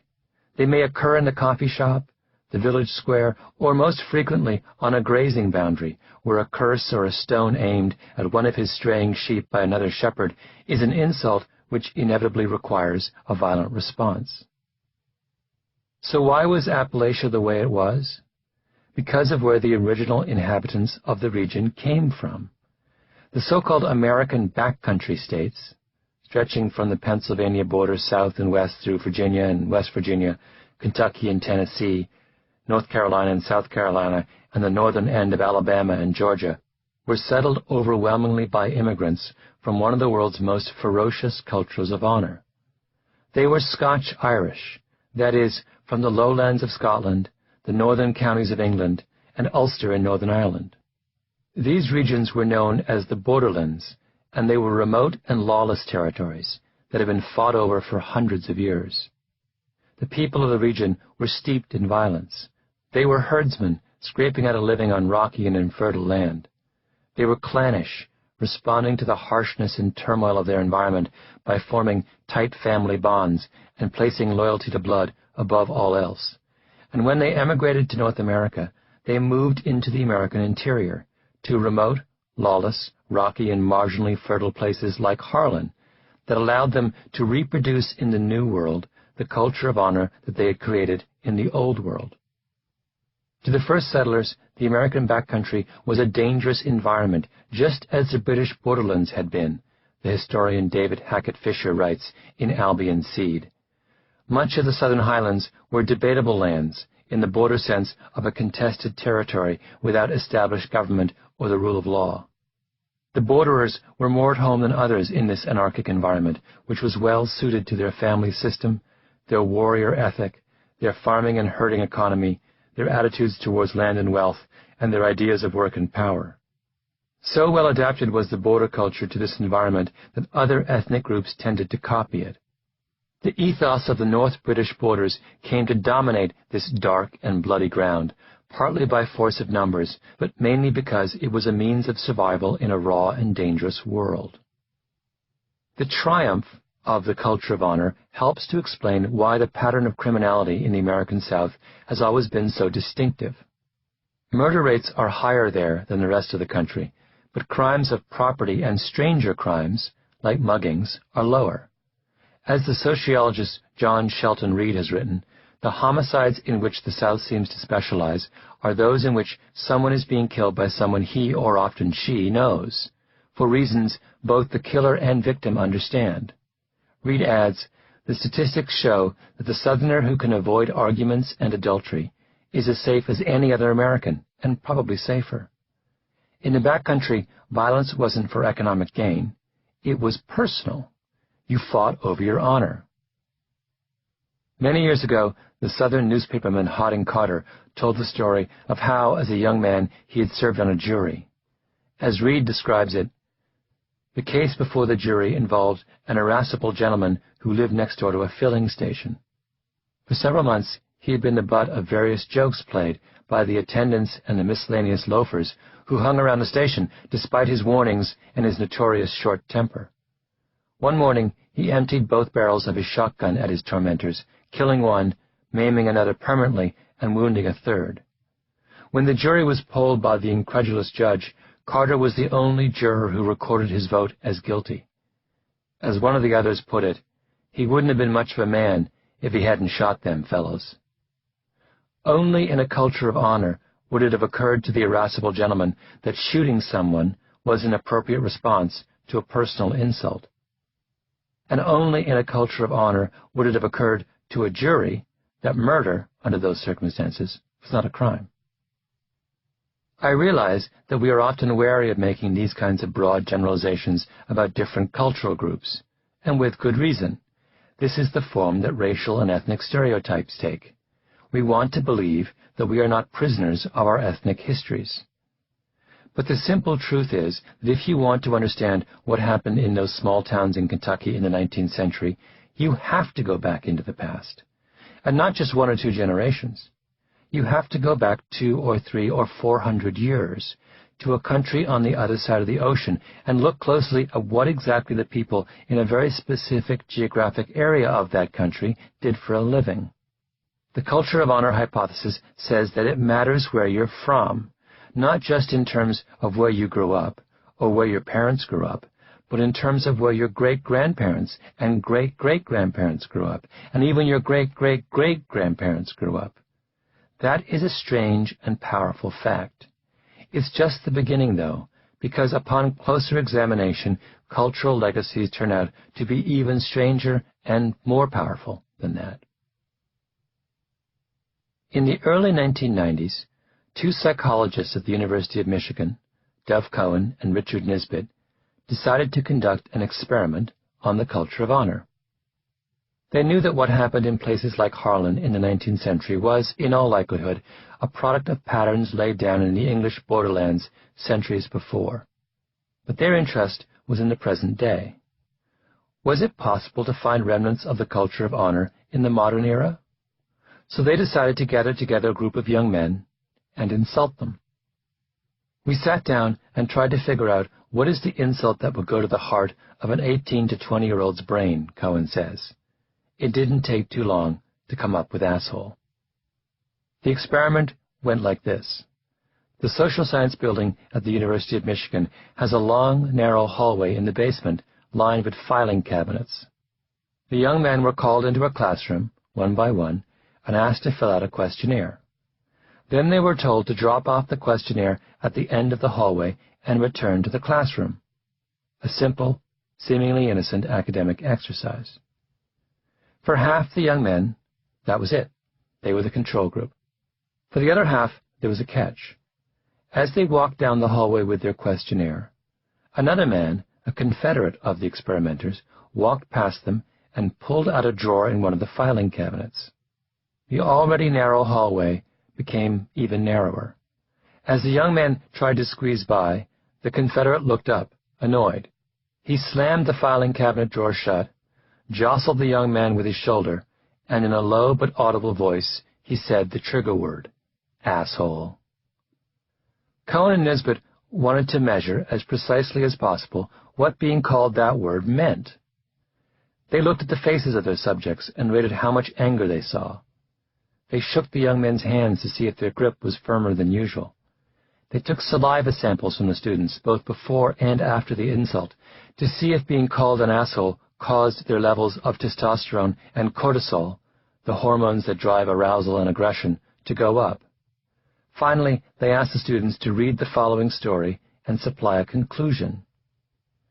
It had only been about 20 minutes since they arrived at the party when Jill pulled Steve aside, obviously bothered about something. "What's wrong?" asked Steve. "It's Larry. I mean, he knows that you and I are engaged, but he's already made 2 passes at me tonight." Jill walked back into the crowd, and Steve decided to keep his eye on Larry. Sure enough, within 5 minutes, Larry was reaching over and trying to kiss Jill. If you've been insulted, are you more likely to imagine Steve doing something violent to Larry? The results were unequivocal. There were clear differences in how the young man responded to being called a bad name. For some, it didn't. But the deciding factor wasn't how emotionally secure they were, or whether they were an intellectual or a jock, or whether they were physically imposing or not. What mattered, and I think you can guess where this is headed, is where they were from. The young men from the northern part of the United States, for the most part, treated the incident with amusement. They laughed it off. Their handshakes were unchanged. Their levels of cortisol actually went down, as if they were unconsciously trying to diffuse their own anger. Only a few of them had Steve get violent with Larry. But the Southerners? Oh my. They were angry. Their cortisol and testosterone jumped. Their handshakes got firm. Steve was all over Larry. "We even played this game of chicken," Cohen said. "We sent the students back down the hallway and around the corner comes another Confederate. The hallway is blocked, so there's only room for one of them to pass. The guy we used was 6'3", 250 pounds. He used to play college football. He was now working as a bouncer in a college bar. He was walking down the hall in business mode, the way you walk through a bar when you're trying to break up a fight. The question was, how close do they get to the bouncer before they get out of the way? And believe me, they always get out of the way. For the Northerners, there was almost no effect. They got out of the way 5 or 6 feet beforehand, whether they had been insulted or not. The Southerners, by contrast, were downright deferential in normal circumstances, stepping aside with more than 9 feet to go. But if they had just been insulted, less than 2 feet. Call a Southerner an asshole, and he's itching for a fight. What Cohen and Nesbitt were seeing in that long hall was the culture of honor in action. The Southerners were reacting like Wicks Howard did when little Bob Turner accused him of cheating at poker. That study is strange, isn't it? It's one thing to conclude that groups of people living in circumstances pretty similar to their ancestors act a lot like their ancestors. But those Southerners in the hallway study weren't living in circumstances similar to their British ancestors. They didn't even necessarily have British ancestors. They just happened to have grown up in the South. None of them were herdsmen, nor were their parents herdsmen. They were living in the late 20th century, not the late 19th century. They were students at the University of Michigan in one of the northernmost states in America, which meant that they were sufficiently cosmopolitan to travel hundreds of miles from the South to go to college. And none of that mattered. They still acted like they were living in 19th century Harlan, Kentucky. The median student in these studies comes from a family making over $100,000, and that's in $1990, Cohen says. The Southerners we see this effect with aren't kids who come from the hills of Appalachia. They're more likely to be the sons of upper-middle management Coca-Cola executives in Atlanta. And that's the big question. Why should we get this effect with them? Why should one get it hundreds of years later? Why are these suburban Atlanta kids acting out the ethos of the frontier? Cultural legacies are powerful forces. They have deep roots and long lives. They persist generation after generation, virtually intact, even as the economic and social and demographic conditions that spawned them have vanished. And they play such a role in directing attitudes and behavior that we cannot make sense of our world without them. So far in Outliers, we've seen that success arises out of the steady accumulation of advantages.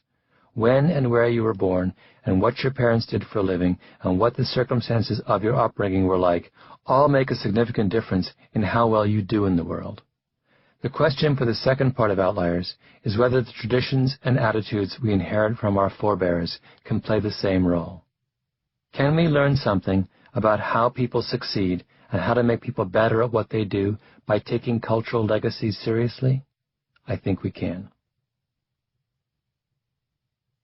Chapter 7. The Ethnic Theory of Plane Crashes. Captain, the weather radar has helped us a lot. On the morning of August 5th, 1997, the captain of Korean Air Flight 801 woke at 6 a.m. His family would later tell investigators that he went to the gym for an hour, then came home and studied the flight plan for that evening's journey to Guam. He napped and ate lunch. At 3 in the afternoon, he left for Seoul, departing early enough, his wife said, to continue his preparations at Kimpo International Airport. He had been a pilot with Korean Air for almost 4 years, after coming over from the Korean Air Force. He had 8,900 hours of flight time, including 3,200 hours of experience in jumbo jets. A few months earlier, he had been given a Flight Safety Award by his airline for successfully handling a jumbo jet engine failure at low altitude. He was 42 years old and in excellent health. At 7 p.m., the captain, his first officer, and the flight engineer met and collected the trip's paperwork. They would be flying a Boeing 747, a model known in the aviation world as the Classic. The aircraft was in perfect working order. It had once been the Korean presidential plane. Flight 801 departed the gate at 10:30 in the evening and was airborne 20 minutes later. Takeoff was without incident. Just before 1:30 in the morning, the plane broke out of the clouds, and the flight crew glimpsed lights off in the distance. "Is it Guam?" the flight engineer asked. Then, after a pause, he said, "It's Guam, Guam." The captain chuckled. "Good." The first officer reported to air traffic control that the airplane was clear of Charlie Bravo, cumulonimbus clouds, and requested radar vectors for runway 6 left. The plane began its descent towards Guam Airport. They would make a visual approach, the captain said. He had flown into Guam Airport from Kimpo 8 times previously, most recently a month ago, and he knew the airport and the surrounding terrain well. The landing gear went down. The flaps were extended 10 degrees. At 1:41 and 48 seconds, the captain said, "Wiper on," and the flight engineer turned them on. It was raining. The first officer then said, "Not in sight?" He was looking for the runway. He couldn't see it. 1 second later, the ground proximity warning system called out in its electronic voice, 500 feet.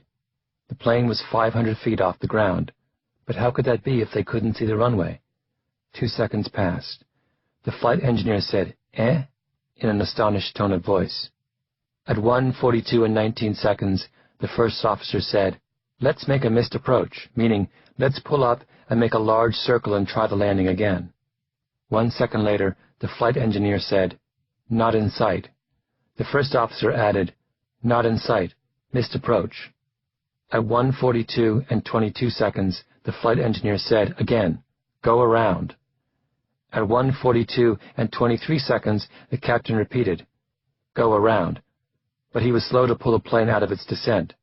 At 1:42 and 26 seconds, the plane hit the side of Nimitz Hill, a densely vegetated mountain 3 miles southwest of the airport. $60 million and 212,000 kilograms of steel slamming into rocky ground at 100 miles an hour. The plane skidded for 2,000 feet, severing an oil pipeline and snapping pine trees, before falling into a ravine and bursting into flames. By the time rescue workers reached the crash site, 228 of the 254 people on board were dead. 20 years before the crash of KAL 801, a Korean Air Boeing 707 wandered into Russian airspace and was shot down by a military jet over the Barents Sea. It was an accident, meaning the kind of rare and catastrophic event that, for the grace of God, could happen to any airline. It was investigated and analyzed. Lessons were learned.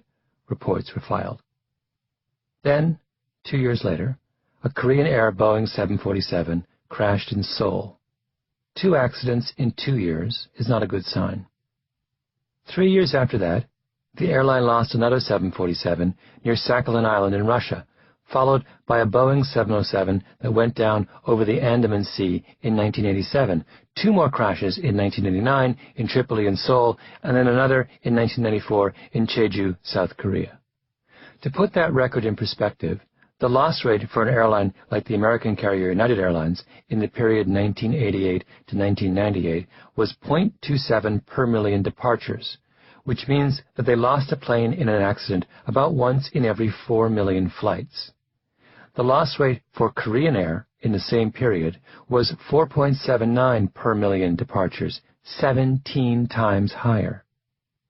Korean Air's planes were crashing so often that when the National Transportation Safety Board, NTSB, the U.S. agency responsible for investigating plane crashes within American jurisdiction, did its report on the Guam crash, it was forced to include an addendum listing all the new Korean Air accidents that had happened just since its investigation began.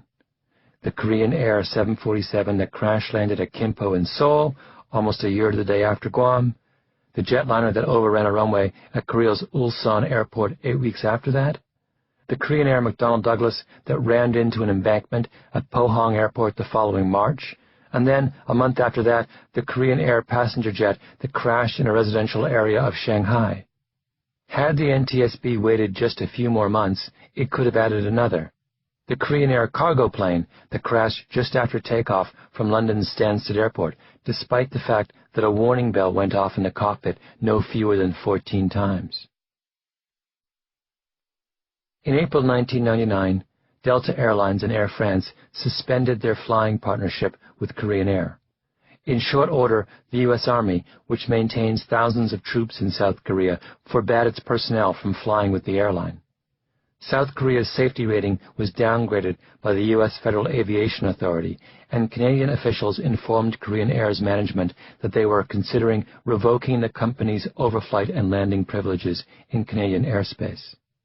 In the midst of the controversy, an outside audit of Korean Air's operations was leaked to the public. The 40-page report was quickly denounced by Korean Air officials as sensationalized and unrepresentative, but by that point it was too late to save the company's reputation. The audit detailed instances of flight crews smoking cigarettes on the tarmac during refueling and in the freight hold while the plane was in the air.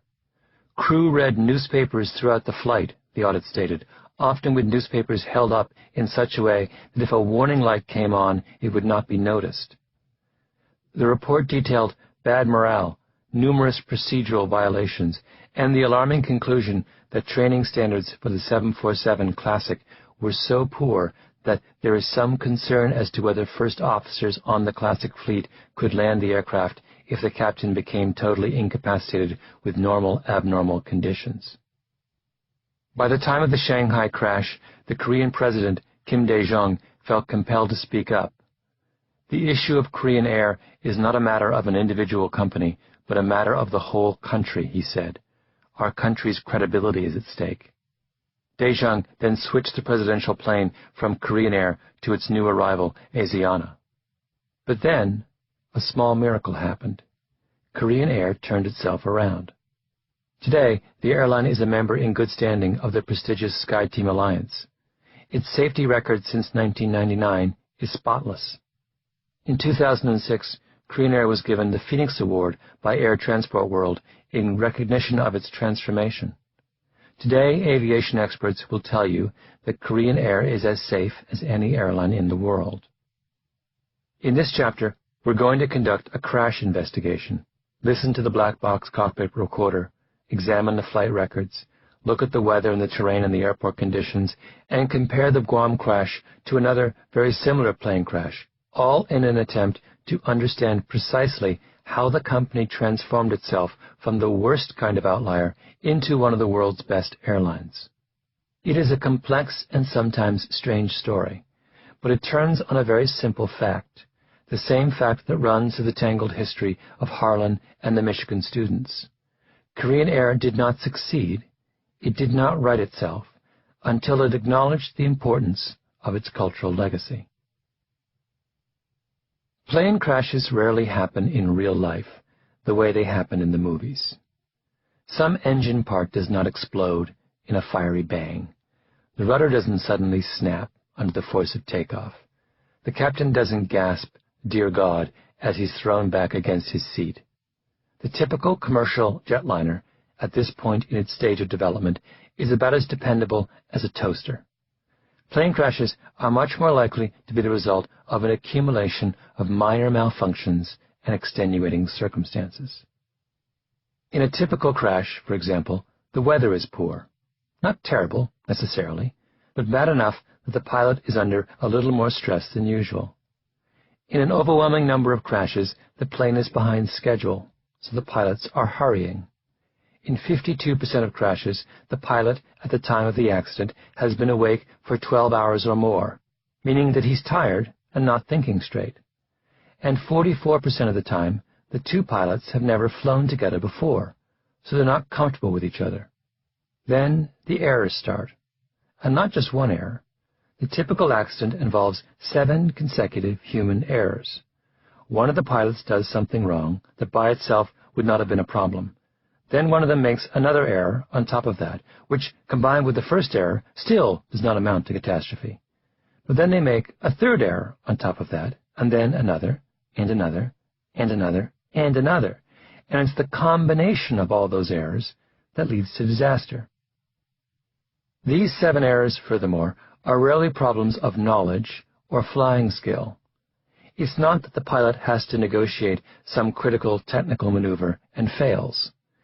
The kinds of errors that cause plane crashes are invariably errors of teamwork and communication. One pilot knows something important and somehow doesn't tell the other pilot. One pilot does something wrong, and the other pilot doesn't catch the error. A tricky situation needs to be resolved through a complex series of steps, and somehow the pilots fail to coordinate and miss one of them. The whole flight deck design is intended to be operated by two people, and that operation works best when you have one person checking the other, or both people willing to participate, says Earl Weiner, who for many years was chief engineer for safety at Boeing. Airplanes are very unforgiving if you don't do things right. And for a long time it's been clear that if you have two people operating the plane cooperatively, you will have a safer operation than if you have a single pilot flying the plane and another person who's simply there to take over if the pilot is incapacitated. Consider, for example, the famous, in aviation circles anyway, crash of the Colombian airliner Avianca 052 in January of 1990. The Avianca accident so perfectly illustrates the characteristics of the modern plane crash that it is studied in flight schools. In fact, what happened to that flight is so similar to what would happen 7 years later in Guam that it's a good place to start our investigation into the mystery of Korean Air's plane crash problem. The captain of the plane was Laureano Caviedes. His first officer was Mauricio Klotz. They were en route from Medellin, Colombia, to New York City's Kennedy Airport. The weather that evening was poor. There was a nor'easter up and down the East Coast, bringing with it dense fog and high winds. 203 flights were delayed at Newark Airport. 200 flights were delayed at LaGuardia Airport, 161 at Philadelphia, 53 at Boston's Logan Airport, and 99 at Kennedy. Because of the weather, Avianca was held up by air traffic control 3 times on its way to New York. The plane circled over Norfolk, Virginia for 19 minutes, above Atlantic City for 29 minutes, and 40 miles south of Kennedy Airport for another 29 minutes. After an hour and a quarter of delay, Avianca was cleared for landing. As the plane came in on its final approach to landing, the pilots encountered severe wind shear. One moment they were flying into a strong headwind, forcing them to add extra power to maintain their momentum on the glide down. The next moment, without warning, the headwind dropped dramatically, and they were traveling much too fast to make the runway. Typically, the plane would have been flying on autopilot in that situation, which reacts immediately and appropriately to wind shear. But the autopilot on the plane was malfunctioning, and it had been switched off. At the last moment, the pilot pulled up and executed a go-around. The plane did a wide circle over Long Island and reapproached Kennedy Airport. Suddenly, one of the plane's engines failed. Seconds later, a second engine failed. "Show me the runway," the pilot cried out, hoping desperately that he was close enough to Kennedy to somehow glide his crippled plane to a safe landing. But Kennedy was 16 miles away. The 707 slammed into the estate owned by the father of the tennis champion John McEnroe in the posh Long Island town of Oyster Bay. 73 of the 158 passengers aboard died. It took less than a day for the cause of the crash to be determined. Fuel exhaustion. There was nothing wrong with the aircraft. There was nothing wrong with the airport. The pilots weren't drunk or high. The plane had run out of gas. "It's a classic case," said Surin Ratwadi, a veteran pilot with Emirates Airlines, who has been involved for years in human factors research, which is the analysis of how human beings interact with complex systems like airplanes. Ratwadi is Sri Lankan, a lively man in his 40s who has been flying commercial jets his entire adult life. We were sitting in the lobby of the Sheraton Hotel in Manhattan. He had just landed an Emirates jumbo jet at Kennedy Airport after a long flight from Dubai. Ratwadi knew the Avianca case well. He began to tick off the typical crash preconditions: the nor'easter, the delayed flight, the minor technical malfunction with the autopilot, the 3 long holding patterns, when air traffic control required the plane to circle round and round, which meant not only 80 minutes of extra flying time, but extra flying at low altitudes, where a plane burns far more fuel than it does in the thin air high above the clouds. They were flying a 707, which is an older airplane and is very challenging to fly, Ratwadi said. "That thing is a lot of work. The flight controls are not hydraulically powered, They are connected by a series of pulleys and pull rods to the physical metal surfaces of the airplane. You have to be quite strong to fly that airplane. You heave it around the sky. It's as much physical effort as rowing a boat. My current airplane I fly with my fingertips. I use a joystick.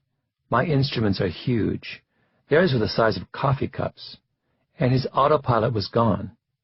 So the captain had to keep looking around these 9 instruments, each the size of a coffee cup, while his right hand was controlling the speed and his left hand was flying the airplane. He was maxed out. He had no resources left to do anything else. That's what happens when you're tired. Your decision-making skills erode. You start missing things that you would pick up on any other day. In the black box recovered from the crash site, Captain Kevietis, in the final hour of the flight, is heard to repeatedly ask for directions from ATC to be translated into Spanish, as if he no longer had the energy to make use of his English. On 9 occasions, he also asked for directions to be repeated. "Tell me things louder," he said, right near the end. "I'm not hearing them." When the plane was circling for 40 minutes just southeast of Kennedy, when everyone on the flight deck clearly knew they were running out of fuel, the pilot could easily have asked to land at Philadelphia, which was just 65 miles away. But he didn't. It was as if he had locked in on New York. On the aborted landing, the plane's ground proximity warning system went off no less than 15 times, telling the captain that he was bringing in the plane too low. He seemed oblivious. When he aborted the landing, he should have circled back around immediately, and didn't. He was exhausted. Through it all, the cockpit was filled with a heavy silence. Sitting next to Kevietis was his first officer, Maurizio Klotz, and in the flight recorder there were long stretches of nothing but rustling and engine noise. It was Klotz's responsibility to conduct all communication with ATC, which meant that his role that night was absolutely critical. But his behavior was oddly passive. It wasn't until the 3rd holding pattern southwest of Kennedy Airport that Klotz told ATC that he didn't think the plane had enough fuel to reach an alternate airport. The next thing the crew heard from ATC was, "Just stand by," and, following that, "Clear to the Kennedy Airport." Investigators later surmised that the Avianca pilots must have assumed that ATC was jumping them to the head of the queue, in front of the dozens of other planes circling Kennedy. In fact, they weren't. They were just being added to the end of the line.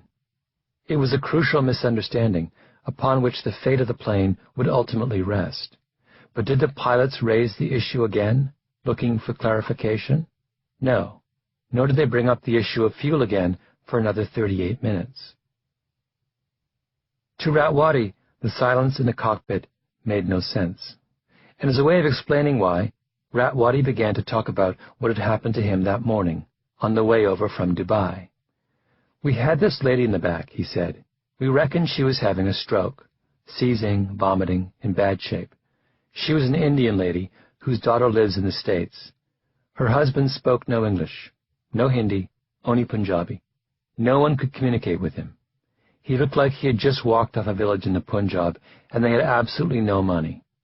I was actually over Moscow when it happened, but I knew we couldn't go to Moscow. I didn't know what would happen to these people if we did. I said to the first officer, 'You fly the plane. We have to go to Helsinki.'" The immediate problem Ratwadi faced is that they were less than halfway through a very long flight, which meant that they had far more fuel in their tanks than they usually do when it comes time to land. "We were 60 tons over maximum landing weight," he said, "so now I had to make a choice. I could dump the fuel, but countries hate it when you dump fuel. It's messy stuff, and they would have rather be somewhere over the Baltic Sea, and it would have taken me 40 minutes, and the lady probably would have died. So I decided to land anyway. My choice." That meant the plane was landing heavy. They couldn't use the automated landing system because it wasn't set up to handle a plane with that much weight.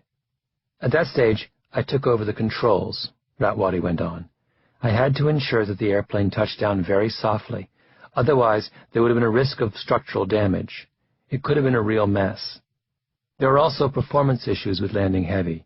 If you clear the runway and have to go around, you may not have enough thrust to climb back up. It was a lot of work. You're juggling a lot of balls. You've got to get it right. Because it was a long flight, there were 2 other pilots, so I got them up and they got involved in doing everything as well.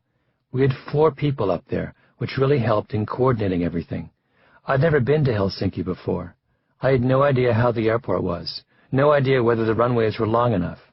I had to find an approach, figure out if we could land there, figure out the performance parameters, and tell the company what we were doing. At one point, I was talking to 3 different people. Talking to Dubai, talking to Medlink, which is a service in Arizona where they put a doctor on call, and I was talking to the 2 doctors who were attending to the lady in the back. It was non-stop for 40 minutes. We were lucky the weather was very good in Helsinki, he continued. Trying to do an approach in bad weather, plus a heavy plane, plus an unfamiliar airport, that's not good. Because it was Finland, a first-world country, they were very well set up, very flexible. I said to them, "I'm heavy. I would like to land into the wind. You want to slow yourself down in that situation." They said, "No problem." They landed us in the opposite direction than they normally use. We came in over the city, which they usually avoid for noise reasons. Think about what was required of Ratwadi. He had to be a good pilot. That much goes without saying. He had to have the technical skill to land heavy. But almost everything else that Ratwadi did that made that emergency landing a success fell outside the strict definition of piloting skills. He had to weigh the risk of damaging his plane against the risk to the woman's life, and then, once that choice was made, he had to think through the implications for the sick passenger in the back of Helsinki versus Moscow. He had to educate himself, quickly, on the parameters of an airport he had never seen before. Could it handle one of the biggest jets in the sky at 60 tons over its normal landing weight? But most of all, he had to talk to the passengers, to the doctors, to his co-pilot, to the second crew he woke up from their nap, to his superiors back home in Dubai, to ATC at Helsinki. It's safe to say that in the 40 minutes that passed between the passenger's stroke and the landing in Helsinki, there was no more than a handful of seconds of silence in the cockpit. What was required of Ratwadi was that he communicate, and not just communicate in the sense of issuing commands, but communicate in the sense of encouraging and cajoling and calming and negotiating and sharing information in the clearest and most transparent manner possible. Here, by contrast, is a transcript from Avianca 052 as the plane is going in for its abortive first landing. The issue is the weather. The fog is so thick that Klotz and Kavietis cannot figure out where they are. Pay close attention, though, not to the content of their conversation, but to the form. In particular, note the length of the silences between utterances and the tone of Klotz's remarks.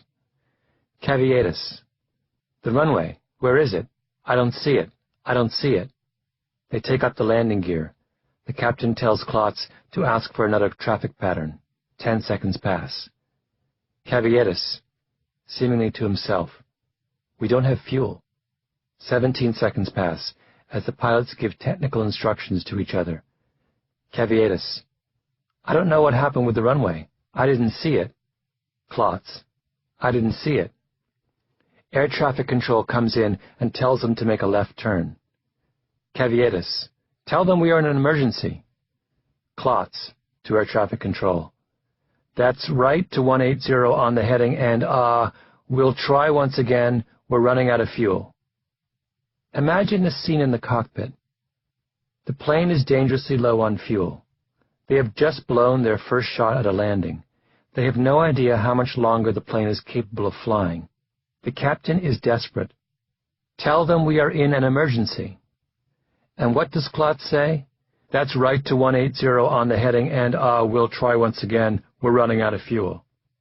To begin with, the phrase "running out of fuel" has no meaning in air traffic control terminology. All planes, as they approach their destination, are by definition running out of fuel. Did Klotz mean that 052 no longer had enough fuel to make it to another alternative airport? Did he mean they were beginning to get worried about their fuel? Next, consider the structure of the critical sentence. Klotz begins with a routine acknowledgement of the instructions from air traffic control and doesn't mention his concern about fuel until the second half of the sentence. It's as if he were to say, in a restaurant, Yes, I'll have some more coffee, and, I'm choking on a chicken bone. How seriously would the waiter take him? The air traffic controller who Klotz was speaking with testified later that I just took it as a passing comment. On stormy nights, air traffic controllers hear pilots talking about running out of fuel all the time.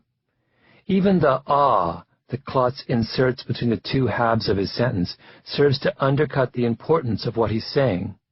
Klotz spoke, according to another of the controllers who handled 052 that night, in a very nonchalant manner. There was no urgency in the voice. The term used by linguists to describe what Klotz was engaging in that moment, is mitigated speech, which refers to any attempt to modify or sugarcoat the meaning of what's being said. We mitigate when we're being polite, or when we're ashamed, or embarrassed, or when we're being deferential to authority. If you want your boss to do you a favor, you don't say, I'll need this by Monday. You mitigate. You say, don't bother if it's too much trouble, but if you have a chance to look at this over the weekend, that would be wonderful. In a situation like that, mitigation is entirely appropriate. In other situations, however, like a cockpit on a stormy night, it's a problem.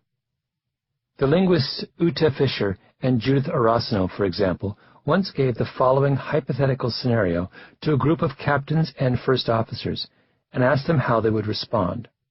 You notice on the weather radar an area of heavy precipitation 25 miles ahead.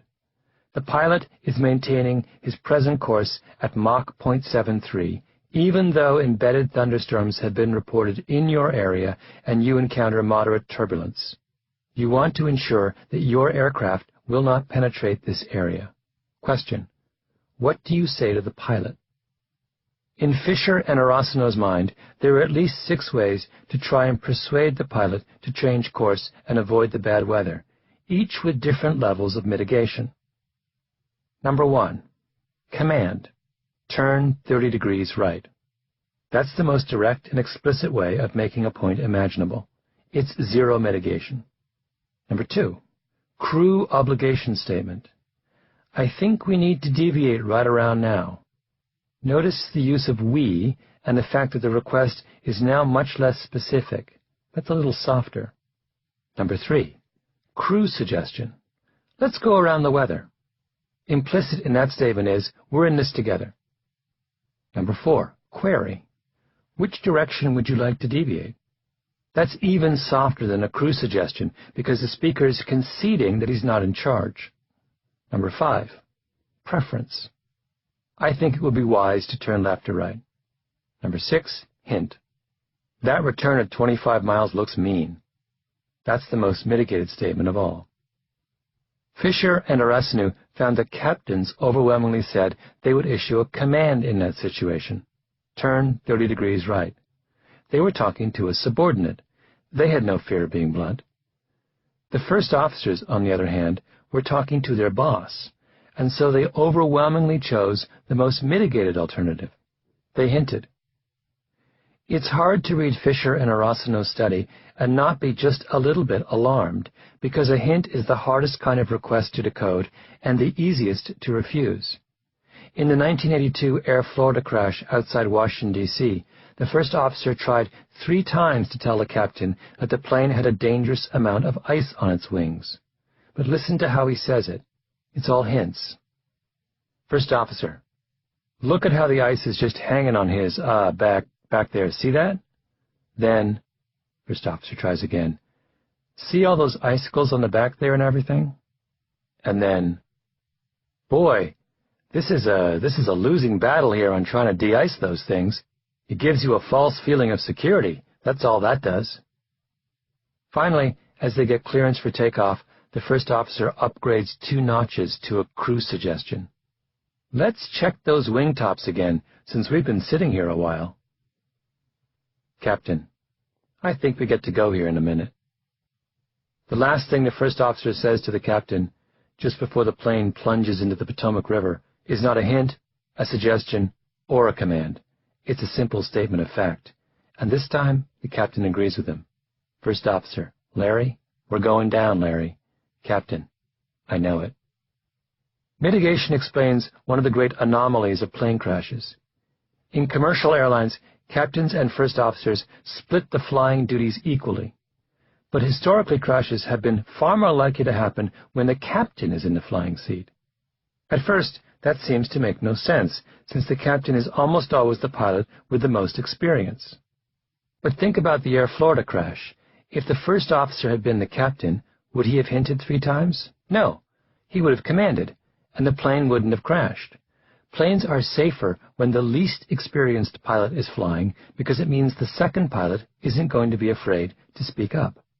Combating mitigation has become one of the great crusades in commercial aviation over the past 15 years. Every major airline now has what is called crew resource management training, which is designed to teach junior crew members how to communicate clearly and assertively. For example, many airlines teach a standardized procedure for co-pilots to challenge the pilot if he or she thinks something has gone terribly awry. Captain, I'm concerned about.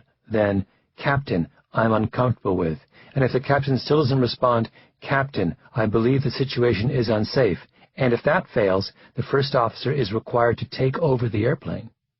Aviation experts will tell you that it is the success of this war on mitigation as much as anything else that accounts for the extraordinary decline in airline accidents in recent years. On a very simple level, one of the things we insist upon at Emirates is that the first officer and the captain call each other by their first names, Ratwadi said. We think that helps. It's just harder to say, Captain, you're doing something wrong, than to use a name. Ratwadi took mitigation very seriously. You couldn't be a student of the Avianca crash and not feel that way. He went on, one thing I personally try to do is, I try to put myself a little down. I say to my co-pilots, I don't fly very often. 3 or 4 times a month, you fly a lot more. If you see me doing something stupid, it's because I don't fly very often. So tell me, help me out. Hopefully, that helps them speak up. Back to the cockpit of Avianca 052. The plane is now turning away from Kennedy, after the aborted first attempt at landing. Klotz has just been on the radio with air traffic control, trying to figure out when they can land again. Kavietis turns to him. Kavietis. What did he say? Klotz. I already advised him that we are going to attempt again because now we can't. 4 seconds of silence pass. Kavietis. Advise him we are in emergency. 4 more seconds of silence pass. The captain tries again. Did you tell him? Klotz. Yes, sir. I already advised him.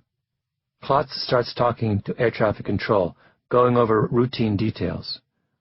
150 maintaining 2000 Avianca 052 heavy. The captain is clearly at the edge of panic. Kavietis. Advise him we don't have fuel. Klotz gets back on the radio with air traffic control. Climb and maintain 3000 and, we're running out of fuel, sir. There it is again. No mention of the magic word emergency, which is what air traffic controllers are trained to listen for. Just running out of fuel at the end of a sentence, preceded by the mitigating ah. If you're counting errors, the Avianca crew is now in double digits. Kavietis. Did you already advise that we don't have fuel? Klotz. Yes, sir. I already advised him. Kavietis. Bueno. If it were not the prelude to a tragedy, their back and forth would resemble an Abbott and Costello comedy routine. A little over a minute passes. Air traffic control. And Avianca 052 heavy, I'm going to bring you about 15 miles northeast and then turn you back onto the approach. Is that okay with you and your fuel? Klotz. I guess so. Thank you very much. I guess so? Thank you very much? They're about to crash. One of the flight attendants enters the cockpit to find out how serious the situation is. The flight engineer points to the empty fuel gauge and makes a throat-cutting gesture with his finger. But he says nothing. Nor does anyone else for the next 5 minutes. There's radio chatter and routine business, and then the flight engineer cries out, Flame out on engine number 4. Kavietis says, Show me the runway, but the runway is 16 miles away. 36 seconds of silence pass. The plane's air traffic controller calls out one last time. You have enough fuel to make it to the airport? The transcript ends. The thing you have to understand about that crash, Ratwadi said, is that New York air traffic controllers are famous for being rude, aggressive, and bullying. They are also very good. They handle a phenomenal amount of traffic in a very constrained environment. There's a famous story about a pilot who got lost trafficking around JFK. You have no idea how easy it is to do that at JFK once you're on the ground. It's a maze. Anyway, a female controller got mad at him and said, "Stop. Don't do anything. Do not talk to me until I talk to you." And she just left him there.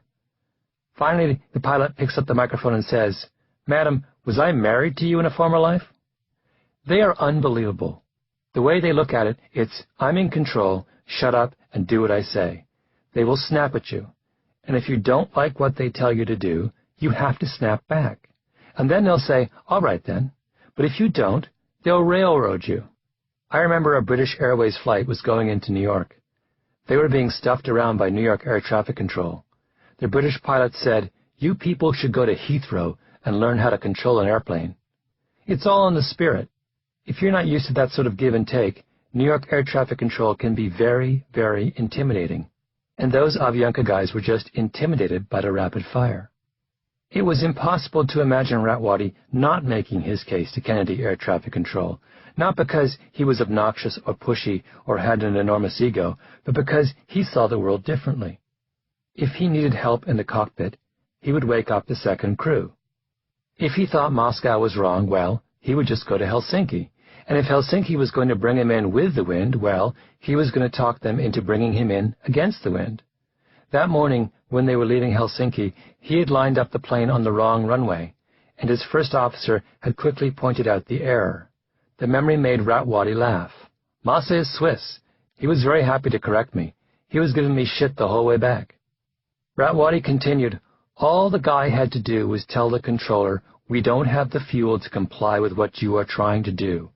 All they had to do was say, 'We can't do that. We have to land in the next 10 minutes. They weren't able to put that across to the controller. It was clear that Ratwadi was speaking carefully, because he was making the kind of cultural generalization that often leaves us uncomfortable. But what happened with Avianca was just so strange, so inexplicable, that it demanded a more complete explanation than simply that Klotz was incompetent and the captain was tired. There was something more profound, more structural going on in that cockpit. What if there was something about the pilots being Colombian that led to that crash? Look, no American pilot would put up with that. That's the thing, Ratwadi said. They would just say, "Listen, buddy, I have to land." In the 1960s and 1970s, the Dutch psychologist Gert Hofstede was working for the Human Resources Department of IBM's European headquarters. Hofstede's job was to travel the globe, interviewing employees, asking questions about things like how people solve problems and how they work together and what their attitudes were to authority. The questionnaires were long and involved, and over time Hofstede was able to develop an enormous database for analyzing the ways in which cultures differ from one another. Today, Hofstede's dimensions are one of the most widely used paradigms in cross-cultural psychology. Hofstede argued, for example, that cultures can be usefully distinguished according to how much they expect individuals to look after themselves. He called that the individualism-collectivism scale. The country that scores the highest on the individualism end of that scale is the United States. Not surprisingly, the United States is also the only industrialized country in the world that does not provide its citizens with universal health care. At the opposite end of that scale is Guatemala. Another of Hofstede's dimensions is uncertainty avoidance. How well does a culture tolerate ambiguity? Here are the top 5 uncertainty avoidance countries according to Hofstede's database. That is, the countries most reliant on rules and plans and most likely to stick to procedure regardless of circumstances. Number 1, Greece. Number 2, Portugal. Number 3, Guatemala. Number 4, Uruguay. Number 5, Belgium. The bottom 5, that is, the cultures best able to tolerate ambiguity, are number 49, Hong Kong, number 50, Sweden, number 51, Denmark, number 52, Jamaica, number 53, Singapore. It is important to note that Hofstede wasn't suggesting that there was a right place or a wrong place to be on any one of those scales. Nor was he saying that a culture's position on one of his dimensions was an ironclad predictor of how someone from that country behaves. It's not impossible, for example, for someone from Guatemala to be highly individualistic.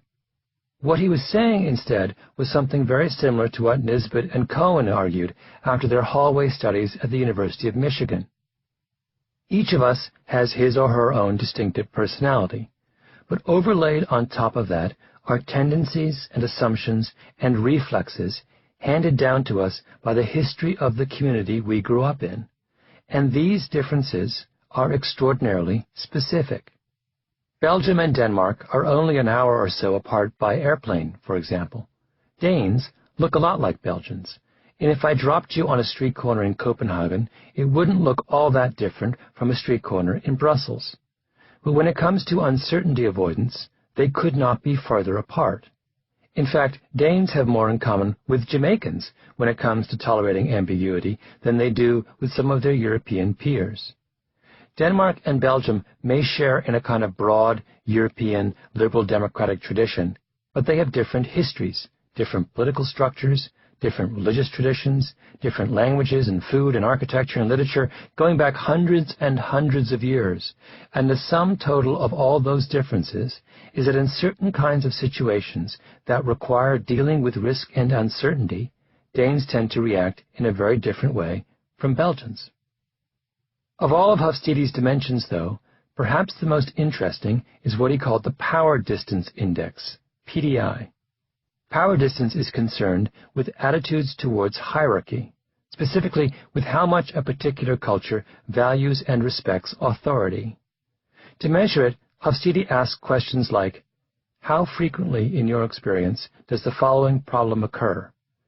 Employees being afraid to express disagreement with their managers. In other words, to what extent do the less powerful members of organizations and institutions accept and expect that power is distributed unequally? How much are older people respected and feared? Are power holders entitled to special privileges? In low power distance index countries, Hofstede wrote in his classic text, Culture's Consequences, power is something of which power holders are almost ashamed, and they will try to underplay. I once heard a Swedish, low PDI, university official state that in order to exercise power, he tried not to look powerful. Leaders may enhance their informal status by renouncing formal symbols. In low PDI Austria, Prime Minister Bruno Kreisky was known to sometimes take the streetcar to work. In 1974, I actually saw the Dutch, low PDI, Prime Minister Joop den Uyl on vacation with his motorhome at a camping site in Portugal. Such behavior of the powerful would be very unlikely in high PDI Belgium or France. It's hard to imagine the Prime Minister of either country in a streetcar or a motorhome. You can imagine the effect that Hofstede's findings had on people in the aviation industry. What was their great battle over mitigated speech and teamwork all about, after all? It was an attempt to reduce power distance in the cockpit. Hofstede's questions about power distance, how frequently, in your experience, does the following problem occur, employees being afraid to express disagreement with their managers, was the very question aviation experts were asking of first officers in their dealings with captains. And Hofstede's work suggested something that had not occurred to anyone in the aviation world, that the task of convincing first officers to assert themselves was going to depend an awful lot on their culture's power distance rating. That's what Ratwadi meant when he said that no American would have been so fatally intimidated by the controllers at Kennedy Airport. America is a classic low-power distance culture. When push comes to shove, Americans fall back on their Americanness, and that Americanness means that you think of the air traffic controller as your equal. But what country do you find at the other end of the power distance scale? Colombia. In the wake of the Avianca crash, the psychologist Robert Helmreich, who has done more than anyone to argue for the role of culture in explaining pilot behavior, wrote a brilliant analysis of the accident in which he argued that you couldn't understand Klutz's behavior without first taking into account his nationality. that his predicament that day was uniquely the predicament of someone who had a deep and abiding respect for authority. Helmreich wrote, "The high power distance of Colombians could have created frustration on the part of the first officer because the captain failed to show the kind of clear, if not autocratic, decision-making expected in high power distance cultures.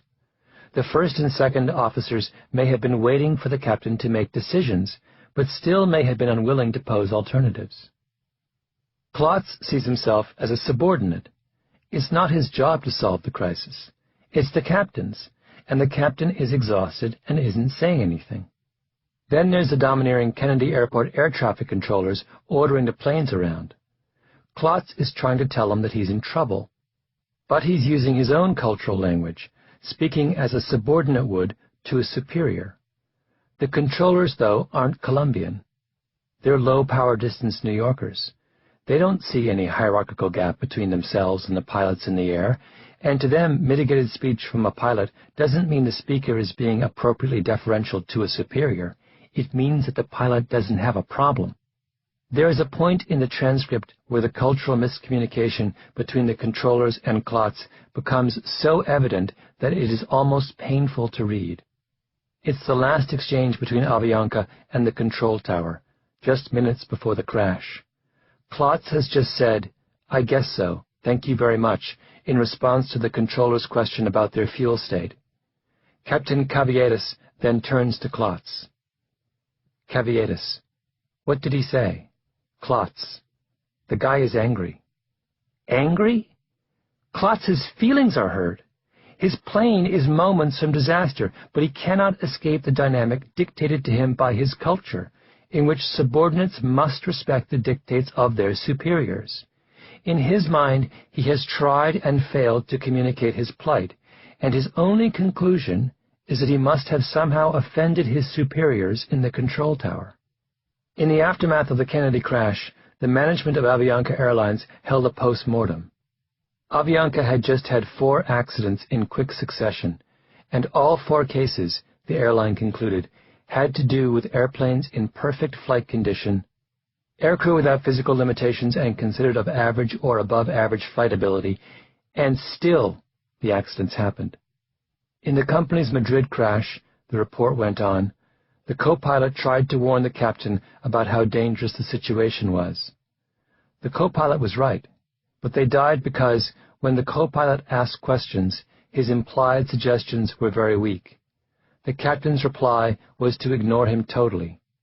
Perhaps the co-pilot did not want to appear rebellious, questioning the judgment of the captain, or he did not want to play the fool because he knew the pilot had a great deal of experience flying in that area. The co-pilot should have advocated for his own opinions in a stronger way. Our ability to succeed at what we do is powerfully bound up in where we're from, and being a good pilot and coming from a high power distance culture is a difficult mix. Colombia by no means has the highest PDI of all, by the way. Helmreich and a colleague, Ashley Merritt, once measured the PDI of pilots from around the world. Number 1 was Brazil.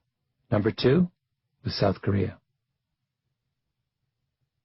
The National Transportation Safety Board, the U.S. agency responsible for investigating plane crashes, is headquartered in a squat 70s-era office building on the banks of the Potomac River in Washington, D.C.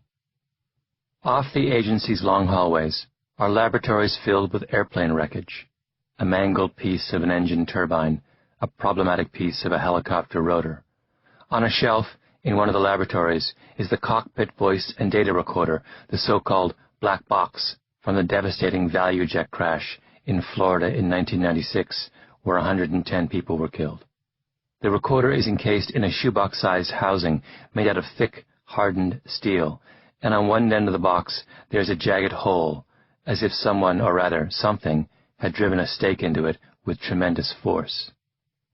Some of the NTSB investigators are engineers who reconstruct crashes from the material evidence. Others are pilots.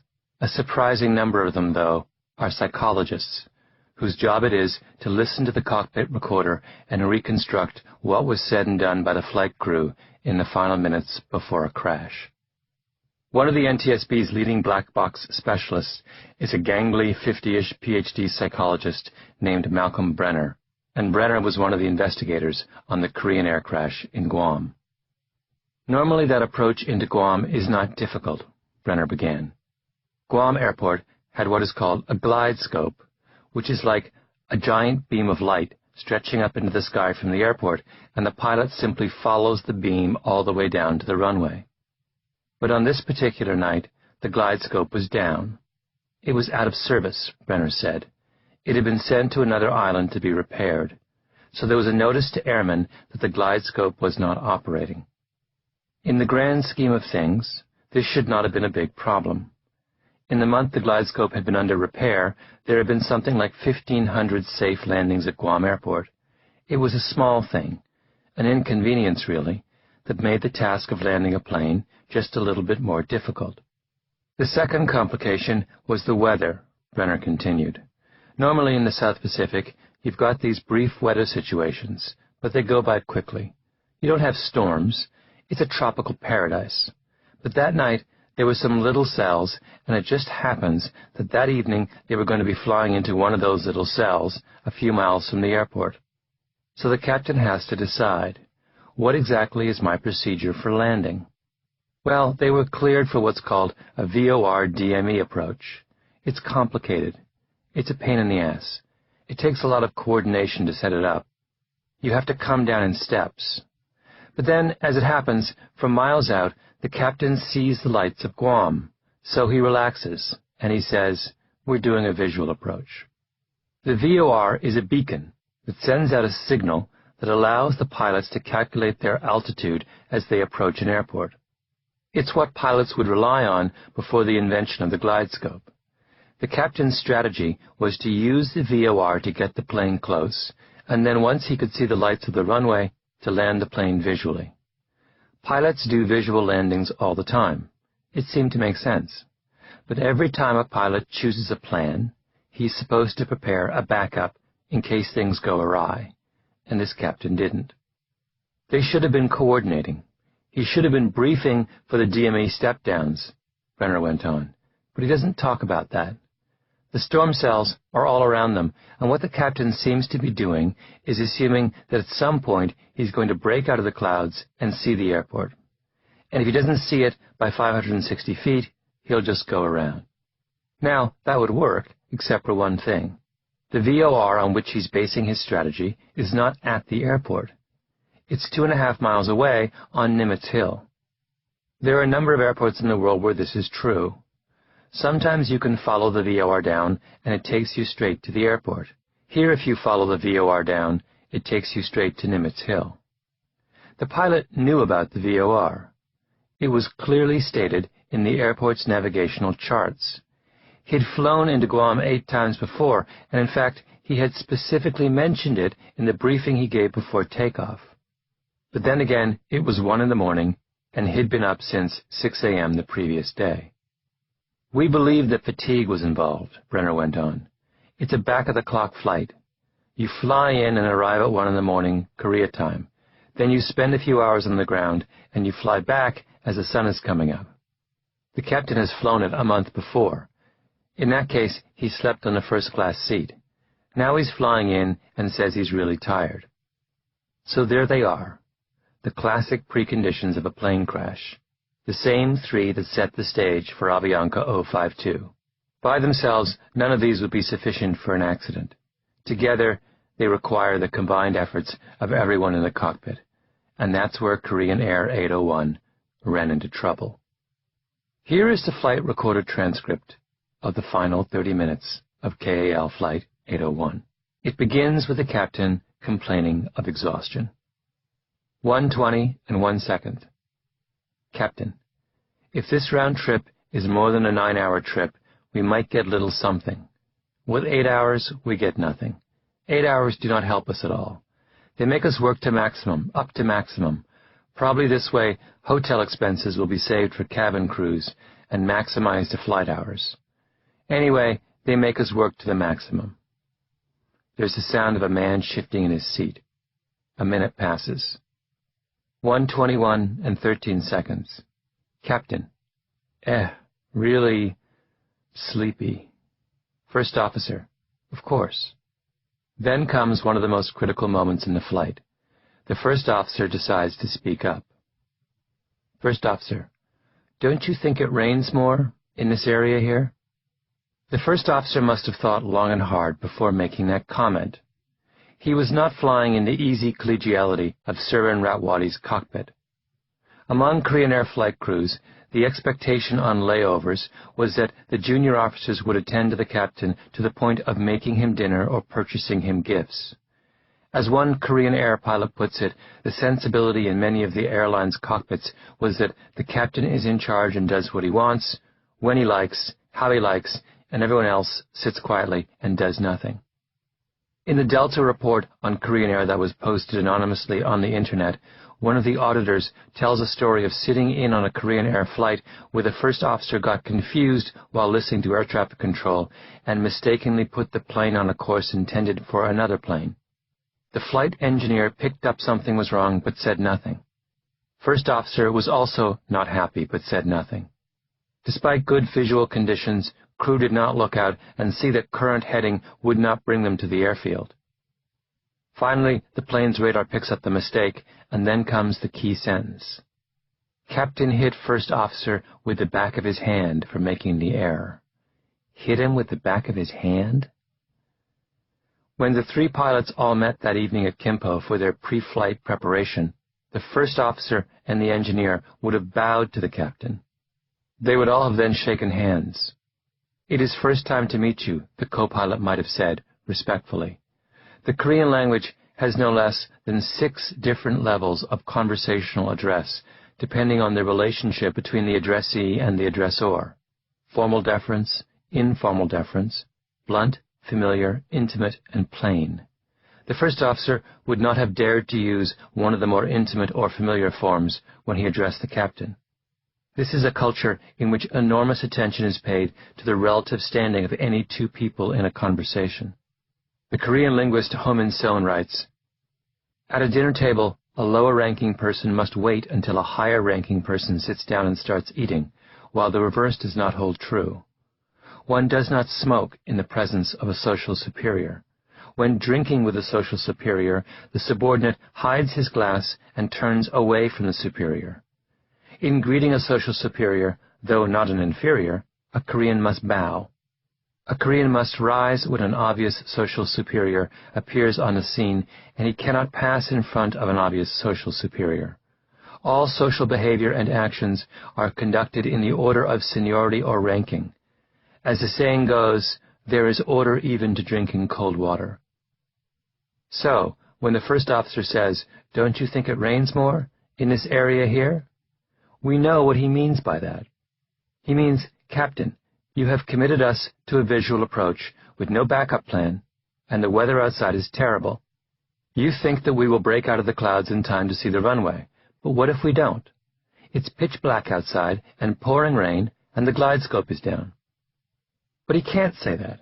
He hints, and in his mind he said as much as he can to a superior. The first officer will not mention the weather again. It is just after that moment that the plane, briefly, breaks out of the clouds, and off in the distance the pilots see lights. "Is it Guam?" the flight engineer asks. Then, after a pause, he says, "It's Guam, Guam." The captain chuckles. Good. But it isn't good. It's an illusion. They've come out of the clouds for a moment, but they're still 20 miles from the airport, and there's an enormous amount of bad weather still ahead of them. The flight engineer knows this because it is his responsibility to track the weather. So now he decides to speak up. "Today, weather radar has helped us a lot," he says. Weather radar has helped us a lot? A second hint from the flight deck. What the engineer means is just what the first officer meant. This isn't a night where you can rely on just your eyes to land the plane. Look at what the weather radar is telling us. There's trouble ahead. To Western ears, it seems strange the flight engineer would bring this subject up just once. Western communication has what linguists call a transmitter orientation. That is, it is considered the responsibility of the speaker to communicate ideas clearly and unambiguously. Even in the tragic case of the Air Florida crash, where the first officer never does more than hint about the danger posed by the ice, he still hints 4 times, phrasing his comments 4 separate ways in an attempt to make his meaning clear. He may have been constrained by the power distance between himself and the captain, but he was still operating within a Western cultural context which holds that if there is confusion, it is the fault of the speaker. But Korea, like many Asian countries, is receiver-oriented. It's up to the listener to make sense of what is being said. In the engineer's mind, he said a lot. Ho Min-son gives the following conversation as an illustration, an exchange between an employee, Mr. Kim, and his boss, a division chief. Division chief: "It's cold, and I'm kind of hungry." "What that means," Son says, is, "Why don't you buy a drink or something to eat?" Mr. Kim: "How about a glass of liquor?" Meaning, "I will buy liquor for you." Division chief: "It's okay, don't bother." Meaning, "I will accept your offer if you repeat it." Mr. Kim: "You must be hungry. How about going out?" Meaning, "I insist on treating you." Division chief: "Shall I do so?" Meaning, "I accept." There is something beautiful in the subtlety of that exchange, in the intention that each party must pay to the motivations and desires of the other. It's civilized in the truest sense of that word. It does not permit insensitivity or indifference. But high-power distance communication only works when the listener is capable of paying close attention, and it only works if the 2 parties in a conversation have the luxury of time in order to unwind each other's meanings. It doesn't work in a cockpit on a stormy night with an exhausted pilot trying to land at an airport with a broken glidescope. In 2000, Korean Air finally acted, bringing in an outsider from Delta Airlines, David Greenberg, to run their flight operations. Greenberg's first step was something that would make no sense if you did not understand the true roots of Korean Air's problems. He evaluated the English language skills of all the airline's flight crews. Some of them were fine, and some of them weren't, he remembers. So he set up a program to assist and improve the proficiency of aviation English. His second step was to bring in a Western firm, a subsidiary of Boeing called Altion, to take over the company's training and instruction programs. Altion conducted their training in English, Greenberg said. They didn't speak Korean. Greenberg's rule was simple. The new language of Korean Air was English, and if you wanted to remain a pilot at the company, you had to be fluent. This was not a purge, he said. Everyone had the same opportunity. And those who found the language issue challenging were allowed to go out and study on their own nickel. But language was the filter. I can't recall that anyone was fired for flying proficiency shortcomings. Greenberg's rationale was that English was the language of the aviation world. When the pilots sat in the cockpit and worked their way through the written checklists that flight crews follow on every significant point of procedure, those checklists were in English. When they talked to air traffic control anywhere in the world, those conversations would be in English. If you are trying to land at JFK at rush hour, there is no nonverbal communication, Greenberg says. It's people talking to people, so you need to be darn sure you understand what's going on. You can say that 2 Koreans side by side don't need to speak English, but if they are arguing about what the guys outside said in English, then language is important. Greenberg wanted to give his pilots an alternate identity. Their problem was that they were trapped in roles dictated by the heavy weight of their country's cultural legacy. They needed an opportunity to step outside those roles when they sat in the cockpit. And language was the key to that transformation. In English, they would be free of the sharply defined gradients of Korean hierarchy: formal deference, informal deference, blunt, familiar, intimate, and plain. Instead, the pilots could participate in a culture and language with a very different legacy. The critical part of Greenberg's reform, however, is what he didn't do. He didn't throw up his hands in despair. He didn't fire all of his Korean pilots and start again with pilots from a low-power distance culture. He knew that cultural legacies matter, that they are powerful and pervasive, and that they persist long after their original usefulness has passed. But he didn't assume that legacies are an indelible part of how we are. He believed that if the Koreans were honest about where they came from and were willing to confront those aspects of their heritage that did not suit the aviation world, they could change. He offered his pilots what everyone from hockey players to software tycoons to takeover lawyers has been offered on the way to success, which is an opportunity to transform their relationship to their work. After leaving Korean Air, Greenberg helped start up a freight airline called Cargo 360, and he took a number of Korean pilots with him. They were all flight engineers, who had been number 3 after the captain and first officer in the strict hierarchy of the original Korean Air. These were guys who had performed in the old environment at Korean Air for as much as 15 to 18 years. They had accepted that subservient role, Greenberg said. They had been at the bottom of the ladder. We retrained them and put them with Western crew, and they've been a great success. They all changed their style. They take initiative. They pull their share of the load. They don't wait for someone to direct them. These are senior people in their 50s with a long history in one context who have been retrained and are now successful doing their job in a Western cockpit. We took them out of their culture and renormed them. That is an extraordinarily liberating example. When we understand what it means to be a good pilot, when we understand how much culture and history and the world outside of the individual matter to professional success, then we don't have to throw up our hands in despair at an airline where pilots crash planes into the side of mountains. We have a way to make successes out of the unsuccessful. But first, we have to be frank about a subject that we would all too often rather ignore.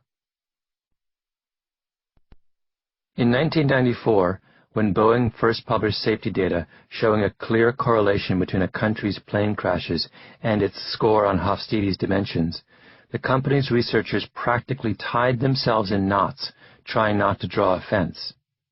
We're not saying there's anything here, but we think there's something there, is how Boeing's chief engineer for airplane safety put it. Why are we so squeamish?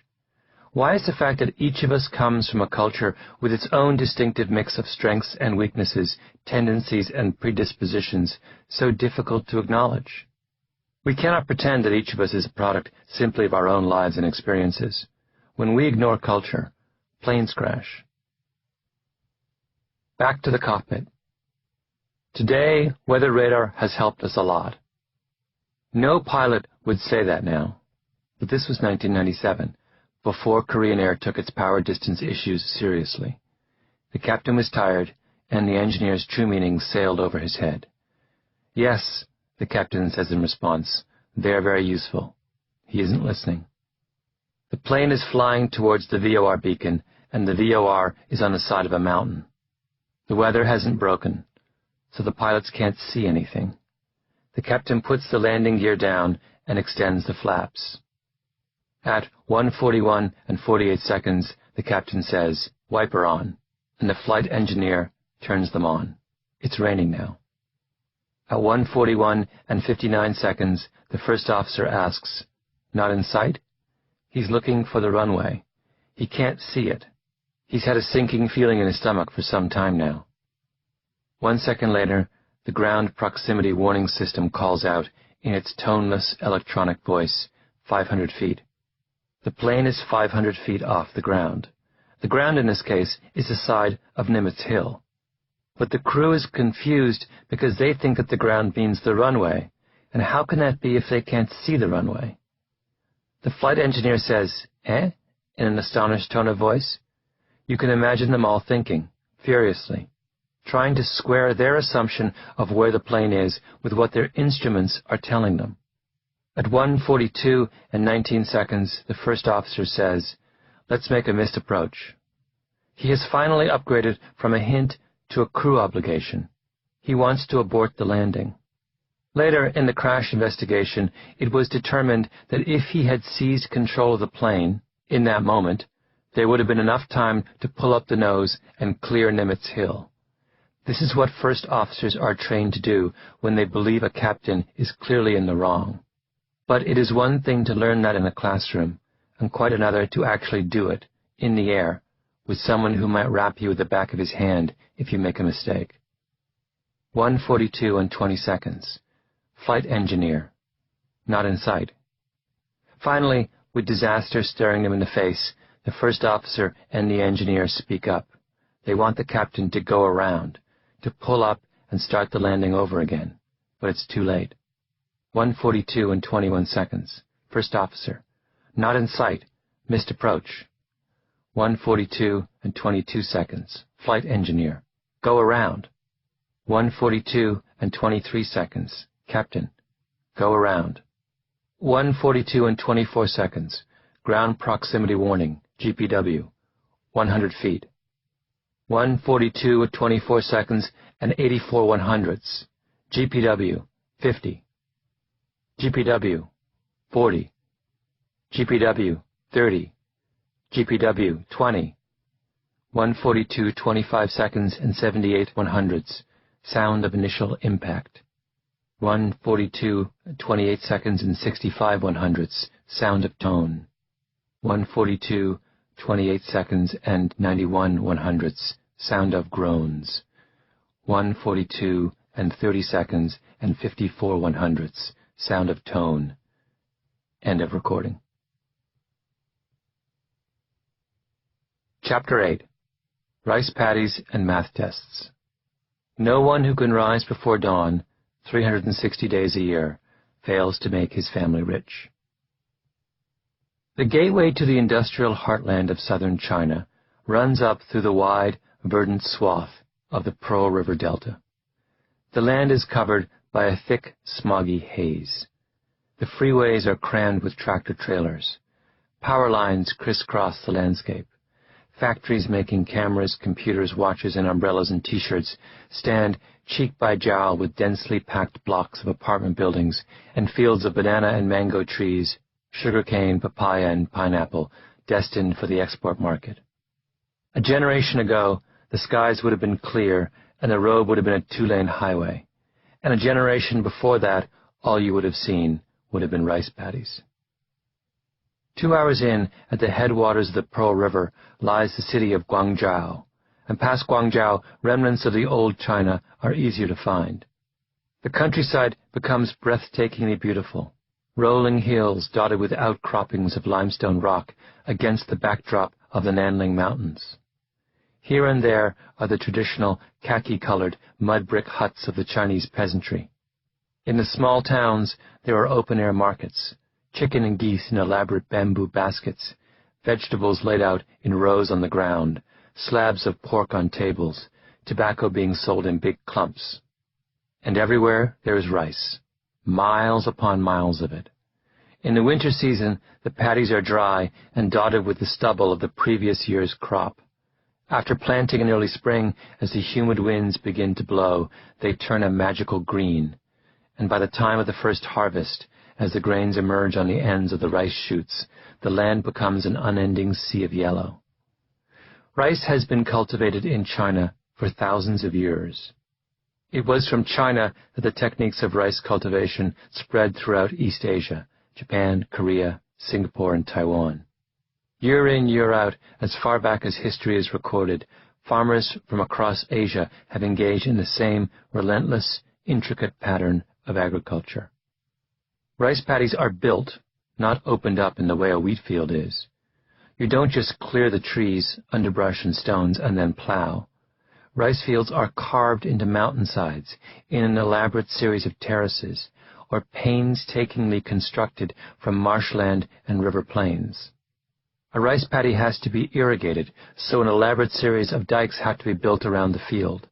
Channels must be dug from the nearest water source, and gates built into the dikes so the water flow can be adjusted precisely to cover the right amount of the plant. The paddy itself, meanwhile, has to have a hard clay floor, otherwise the water will simply seep into the ground. But of course you can't plant rice seedlings in hard clay, so on top of the clay there has to be a thick, soft layer of mud. And the clay pan, as it's called, has to be carefully engineered so that it will drain properly, and also keep the plants submerged at the optimal level. Rice has to be fertilized repeatedly, which is another art. Traditionally, farmers used night soil, human manure, and a combination of burned compost, river mud, bean cake, and hemp, used carefully, because too much fertilizer, or the right amount applied at the wrong time, can be as bad as too little. When the time came to plant, a Chinese farmer would have hundreds of different varieties to choose from, each of which offered a slightly different trade-off between yield and, say, how quickly it grew, or how well it did in times of drought, or how it fared in poor soils. A farmer might plant a dozen or more different varieties at one time, adjusting the mix from season to season in order to manage the risk of a crop failure. He or she, or more accurately, the whole family, since rice agriculture was a family affair, would plant the seed in a specially prepared seedbed. After a few weeks, the seedlings would be transplanted into the field in carefully spaced rows 6 inches apart and then painstakingly nurtured. Weeding was done by hand, diligently and unceasingly, because the seedlings could easily be choked by other plant life. Sometimes each rice shoot would be individually groomed with a bamboo comb to clear away insects. All the while, farmers had to check and recheck water levels and make sure the water didn't get too hot in the summer sun. And when the rice ripened, farmers gathered all of their friends and relatives and in one coordinated burst harvested it as quickly as possible so they could get the second crop in and harvest it before the winter dry season began. Breakfast in South China, at least for those who could afford it, is congee, white rice porridge with lettuce and dace paste and bamboo shoots. Lunch is more congee. Dinner is rice with toppings. Rice was what you sold at the market to buy the other necessities of life. It was how wealth and status were measured. It dictated almost every working moment of every day. Rice is life, says the anthropologist Gonzalo Santos, who has studied a traditional South Chinese village. Without rice, you don't survive. If you want to be anyone in this part of China, you would have had to have rice. It made the world go round. Take the following list of numbers: 4853976. Spend 20 seconds memorizing that sequence before saying them out loud again. If you speak English, you have about a 50% chance of remembering that sequence perfectly. If you're Chinese, though, you're almost certain to get it right every time. Why is that? Because, as human beings, we store digits in a memory loop that runs for about 2 seconds. We most easily memorize whatever we can say or read within that 2-second span. And Chinese speakers get that list of numbers, 4853976, right every time because, unlike English speakers, their language allows them to fit all those 7 numbers into 2 seconds. That example comes from Stanislas Dehaene's book, The Number Sense, and as Dehaene explains, Chinese number words are remarkably brief. Most of them can be uttered in less than 1/4 of a second. For instance, 4 is si, and 7, qui. Their English equivalents, 4, 7, are longer. Pronouncing them takes about 1/3 of a second. The memory gap between English and Chinese apparently is entirely due to this difference in length. In languages as diverse as Welsh, Arabic, Chinese, English, and Hebrew, there is a reproducible correlation between the time required to pronounce numbers in a given language and the memory span of its speakers. In this domain, the prize for efficacy goes to the Cantonese dialect of Chinese, whose brevity grants residents of Hong Kong a rocketing memory span of about 10 digits. It turns out that there is also a big difference in how number naming systems in Western and Asian languages are constructed. In English, we say 14, 16, 17, 18, and 19. So one might think that we would also say 1-teen, 2-teen, and 3-teen, but we don't. We make up a different form, 11, 12, 13, and 15. Similarly, we have 40 and 60, which sound like what they are, but we also say 50 and 30 and 20, which sort of sound what they are, but not really. And for that matter, for numbers above 20, we put the decade first and the unit number second, 21, 22. For the teens, though, we do it the other way around. We put the decade second and the unit number first, 14, 17, 18. The number system in English is highly irregular. Not so in China, Japan, and Korea. They have a logical counting system. 11 is 10-1, 12 is 10-2, 24 is 2-10-4, and so on. That difference means that Asian children learn to count much faster than their American counterparts. 4-year-old Chinese children can count, on average, up to 40.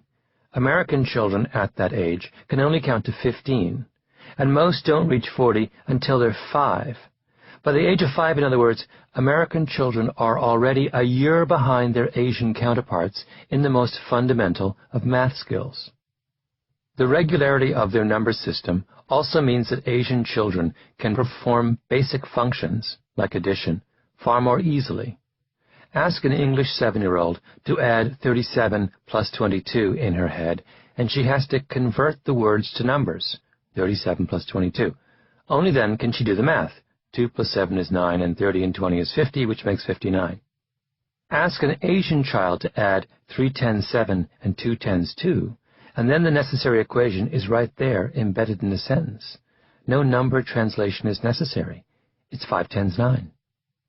The Asian system is transparent, says Karen Fusion, a Northwestern University psychologist who has done much of the research on Asian-Western differences. I think that it makes the whole attitude towards math different. Instead of being a rote learning thing, there's a pattern I can figure out. There is an expectation that I can do this. There is an expectation that it's sensible. For fractions, we say 3/5. The Chinese is literally, out of 5 parts, take 3. That's telling you conceptually what a fraction is. It's differentiating the denominator and the numerator. The much-storied disenchantment with mathematics among Western children starts in the 3rd and 4th grade, and Fusen argues that perhaps a part of that disenchantment is due to the fact that math doesn't seem to make sense. Its linguistic structure is clumsy. Its basic rules seem arbitrary and complicated. Asian children, by contrast, don't face nearly that same sense of bafflement. They can hold more numbers in their head and do calculations faster, and the way fractions are expressed in their language corresponds exactly to the way a fraction really is, and maybe that makes them a little bit more likely to enjoy math. And maybe because they enjoy math a little more, they try a little harder and take more math classes, and are more willing to do their homework, and on in a kind of virtuous circle. When it comes to math, in other words, Asians have a built-in advantage. But it's an unusual kind of advantage. For years, students from China, South Korea, and Japan, and children of recent immigrants from those countries, have substantially outperformed their Western counterparts at mathematics. And the assumption has always been that that must have something to do with some kind of innate Asian proclivity for math. The psychologist Richard Lynn has even gone so far as to propose an elaborate evolutionary theory involving the Himalayas, really cold weather, pre-modern hunting practices, brain size, and specialized vowel sounds to explain why he believes Asians have higher IQs. That's how we think about math. We assume that being good at things like calculus and algebra is a simple function of how smart you are. But looking at the differences in number systems between East and West suggests something very different. That being good at math may also be something rooted in a group's culture. In the case of the Koreans, one kind of deeply rooted legacy stood in the way of the very modern task of flying an airplane. Here we have another kind of legacy, one that turns out to be perfectly suited for 21st century tasks. Cultural legacies matter. And once you've seen the surprising effect of things like power distance and numbers that can be said in a quarter as opposed to a third of a second, it's hard not to wonder how many other cultural legacies are there that have an impact on 21st century intellectual tasks. What if coming from a culture shaped by the demands of growing rice also makes you better at math? Could the rice paddy make a difference in the classroom? The most striking fact about a rice paddy, which you never quite grasp until you actually stand in the middle of one, is its size. It's tiny. A mu, which roughly corresponds to the size of a typical rice paddy, is 1/15 of a hectare. That's about as big as a hotel room. A typical Asian rice farm is 2 or 3 mu. A village in China of 1,500 people might support itself entirely with 450 acres of land, which in the American Midwest would be the size of a typical family farm. At that scale, with families of 5 and 6 people living off a farm the size of 2 hotel rooms, agriculture changes dramatically. Historically, Western agriculture has been mechanically oriented. In the West, if a farmer wanted to become more efficient or increase his yield, he introduced more and more sophisticated equipment, which allowed him to replace human labor with mechanical labor. A threshing machine, a hay baler, a combine harvester, a tractor. He cleared another field and increased his acreage because now his machinery allowed him to work more land with the same amount of effort.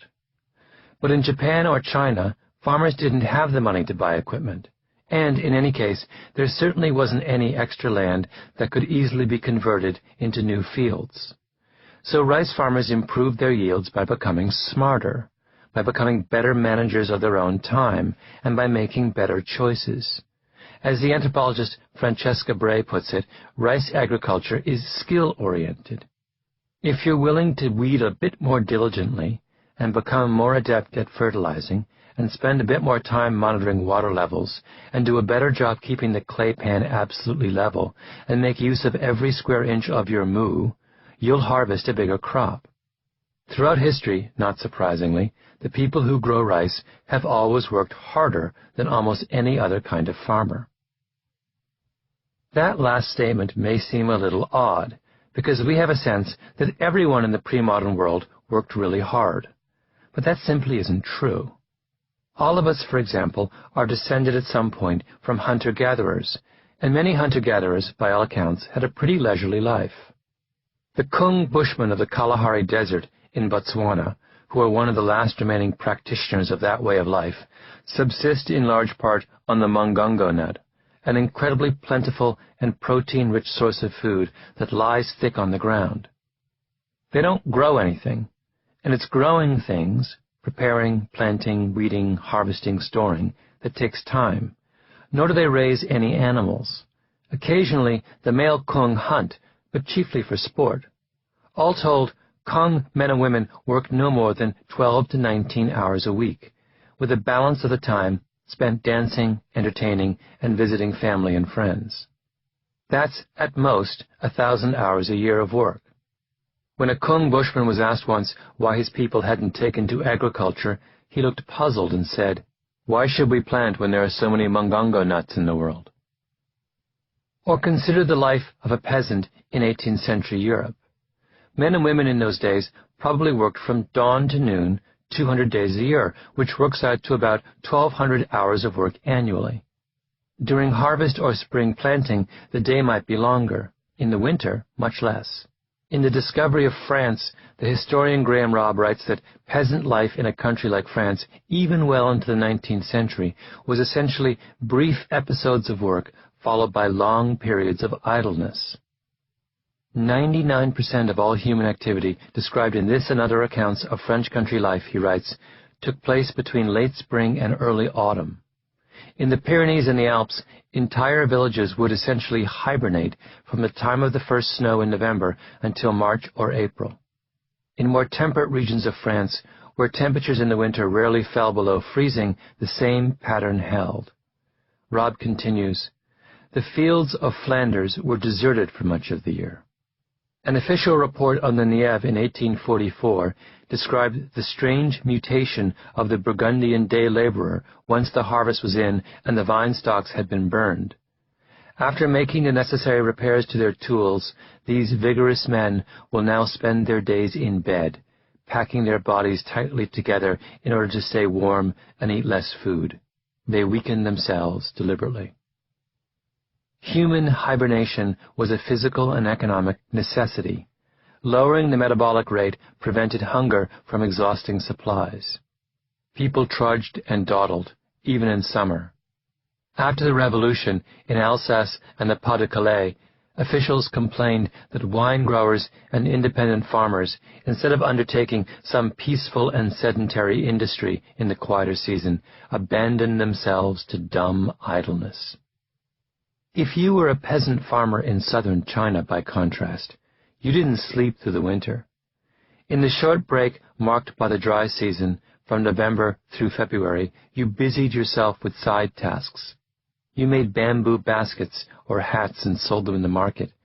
You repaired the dikes in your rice paddy and rebuilt your mud hut. You sent one of your sons to work in a nearby village for a relative.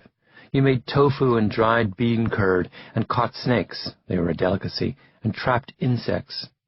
By the time the turning of the spring came, you were back in the fields at dawn.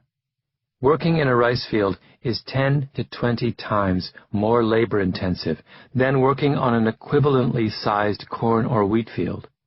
Some estimates put the annual workload of a wet rice farmer in Asia at 3,000 hours a year. Think for a moment about what the life of a rice farmer in the Pearl River Delta must have been like. 3,000 hours a year is a staggering amount of time to spend working, particularly if many of those hours involve being bent over in the hot sun, planting and weeding in a rice paddy. What redeemed the life of a rice farmer, however, was the nature of that work. It was a lot like the garment work done by the Jewish immigrants to New York. It was meaningful. First of all, there is a clear relationship in rice farming between effort and reward. The harder you work a rice field, the more it yields. Second, it's complex. The rice farmer isn't simply planting in the spring and harvesting in the fall. He or she is effectively a small businessman, juggling a family workforce, hedging uncertainty through seed selection, building and managing a sophisticated irrigation system, coordinating the complex process of harvesting the first crop while simultaneously preparing the second crop. And most of all, it's autonomous. The peasants of Europe worked essentially as low-paid slaves of an aristocratic landlord, with little control over their own destinies. But China and Japan never developed that kind of oppressive feudal system because feudalism simply can't work in a rice economy. Growing rice is too complicated and intricate for a system that requires farmers to be coerced and bullied into going out into the fields each morning. By the 14th and 15th centuries, landlords in central and southern China had an almost completely hands-off relationship with their tenants. They would collect a fixed rent and let farmers go about their business. The thing about wet rice farming is not only that you need phenomenal amounts of labor, but it's very exacting, says the historian Kenneth Pomerantz. You have to care. It really matters that the field is perfectly leveled before you flood it. Getting it close to level, but not quite right, makes a big difference in terms of your yield. It really matters that the water is in the fields for just the right amount of time. There's a big difference between lining up the seedlings at exactly the right distance and doing it sloppily. It's not like you put the corn in the ground in mid-March, and as long as the rain comes by the end of the month, you're okay. You're controlling all the inputs in a very direct way. And when you have something that requires that much care, the overlord has to have a system that gives the actual laborer some set of incentives, where if the harvest comes out well, the farmer gets a bigger share. That's why you get fixed rents, where the landlord says, I get 20 bushels regardless of the harvest, and if it's really good, you get the extra. It's a crop that doesn't do very well with something like slavery or wage labor. It would just be too easy to leave the gate that controls the irrigation water open a few seconds too long, and there goes your field. The historian David Arkush once compared Russian and Chinese peasant proverbs, and the differences are striking. If God does not bring it, the earth will not give it, is a typical Russian proverb. That's the kind of fatalism and pessimism typical of a repressive feudal system, where peasants had no reason to believe in the efficacy of their own work. On the other hand, Arkush writes, Chinese proverbs are striking in their belief that hard work, shrewd planning, and self-reliance or cooperation with a small group will, in time, bring recompense. Here are some of the things that penniless peasants would say to one another as they worked 3,000 hours a year in the baking heat and humidity of Chinese rice paddies, which, by the way, are filled with leeches. No food without blood and sweat. Farmers are busy, farmers are busy. If farmers weren't busy, where would grain to get through the winter come from? In the winter, the lazy man freezes to death. Don't depend on heaven for food, but on your own 2 hands carrying the load.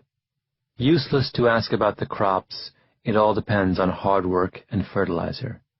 If a man works hard, the land will not be lazy. And then, most telling of all, no one who can rise before dawn 360 days fails to make his family rich. Rise before dawn 360 days a year? For the Kung, leisurely gathering mungongo nuts, or the French peasant sleeping away the winter, or anyone else living in something other than the world of rice cultivation, that proverb would be unthinkable. This is not, of course, an unfamiliar observation about Asian culture. Go to a college campus, and students will say that the Asian students are overwhelmingly the ones studying at the library, long after everyone else has left. Some people of Asian background, understandably, get offended when people talk about their culture this way, because they sense that the stereotype is being used as a form of disparagement. But a belief in work is in fact a thing of beauty. Virtually every success story we've seen in this book so far involves someone or some group working harder than their peers. Bill Gates was addicted to his work screen as a child. So was Bill Joy. The Beatles put in thousands of hours of practice in Hamburg. Joe Flom ground away for years perfecting the art of takeovers before he got his chance. Working really hard is what successful people do. And the genius of the culture formed in the rice paddies is that hard work gave those in the fields a way to find meaning in the midst of great hardship and poverty. That lesson has served Asians well in many endeavors, but rarely so perfectly as in the case of mathematics. A few years ago, Alan Schoenfeld, a math professor at Berkeley, made a videotape of a woman named Renee as she was trying to solve a math problem. Renee was in her mid-20s, with long black hair and round glasses. In the tape, she's playing with a software program designed to teach algebra. On the screen is an X and a Y axis. The program asks you to punch in a set of coordinates, and then it draws a line for you on the screen. At this point, I'm sure, some vague memory of your middle school algebra is coming back to you. But rest assured, you don't need to remember any of it to understand the significance of Renee's example. In fact, as you listen to Renee talking, don't focus on what she's saying, but rather on why and how she's talking the way she is. The point of the computer program, which Schoenfeld had created, was to teach students about how to calculate the slope of a line. Slope, as I'm sure you remember, or more accurately, as I'll bet you don't remember, I certainly didn't, is rise over run. So if you typed in 5 on the y-axis and 5 on the x-axis, the slope would be 1, 5 over 5. So there is Renee. She's sitting at the keyboard, and she's trying to figure out what numbers to enter in order to get the computer to draw a line that is absolutely vertical, that is directly superimposed over the y-axis. Now, those of you who remember your high school math will know that this is, in fact, impossible. A vertical line has an undefined slope. Its rise is infinite, any number on the y-axis, starting at 0 and going on forever.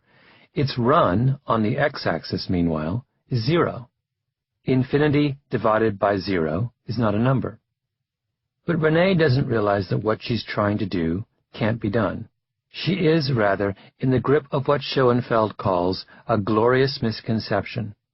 And the reason why Schoenfeld likes to show this particular tape is that it is a perfect demonstration of how Renee came to resolve this misconception. Renee was a nurse. She wasn't someone who had been particularly interested in mathematics in the past, but she had somehow gotten hold of the software and was hooked. Now what I want to do is make a straight line with this formula parallel to the y-axis, she begins. Schoenfeld is sitting next to her. She looks over at him anxiously. It's been 5 years since I did any of this. She starts to fiddle with the program, typing in different numbers. Now, if I change the slope that way, -1, Now what I mean to do is make the line go straight. As she types in numbers, the line on the screen changes. Oops, that's not going to do it. She looks puzzled. What are you trying to do? Schoenfeld asks. What I'm trying to do is make a straight line parallel to the y-axis. What do I need to do here? I think what I need to do is change this a little bit. She points at the place where the number for the y-axis is. That was something I discovered, that when you go from 1 to 2, there was a rather big change. But now if you get way up there, you have to keep changing. This is Renee's glorious misconception. She's noticed the higher she makes the y-axis coordinate, the steeper the line gets. So she thinks the key to making a vertical line is just making the y-axis coordinate large enough. I guess 12 or even 13 could do it. Maybe even as much as 15, she says. She frowns. She and Schoenfeld go back and forth. She asks him questions. He prods her gently in the right direction. She keeps trying and trying, one approach after another. At one point, she types in 20. The line gets a little steeper. She types in 40. The line gets steeper still. I see that there is a relationship there, but as to why, it doesn't seem to make sense to me. What if I do 80? If 40 gets me halfway, then 80 should get me all the way to the y-axis. So let's just see what happens. She types in 80. The line is steeper still, but it's not totally vertical. Ooh, it's infinity, isn't it? It's never going to get there. Renee is close, but then she reverts to her original misconception. So what do I need, 100? Every time you double the number, you get halfway to the y-axis, but it never gets there. She types in 100. It's closer, but not quite there yet. She starts to think out loud. It's obvious she's on the verge of figuring something out. Well, I knew this, though, but I knew that. For each one up, it goes that many over. I'm still somewhat confused as to why. She pauses, squinting at the screen. I'm getting confused. It's 1/10 of the way to the 1, but I don't want it to be. And then she sees it.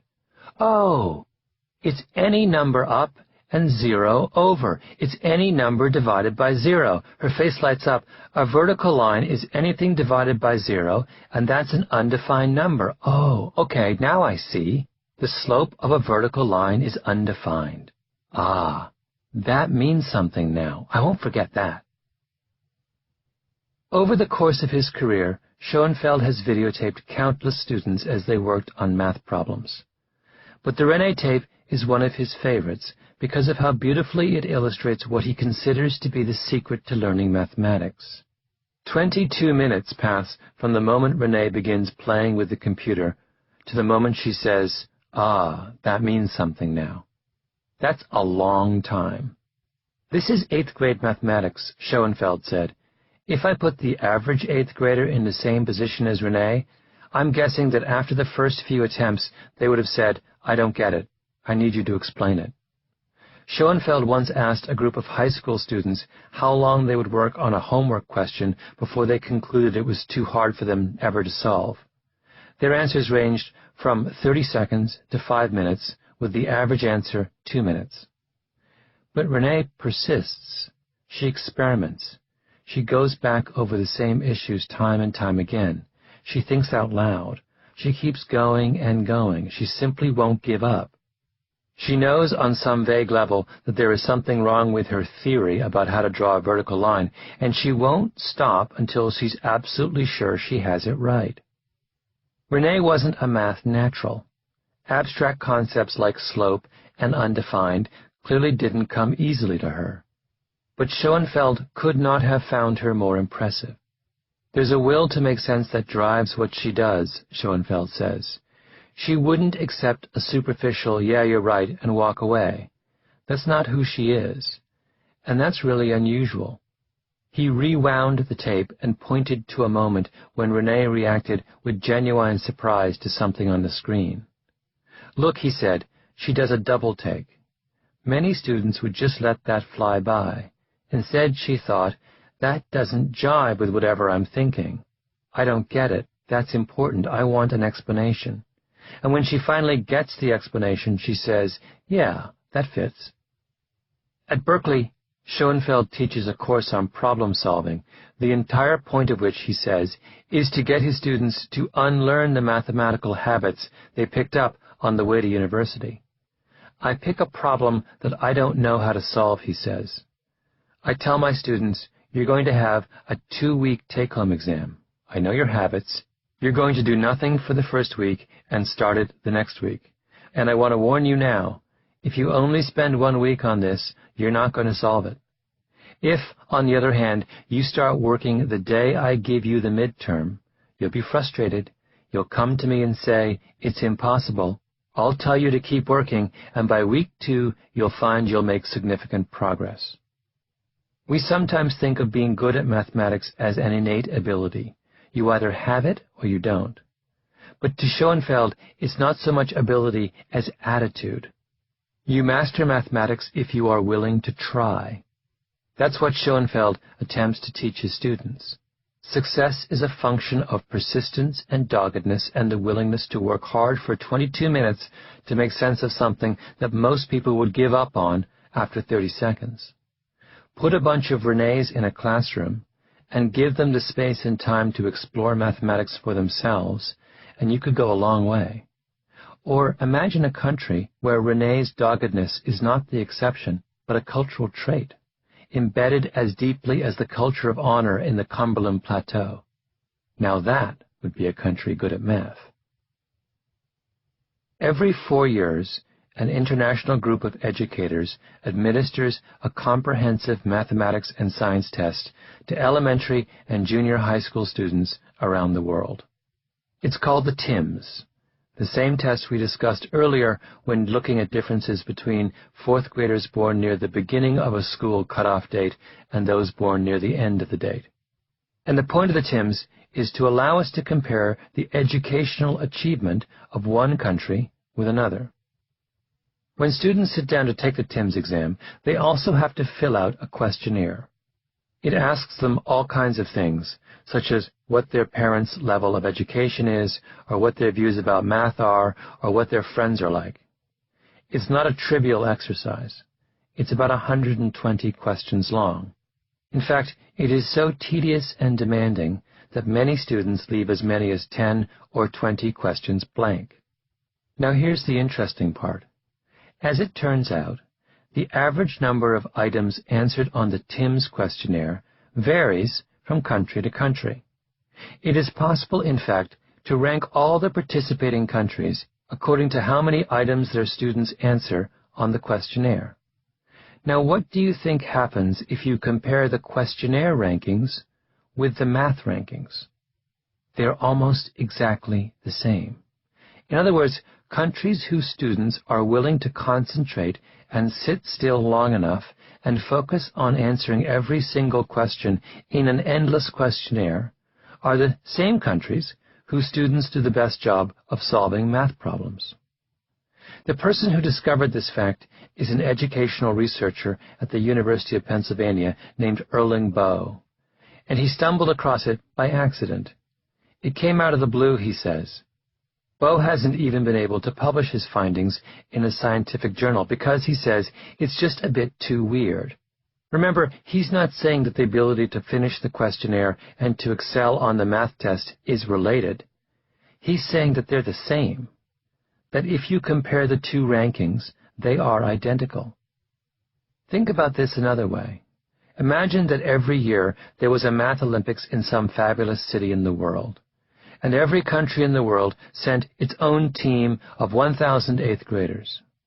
Boe's point is that we could predict precisely the order in which every country would finish in the Math Olympics without asking a single math question.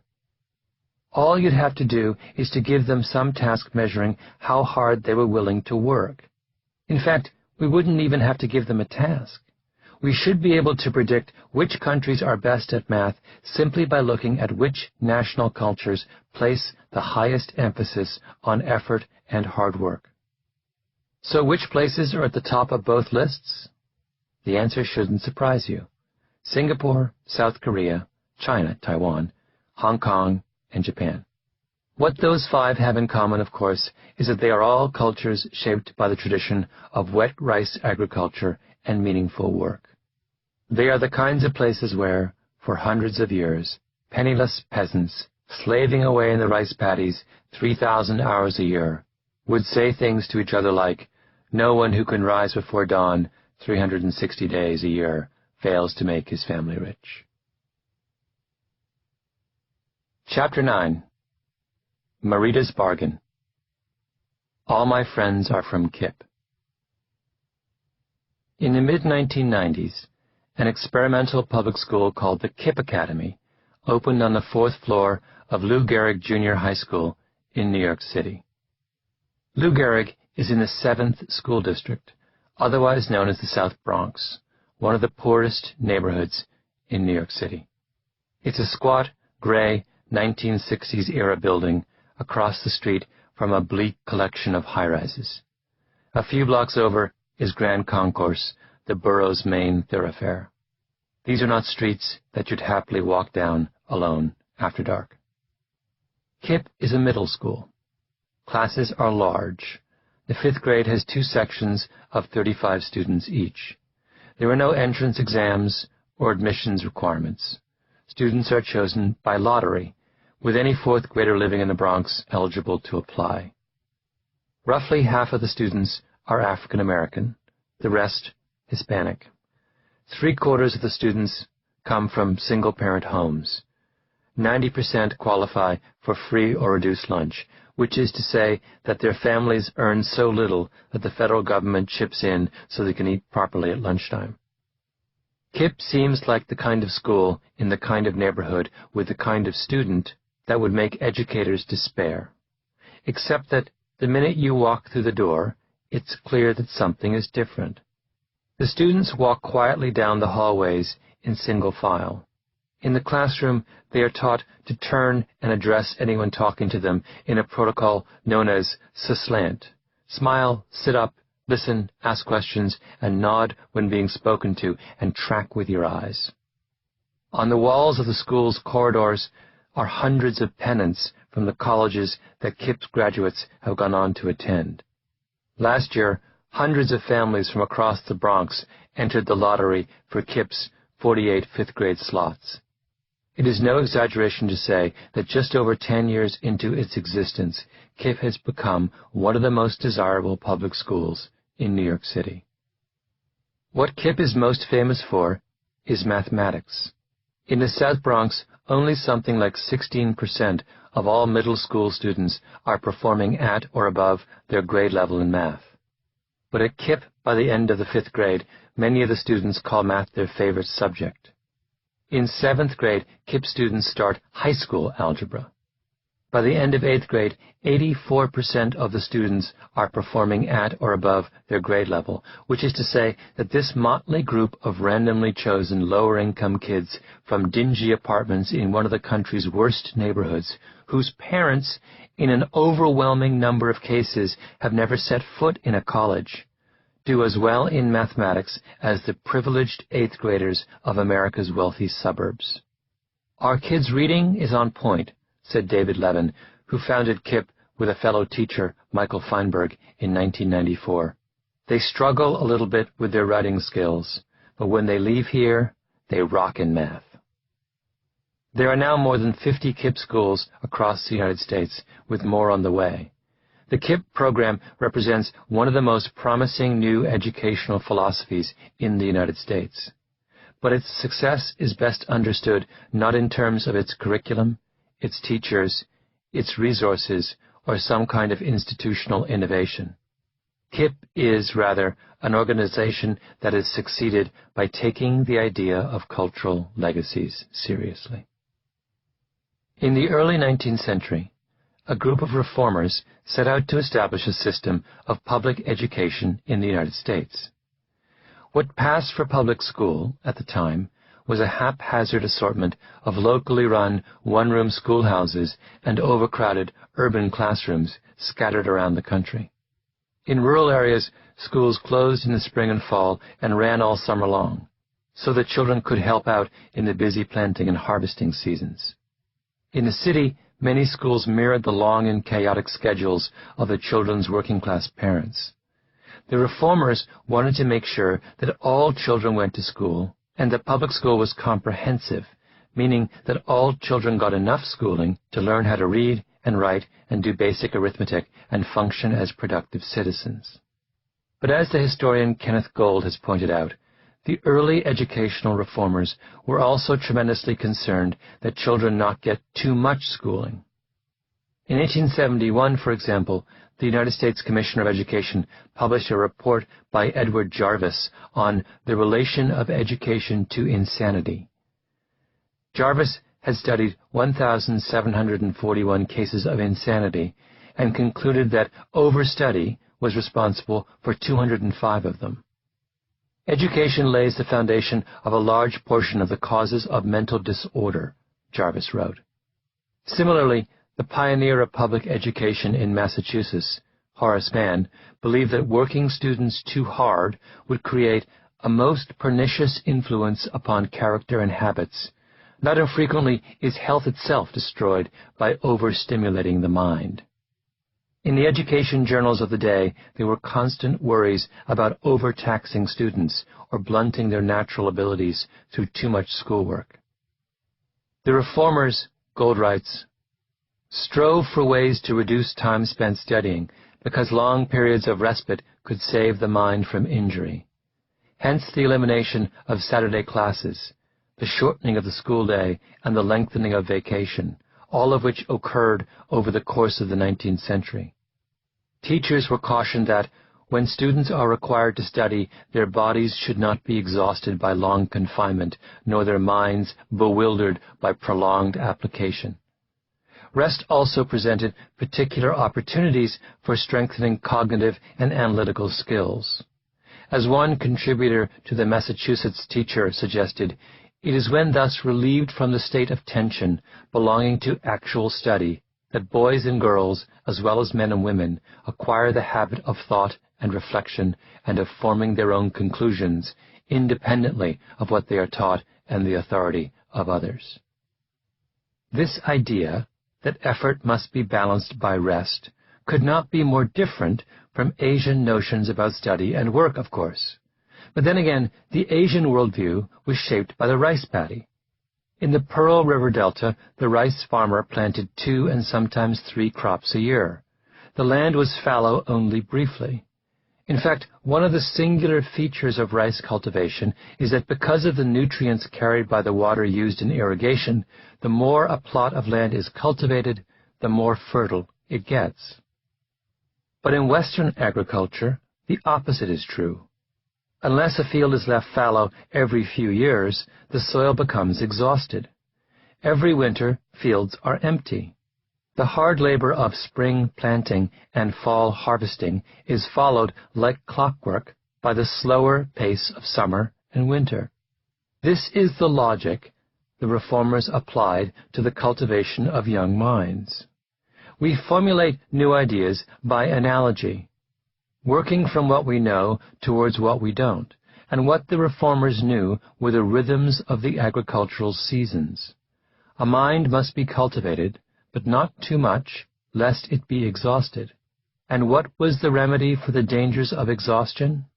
The long summer vacation, a peculiar and distinctive American legacy that has had profound consequences for the learning patterns of the students of the present day. Summer vacation is a topic seldom mentioned in American educational debates. It is considered a permanent and inviolate feature of school life, like high school football or the senior prom. But let's consider a set of elementary school test score results and see if our faith in the value of long summer holidays isn't profoundly shaken. These test scores come from research led by the Johns Hopkins University sociologist Carl Alexander. Alexander tracked the progress of 650 first graders from the Baltimore public school system, looking at how they scored on a widely used math and reading skills exam called the California Achievement Test. The scores we're going to consider are for the first 5 years of elementary school, broken down by socioeconomic class: lower, middle, and high. If you look at the test score results, what you find is that the students from all three socioeconomic classes start in first grade with meaningful, but not overwhelming, differences in their knowledge and ability. The first graders from the wealthiest homes have a 32-point advantage over the first graders from the poorest homes. And by the way, first graders from poor homes in Baltimore are really poor. But by fifth grade, 4 years later, that initially modest gap between the rich and the poor has more than doubled. This achievement gap is a phenomenon that has been observed over and over again, and it provokes one of two responses. The first response is that disadvantaged kids simply don't have the same inherent ability to learn as children from more privileged backgrounds. They're not as smart. The second, slightly more optimistic conclusion is that in some way our schools are failing poor children. We simply aren't doing a good enough job of teaching them the skills they need. But here's where Alexander's study gets interesting, because it turns out that neither of those explanations ring true. The city of Baltimore didn't just give its kids the California Achievement Test at the end of every school year in June. It gave them the test in September, too, just after summer vacation ended. What Alexander realized is that the second set of test results allowed him to do a slightly different analysis. If he looked at the difference between the score a student got at the beginning of the school year in September and the score he or she got the following June, he could measure precisely how much that student learned over the school year.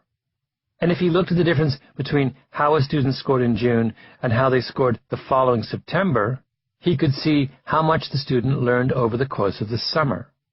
In other words, he could figure out, at least in part, how much of the achievement gap is the result of things that happen during the school year and how much it has to do with what happens during summer vacation. Let's start with the school year gains. That is, how many points students' test scores rise from the time they start classes in September to the time they stop in June. These results tell a completely different story from the one suggested by the full year results. The first set of test results made it look like lower-income kids were somehow failing in the classroom. But when you just look at the school year, you see that that isn't true. Over the course of 5 years of elementary school, poor kids actually outlearn the wealthiest kids 191 points to 186 points. They lag behind the middle-class kids by only a modest amount, and in fact, in 1 year, second grade, they learn more than anyone else. Now, let's see what happens if we just look at how reading scores change during summer vacation. Here again is a totally different story. In the summer after first grade, the wealthiest kids come back in September, and their reading scores have jumped more than 15 points.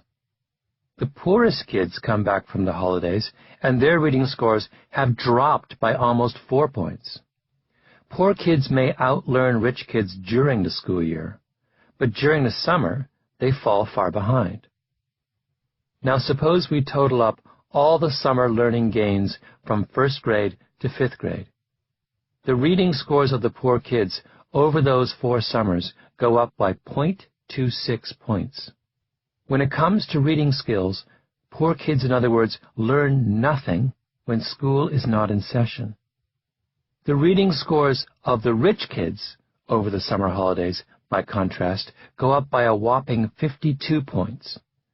Virtually all of the advantage that wealthy students have over poor students is the result of differences in the way privileged kids learn when they are not in school. What are we seeing here? One very real possibility is that these are the educational consequences of the differences in parenting styles that we talked about in the Chris Langan chapter.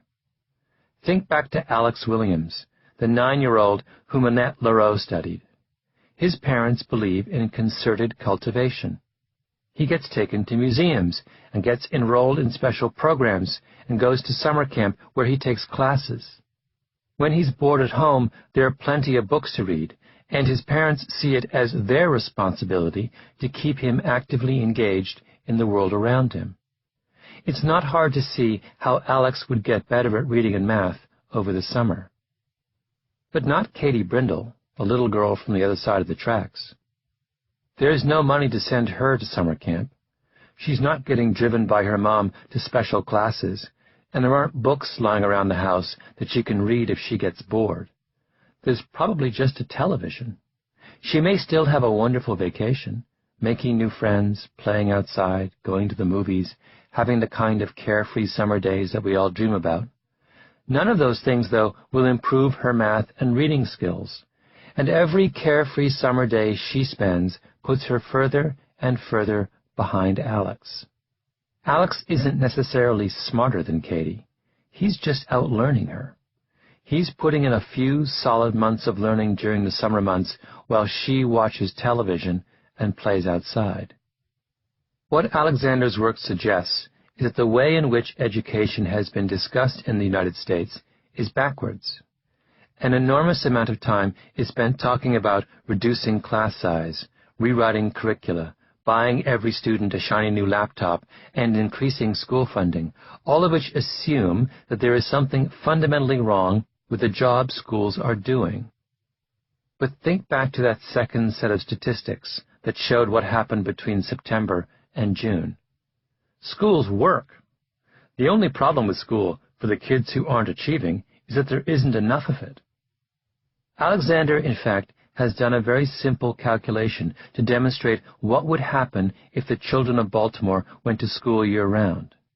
The answer is that poor kids and wealthy kids would, by the end of elementary school, be doing math and reading at almost the same level. Suddenly, the causes of Asian math superiority become even more obvious. Students in Asian schools don't have long summer vacations. Why would they? Cultures that believe that the route to success lies in rising before dawn 360 days a year are scarcely going to give their children 3 straight months off in the summer. The school year in the United States is, on average, about 180 days long. The South Korean school year is 220 days long. The Japanese school year is 243 days long. One of the questions asked of test takers on a recent math test given to students around the world, for example, was how many of the questions they were asked in algebra, calculus, and geometry involved subject matter that they had previously covered in class. For Japanese 12th graders, the answer was 92%. That's the value of going to school 243 days a year. You have the time to learn everything that needs to be learned and less time to unlearn it. For American 12th graders, the comparable figure was 54%. For its poorest students, America doesn't have a school problem. It has a summer vacation problem. And that's the problem the KIPP schools set out to solve. They decided to bring the lessons of the rice paddy to the American inner city. They start school at 7:25, David Levin says of the students at the Bronx KIPP Academy. They all do a course called Thinking Skills until 7:55. They do 90 minutes of English, 90 minutes of math every day, except in 5th grade where they do 2 hours of math a day. An hour of science, an hour of social science, an hour of music at least twice a week, and then you have an hour and 15 minutes of orchestra on top of that. Everyone does orchestra. The day goes from 7:25 until 5. After 5, there are homework clubs, detention, sports teams. There are kids here from 7:25 until 7 p.m. in the evening. If you take an average day and you take out lunch and recess, our kids are spending 50 to 60% more time learning than the traditional public school student. Levin was standing in the school's main hallway. It was lunchtime, and the students were trooping by quietly in orderly lines, all of them in their KIPP Academy shirts. Levin stopped a girl whose shirt tail was out. "Do me a favor, when you get a chance," he called out, miming a tucking-in movement. He continued, "Saturdays, they come in 9 to 1. In the summer, it's 8 to 2. By summer, Levin was referring to the fact that KIPP students do 3 extra weeks of school in July. These are, after all, precisely the kinds of lower-income kids who Alexander identified as losing ground over the long summer vacation. So KIPP's response is simply not to have a long summer vacation. The beginning is hard, he went on. By the end of the day, they're restless. Part of it is endurance, part of it is motivation, part of it is incentives and rewards and fun stuff, part of it is good old-fashioned discipline. You throw all of that into the stew. We talk a lot here about grit and self-control. The kids know what those words mean. Levin walked down the hall to an 8th grade math class and stood quietly in the back. A student named Aaron was at the front of the class, working his way through a problem from the page of thinking skills exercises that all KIPP students are required to do each morning. The teacher, a ponytailed man in his 30s named Frank Corcoran, sat in a chair to the side, only occasionally jumping in to guide the discussion. It was the kind of scene repeated every day in American classrooms, with one difference. Aaron was up at the front, working on that single problem for 20 minutes. Methodically, carefully, with the participation of the class, working his way through not just the answer, but also the question of whether there was more than one way to get the answer. It was Renee painstakingly figuring out the concept of undefined slope all over again. What that extra time does is allow for a more relaxed atmosphere, Corcoran said, after the class was over. I find that the problem with math education is the sink or swim approach. Everything is rapid fire, and the kids who get it first are the ones who are rewarded. So there comes to be a feeling that there are people who can do math and there are people who aren't math people.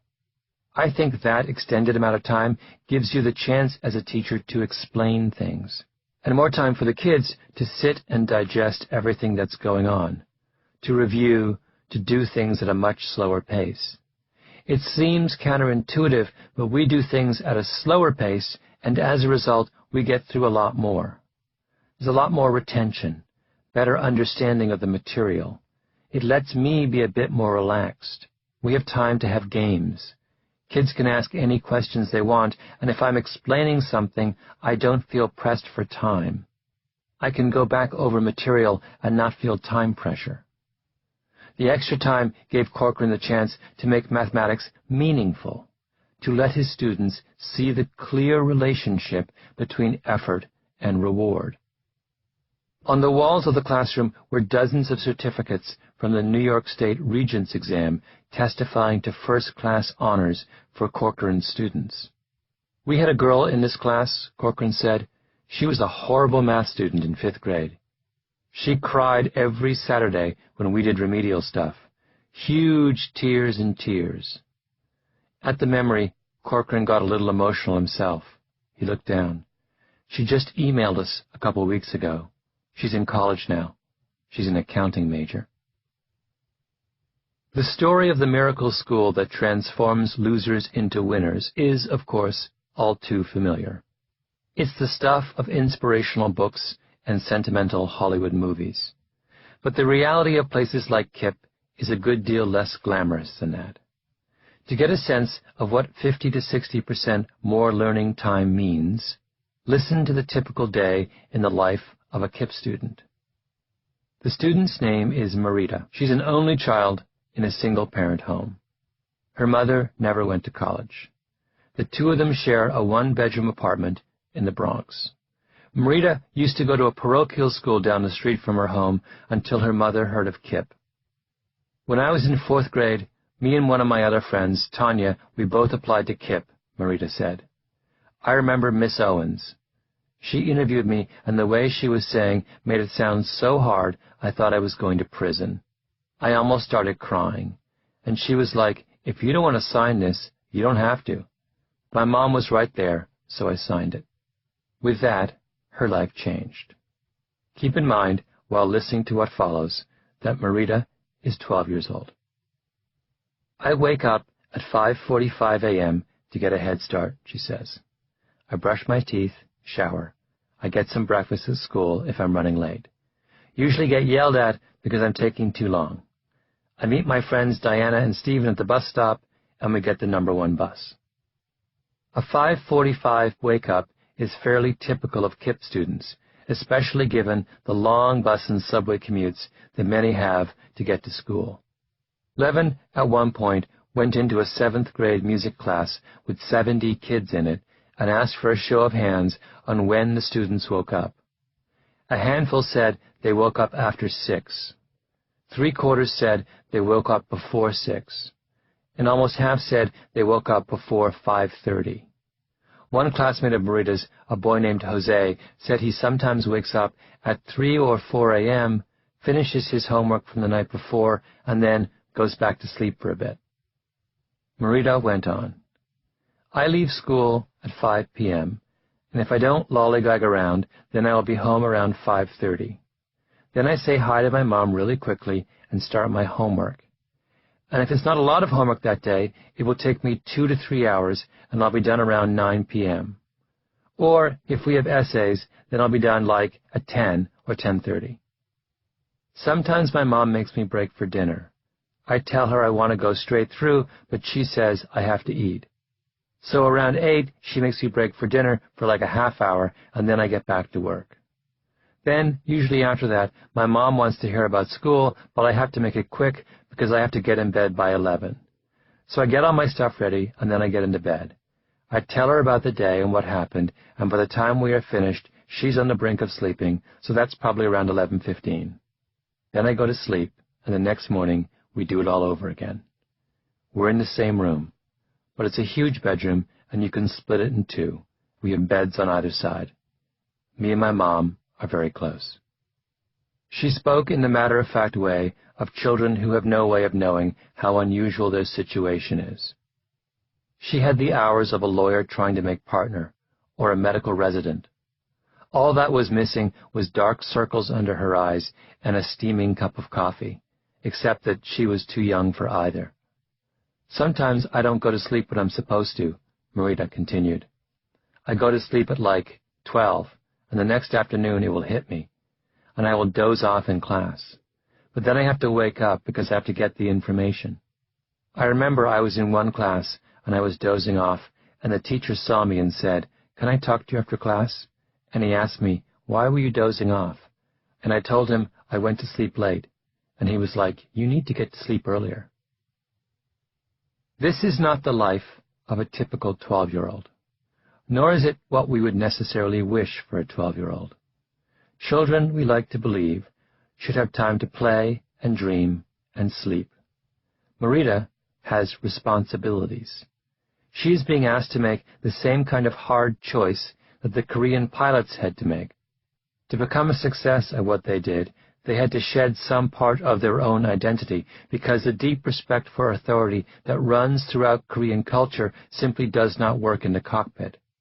Marita has had to do the same, because the cultural legacy she has been given does not match her circumstances either. Not when middle and upper middle class families are using weekends and summer vacations to push their children ahead. Her community does not give her what she needs. And what does she have to do? To give up her evenings and weekends and friends, all the elements of her old world, for KIPP. Here is Marita again in a passage that is little short of heartbreaking. When we first started 5th grade, I used to have contact with one of the girls from my old school. And whenever I left school on Friday, I would go to her house and stay there until my mom would get home from work. So I would be at her house, and I would be doing my homework. She would never have any homework, and she would say, "Oh my God, you stay there late." Then she said she wanted to go to KIPP, but then she would say that KIPP is too hard and she didn't want to do it. And I would say, "Everyone says that KIPP is hard, but once you get the hang of it, it's not really that hard." She told me, "It's because you're smart."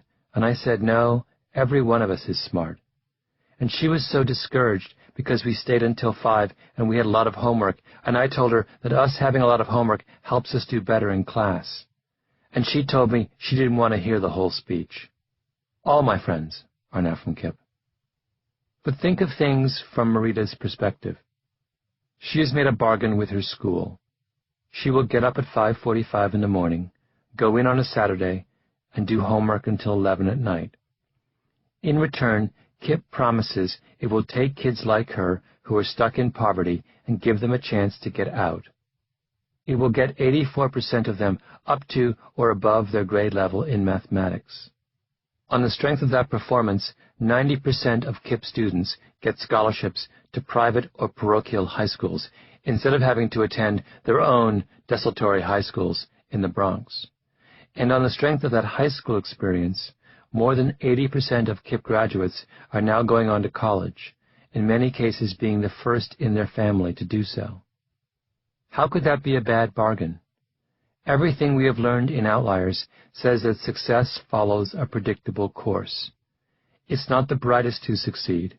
If it were, Chris Langan would be up there with Einstein. Nor is success simply the sum of the decisions and efforts we make on our own behalf. It is, rather, a gift. The successful are those who have been given opportunities and who have had the strength and presence of mind to seize them. For hockey and soccer players born in January, it's a better shot at making the All-Star team. For the Beatles, it was Hamburg.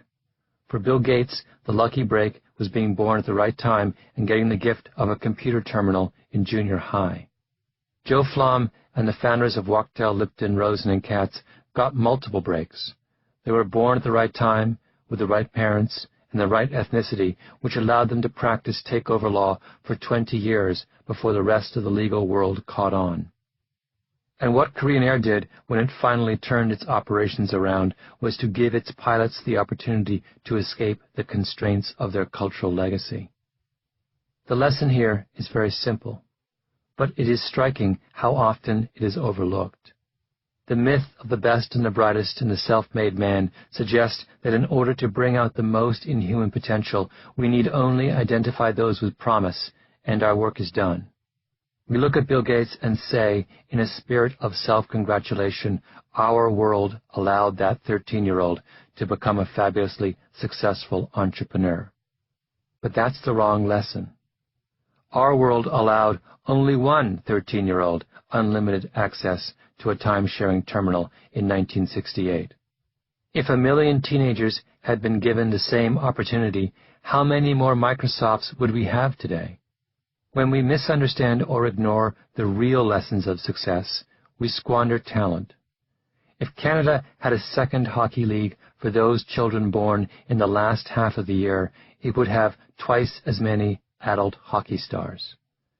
Now multiply that lost potential through every field and profession.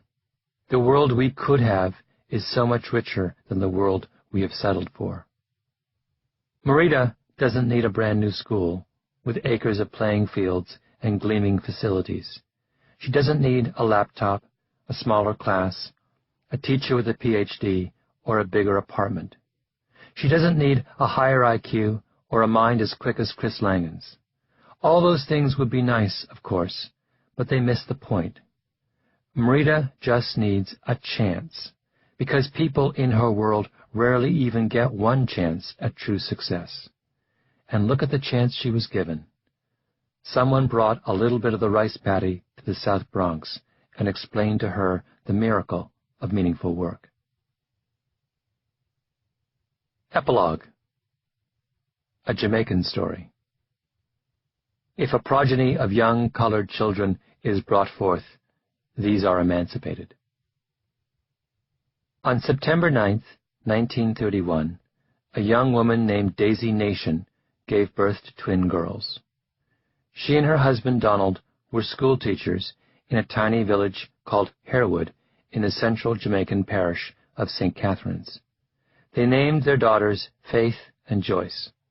When Donald was told that he had fathered twins, he sank down on his knees and gave responsibility for their lives over to God.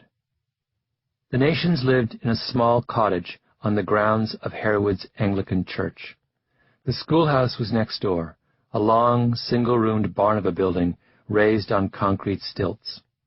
On some days, there might be as many as 300 children in the room, and on others, less than 24. The children would read out loud or recite their times tables. Writing was done on slates. Whenever possible, the classes would move outside under the mango trees. When things got out of control, Donald Nation would walk from one end of the room to the other, waving a strap from left to right as the children scrambled back to their places. He was an imposing man, quiet and dignified, and a great lover of books. In his small library were works of poetry and philosophy and novels by such writers as Somerset Maugham. Every day he would read the newspaper closely, following the course of the events around the world. In the evening, his best friend, Archdeacon Hay, the Anglican pastor who lived on the other side of the hill, would come over and sit on Donald's veranda, and together they would expound on the problems of Jamaica. Donald's wife Daisy was from the parish of St. Elizabeth. Her maiden name was Ford, and her father had owned a small grocery store. She was one of 3 sisters, and she was renowned for her beauty. At the age of 11, the twins won scholarships to a boarding school near the north coast called St. Hilda's. It was an old Anglican private school established for the daughters of English clergy, property owners, and overseers. From St. Hilda's, they applied and were accepted to University College in London. Not long afterwards, Joyce went to a 21st birthday party for a young English mathematician named Graham. He stood up to recite a poem and forgot his lines, and Joyce became embarrassed for him, even though it made no sense for her to feel embarrassed because she did not know him at all. Joyce and Graham fell in love and got married. They moved to Canada.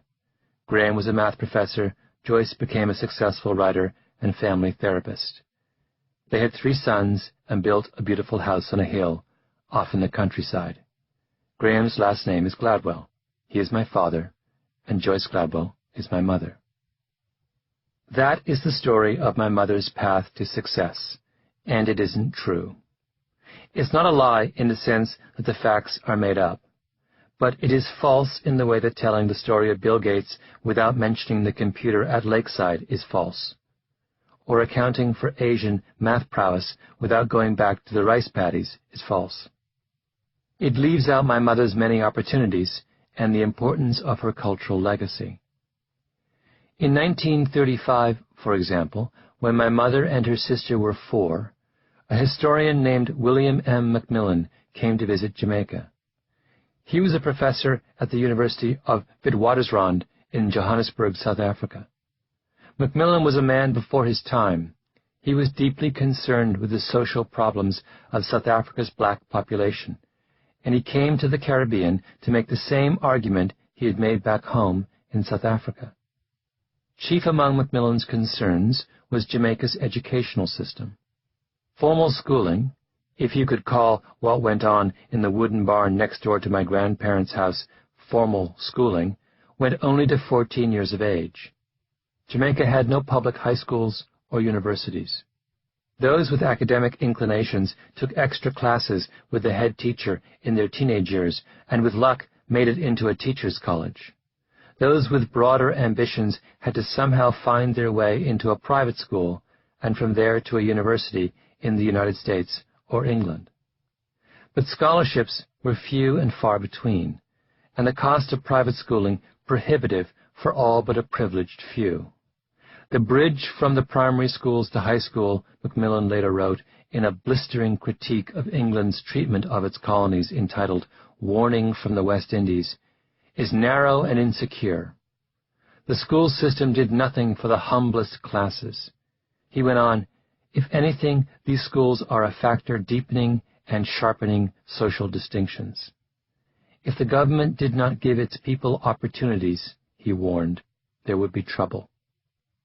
A year after Macmillan published his book, a wave of riots and unrest swept the Caribbean. 14 people were killed and 59 injured in Trinidad. 14 were killed and 47 injured in Barbados. In Jamaica, a series of violent strikes shut down the country, and a state of emergency was declared. Panicked, the British government took Macmillan's prescriptions to heart and, among other reforms, proposed a series of all-island scholarships for academically minded students to go to private high schools. The scholarships began in 1941. My mother and her twin sister sat for the exam the following year. That is how they got a high school education. Had they been born 2 or 3 or 4 years earlier, they might never have gotten a full education. My mother owes the course her life took to the timing of her birth, to the rioters of 1937, and to William M. Macmillan. I described Daisy Nation, my grandmother, as renowned for her beauty, but the truth is that was a careless and condescending way to describe her. She was a force. The fact that my mother and her sister left Harewood for St. Hilda's was my grandmother's doing. My grandfather may have been an imposing and learned man, but he was an idealist and a dreamer. He buried himself in his books. If he had ambitions for his daughters, he did not have the foresight and energy to make them real. My grandmother did. St. Hilda's was her idea. Some of the wealthier families in the area sent their daughters there, and she saw what a good school meant. Her daughters did not play with the other children of the village. They read. Latin and algebra were necessary for high school, so she had her daughters tutored by Archdeacon Hay. If you'd asked her about her goals for her children, she would have said she wanted us out of there, my mother recalls. She didn't feel that the Jamaican context offered enough. And if the opportunity was there to go on, and you were able to take it, then to her the sky was the limit. When the results came back from the scholarship exam, only my aunt won. My mother did not. That's another fact that my first history was careless about. My mother remembers her parents standing in the doorway, talking to each other. We have no more money. They had paid the tuition for the first term and bought the uniforms and exhausted their savings. What could they do when the second term fees from my mother came due? But then again, they couldn't send one daughter and not the other. My grandmother was steadfast. She sent both and prayed. At the end of the first term, it turned out that one of the other girls at the school had won 2 scholarships. The second was given to my mother. When it came time to go to university, my aunt, the academic twin, won what was called a centenary scholarship. The centenary was a reference to the fact that the scholarship was established 100 years after the abolition of slavery in Jamaica. It was reserved for the graduates of public elementary schools, and, in a measure of how deeply the British felt about honoring the memory of abolition, there was a total of 1 centenary scholarship awarded every year for the whole island, with the prize going to the top girl and the top boy in alternating years. The year my aunt applied happened to be one of the girl years. She was lucky. My mother was not. My mother was faced with passage to England, room and board and living expenses, and tuition at the University of London. To get a sense of how daunting that figure was, the value of the centenary scholarship my aunt won was probably as much as the sum of my grandparents' annual salaries. There were no student loan programs, no banks with lines of credit for school teachers out in the countryside. If I'd asked my father, my mother says, he would have replied, "We have no money." What did Daisy do? She went to the Chinese shopkeeper in a neighboring town. Jamaica has a very large Chinese population that since the 19th century has dominated the commercial life of the island. In Jamaican parlance, a store is not a store, it's a Chinese shop. Daisy went to the Chinese shop, to Mr. Chance, and borrowed the money. No one knows how much she borrowed, although it must have been an enormous sum. And no one knows why Mr. Chance lent it to Daisy, except, of course, that she was Daisy Nation, and she paid her bills promptly, and had taught the Chance children at Harewood School. It was not always easy to be a Chinese child in a Jamaican schoolyard. The Jamaican children would taunt them. Daisy was a kindly and beloved figure, an oasis amid that hostility. Mr. Chance may have felt in her debt. Did she tell me what she was doing? I didn't even ask her, my mother remembers. It just occurred. I just applied to university and got in. I acted completely on faith that I could rely on my mother without even realizing that I was relying on my mother. Joyce Gladwell owes her college education first to William M. Macmillan, and then to the student at St. Hilda's who gave up her scholarship, and then to Mr. Chance, and most of all to Daisy Nation. Daisy Nation was from the northwestern end of Jamaica. Her great-grandfather was William Ford. He was from Ireland, and he arrived in Jamaica in 1784, having bought a coffee plantation. Not long after his arrival, he bought a slave woman and took her as his concubine. He noticed her on the docks at Alligator Pond, a fishing village on the south coast. She was an Igbo tribeswoman from East Africa. They had a son who they named John. He was, in the language of the day, a mulatto. He was colored, and all of the Fords from that point on fell into Jamaica's colored class. In the American South, during that same period, it would have been highly unusual for a white landowner to have had so public a relationship with a slave. Sexual relations between blacks and whites were considered morally repugnant. Laws were passed prohibiting miscegenation, the last of which were not struck down by the U.S. Supreme Court until 1967. A plantation owner who lived openly with a slave woman would have been socially ostracized, and any offspring from the union of black and white would have been left in slavery. In Jamaica, attitudes were very different. The Caribbean in those years was little more than a massive slave colony. Blacks outnumbered whites by a factor of more than 10 to 1. There were few, if any, marriageable white women on the island, and as a result, the overwhelming majority of white men on the island had black or brown mistresses. One British plantation owner in Jamaica, who famously kept a precise diary of his sexual exploits, slept with 138 different women in his 37 years on the island, almost all of them slaves, and, one imagines, not all of them willing partners. And whites saw mulattoes, the children of those relationships, as potential allies, a buffer between them and the enormous number of slaves on the island. Mulatto women were prized as mistresses, and their children, one shade lighter in turn, moved still further up the social and economic ladder. Mulattoes rarely worked in the fields. They lived the much easier life of working in the house. They were the ones most likely to be freed. So many mulatto mistresses were left substantial fortunes in the wills of white property owners that the Jamaican legislature once passed a law capping bequests at £2,000, which at the time was an enormous sum. When a European arrives in the West Indies and gets settled or set down for any length of time, he finds it necessary to provide himself with a housekeeper or mistress, one 18th century observer wrote.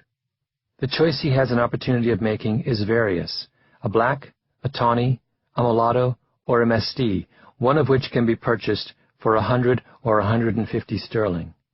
If a young progeny of colored children is brought forth, these are emancipated, and mostly sent by their fathers who can afford it at the age of 3 or 4 years to be educated in England. This is the world Daisy's great-grandfather John was born into.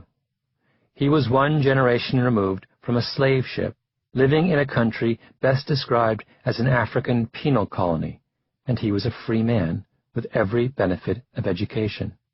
He married another mulatto, a woman who was half European and half Arawak, which is the Indian tribe indigenous to Jamaica, and had 7 children. These people, the coloreds, had a lot of status, the Jamaican sociologist Orlando Patterson says. By 1826, they had full civil liberties. In fact, they achieved full civil liberties at the same time as the Jews do in Jamaica. They could vote, do anything a white person can do, and this is within the context of what was still a slave society. Ideally, they would try to be artisans. Remember, Jamaica has sugar plantations, which are very different from the cotton plantations you find in the American South. Cotton is a predominantly agricultural pursuit. You're picking this stuff, and almost all the processing was done in Lancashire or the North. Sugar is an agro-industrial complex. You have to have the factory right there because sugar starts losing sucrose within hours of being picked. You had no choice but to have the sugar mill right there, and sugar mills require a wide range of occupations: the coopers, the boilermen, the carpenters, and a lot of those jobs were filled by colored people. It was also the case that Jamaica's English elite, unlike their counterparts in the United States, had little interest in the grand project of nation building. They wanted to make their money and go back to England. They had no desire to stay in what they considered a hostile land.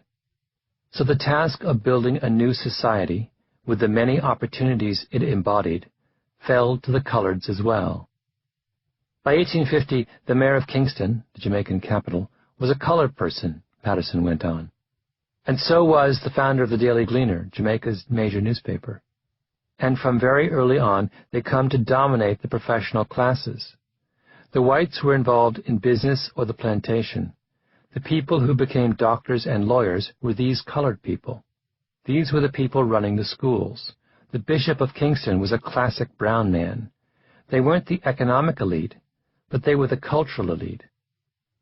In the 1950s, the Jamaican Census Bureau did a breakdown of all of the lawyers in the country according to their skin tone. People who were white and light, that is, people who had some black heritage that is no longer readily apparent, made up 38.8% of the lawyers. People who were olive-skinned or light brown or dark brown made up about a third of the lawyers. People who were black made up about 5% of the lawyers, and keep in mind that blacks made up a total of 80% of the Jamaican population. Do you see the extraordinary advantage that their little bit of whiteness gave the colored minority? Having an ancestor who worked in the house and not in the fields, who got full civil rights in 1826, who was valued instead of enslaved, who got a shot at meaningful work instead of being consigned to the sugarcane fields, made all the difference in occupational success 2 and 3 generations later. Daisy Ford's ambition for her daughters did not come from nowhere, in other words. She was the inheritor of a legacy of privilege. Her older brother Rufus, with whom she went to live as a child, was a teacher and a man of learning. Her brother Carlos went to Cuba and then came back to Jamaica and opened a garment factory. Her father, Charles Ford, was a produce wholesaler. Her mother, Anne, was a Powell, the same Powells who would, 2 generations later, produce Colin Powell, another educated, upwardly mobile colored family. Her uncle Henry owned property. Her grandfather John, the son of William Ford and his African concubine, ended up as a preacher. No less than 3 members of the extended Ford family ended up winning Rhodes scholarships. If my mother owed William M. Macmillan and the rioters of 1937 and Mr. Chance and her mother Daisy Ford, then Daisy owed Rufus and Carlos and Anne and Charles and John. My grandmother was a remarkable woman, but it is important to remember that the steady upward path upon which the Fords embarked began with a morally complicated act. William Ford looked upon my great-great-great-grandmother with desire at a slave market in Alligator Pond and purchased her. The slaves who were not so chosen had short and unhappy lives. In Jamaica, the plantation owners felt it made the most sense to extract the maximum possible effort from their human property while the property was still young, to work their slaves until they were either dead or useless, and then simply buy another round at the market. They had no trouble with the philosophical contradiction of cherishing the children they had with a slave and simultaneously thinking of slaves as property. William Thistlewood, the plantation owner who catalogued his sexual exploits, had a lifelong relationship with a slave named Fibba, who, by all accounts, he adored and who bore him a son. But to his field slaves, he was a monster, whose preferred punishment for those who tried to run away was what he called Darby's dose. The runaway would be beaten, salt, pickle, lime juice, and bird pepper rubbed into his or her open wounds. Another slave would defecate into the mouth of the miscreant, who would then be gagged for 4 or 5 hours. It is not surprising, then, that the brown-skinned classes of Jamaica came to fetishize their lightness. It was their great advantage. They scrutinized the shade of each other's skin and played the color game as ruthlessly in the end as the whites did. If, as often happens, children are of different shades of color in a family, the Jamaican sociologist Fernando Enriquez once wrote, The most lightly colored will be favored at the expense of the others. In adolescence and until marriage, the darker members of the family will be kept out of the way when the friends of the fair or fair members of the family are being entertained. The fair child is regarded as raising the color of the family, and nothing must be put in the way of its success. That is, in the way of a marriage which will still further raise the color status of the family. A fair person will try to sever social relations he may have with darker relatives. The darker members of a Negro family will encourage the efforts of a very fair relative to pass for white. The practices of intra-family relations lay the foundation for the public manifestation of color prejudice. My family was not immune to this. Daisy was inordinately proud of the fact her husband was lighter than she was. But that same prejudice was then turned on her. "Daisy's nice, you know," her mother-in-law would say, "but she's too dark." One of my mother's relatives, I'll call her Aunt Joan, was also well up the color totem pole. She was white and light. But she was a widow, and her husband had been what in Jamaica is called an Injun, a man with a dark complexion and straight, fine black hair, and their daughters were dark like their father. One day, after her husband had died, she was traveling on a train to visit her daughter, and she met and took an interest in a light-skinned man in the same railway car. What happened next is something that Aunt Joan told only my mother years later with the greatest of shame. When she got off the train, she walked right by her daughter, disowning her own flesh and blood, because she did not want a man so light-skinned and desirable to know that she had borne a daughter so dark. In the 1960s, my mother wrote a book about her experiences. It was entitled Brown-Face Big Master, the brown face referring to herself and the Big Master referring in the Jamaican dialect to God. At one point, she describes a time just after my parents were married when they were living in London and my eldest brother was still a baby. They were looking for an apartment, and after a long search, my father found one in a London suburb. On the day after they moved in, however, the landlady ordered them out. "You didn't tell me your wife was Jamaican," she told my father in a rage. In her book, my mother describes her long struggle to make sense of this humiliation, to reconcile her experience with her faith. In the end, she was forced to acknowledge that anger was not an option, that as a colored Jamaican whose family had benefited for generations from the hierarchy of race, she could hardly reproach another for the impulse to divide people by the shade of their skin. As she wrote, "I complained to God in so many words. Here I was, the wounded representative of the Negro race in our struggle to be accounted free and equal with the dominating whites. And God was amused. My prayer did not ring true with him. I would try again, and then God said, 'Have you not done the same thing?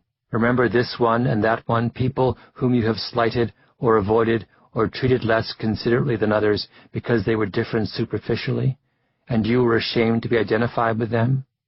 Have you not been glad that you are not more colored than you are, grateful that you are not black?'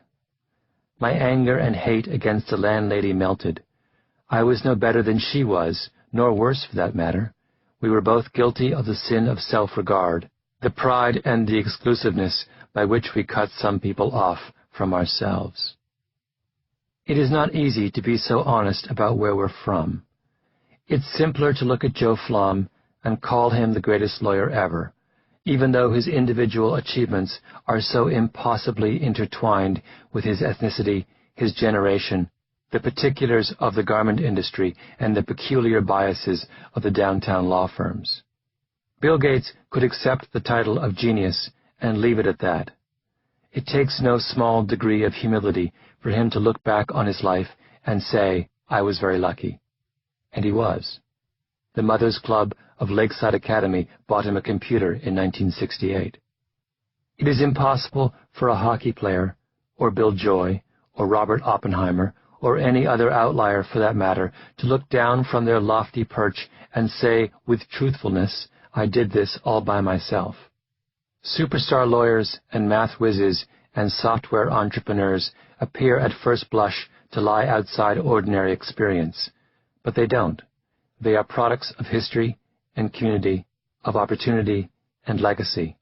Their success is not exceptional or mysterious.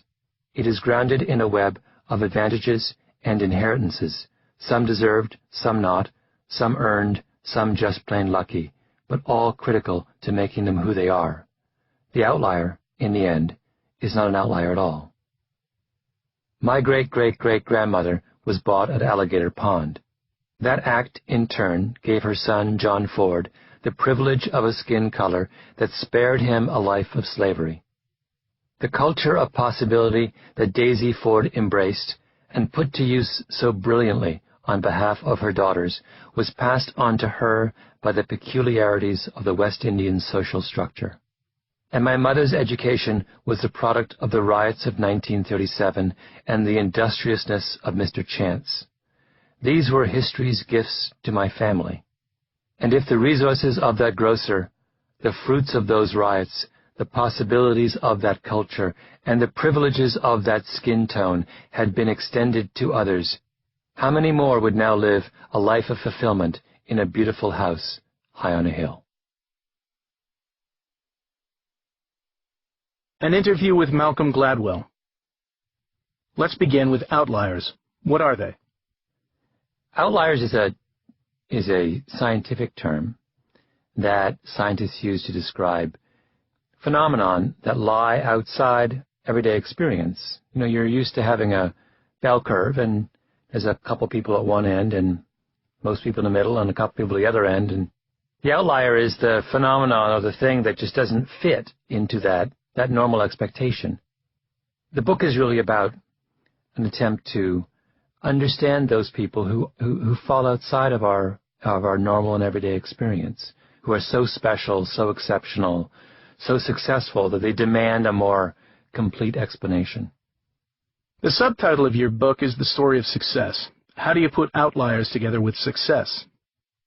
The goal of the book, or the idea behind the book, was to say, look, if we examine the lives and experiences of people who are off the charts, who are outliers, who are just at the very, very top of the pyramid, rock stars and entrepreneurs and geniuses and people like that, can we learn anything? Can we learn something that can help the rest of us be more successful, or help society design programs or policies, or have ideas about how to bring the level of performance higher? So that was the notion, that there is something very useful to be learned from people whose lives and experiences fall outside the norm. That's where you started, but where did you end up? There is an ironic element to calling the book Outliers, because in the end what I conclude and what I end up hoping to convince the reader of, is that outliers aren't outliers.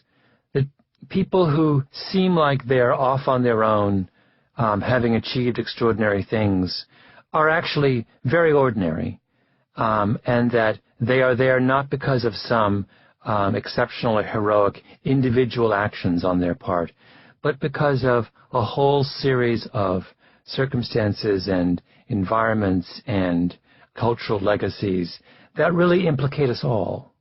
When you understand that the Beatles are the Beatles, in large part because they got some insanely lucky break in the early 60s and got sent to Hamburg to play 7 days a week, 8 hours a day for the better part of a year, it changes your understanding of the Beatles. You no longer think of them as being these kinds of 1 in a million musical prodigies, and you understand, actually, no, they're who they are because they got this opportunity that allowed them to work really hard. And that's a very, very different way of understanding musical genius. Take, for example, Bill Gates. Why is the richest man in the world less special than we may think? The Bill Gates story is actually fascinating. It's, my discussion of Bill Gates ends when he graduates from high school. I'm completely uninterested in what he did in college, and more importantly, what he did once he founded this little company called Microsoft. I'm actually most interested in what happened to him when he was 13 years old. And that is, in 1968, when Bill Gates was 13, he got unlimited access to a computer terminal. Now, to put that in perspective, in 1968, most college professors in computer science did not have unlimited access to a computer terminal. There just weren't computers around, and they were so expensive and so rare, and programming was so complex that programming was something that you mastered after decades and decades. Bill Gates, at 13, gets access to not just a terminal, but a terminal outfitted with what was then this revolutionary new way of programming that allowed you to sit at the terminal and program online. And it is safe to say, and Bill Gates himself, in his interview with me, confirmed this, that basically no one else in the world in 1968, no other 13-year-old, no other teenager in the world in 1968 had the same kind of access to a computer that he did. What that means is that by the time he's 17 or 18, he's had thousands, 10,000 hours of practice programming. And no one else in the world his age has got that kind of experience or expertise.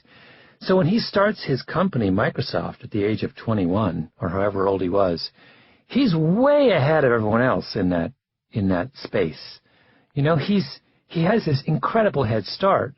He really is. The rest of the world, the computer science world, was running a mile, and Bill Gates was running a half mile. And that's the reason why he is where he is today. I mean, there are other factors, obviously, that are part of that, but he had this incredibly formative experience. That had nothing to do with him. That had to do with him being in the right place in the right time and being surrounded by a community that could provide him with every advantage possible. And that's the lesson of Bill Gates. The lesson of Bill Gates is about the power of community. It's not about the individual value of genius. Throughout Outliers, you talk about individual success and particular circumstances and opportunities. Tell us about that. Yeah, I got very interested. There's a lot of, in the book, I do a lot of fun playing around with birth dates.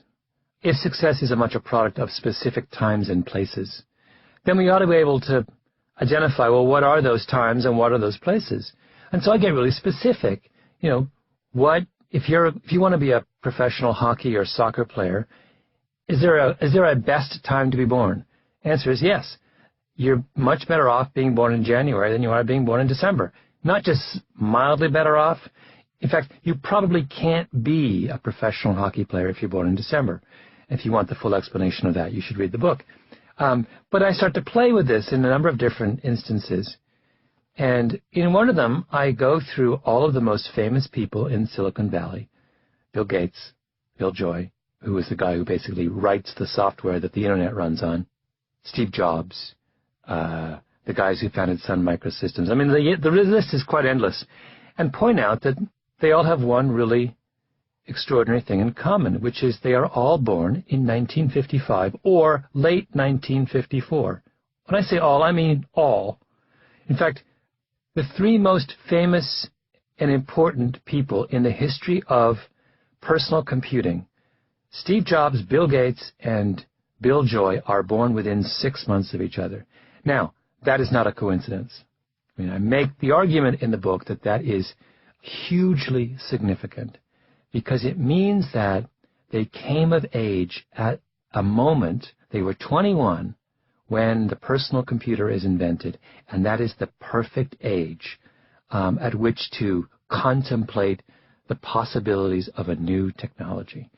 And if they would have been 18, they wouldn't have ended up where they were, and if they had been 25 in 1976 when this happened, they wouldn't have ended up where they were. We are products of particular environments, and we forget about that. We think that Bill Gates would have been Bill Gates if he'd been born, any time. So not true. And even he will tell you, as will Steve Jobs will tell you, that they owe an extraordinary amount of their success to the very particular mix of circumstances that surrounded their coming of age. So on the one hand, you have these particular circumstances and the opportunities they bring, but you're also interested in the influence of culture. Yeah, I got very interested in the kinds of things that get handed down to us by our culture and by our families. If you believe, as this book does, that no one no success ever happens by itself. No successful person succeeds just because of their own efforts. They are products of times and places and environments, and it means I think you have to take culture very seriously. And you have to ask yourself, what is it that we inherit from our forebears and from our culture that makes a difference in our lives? And I, for example, have a long chapter about why it is that Asians do so well in math. Right? We every year, every 4 years, there's an international math test given to 7th and I think 9th graders around the world. And every year, kids from Singapore, South Korea, Japan, Taiwan, a couple of other Asian countries, not just mildly outperform the rest of the world, but massively outperform the rest of the world. We're talking about a standard deviation difference, an enormous gap.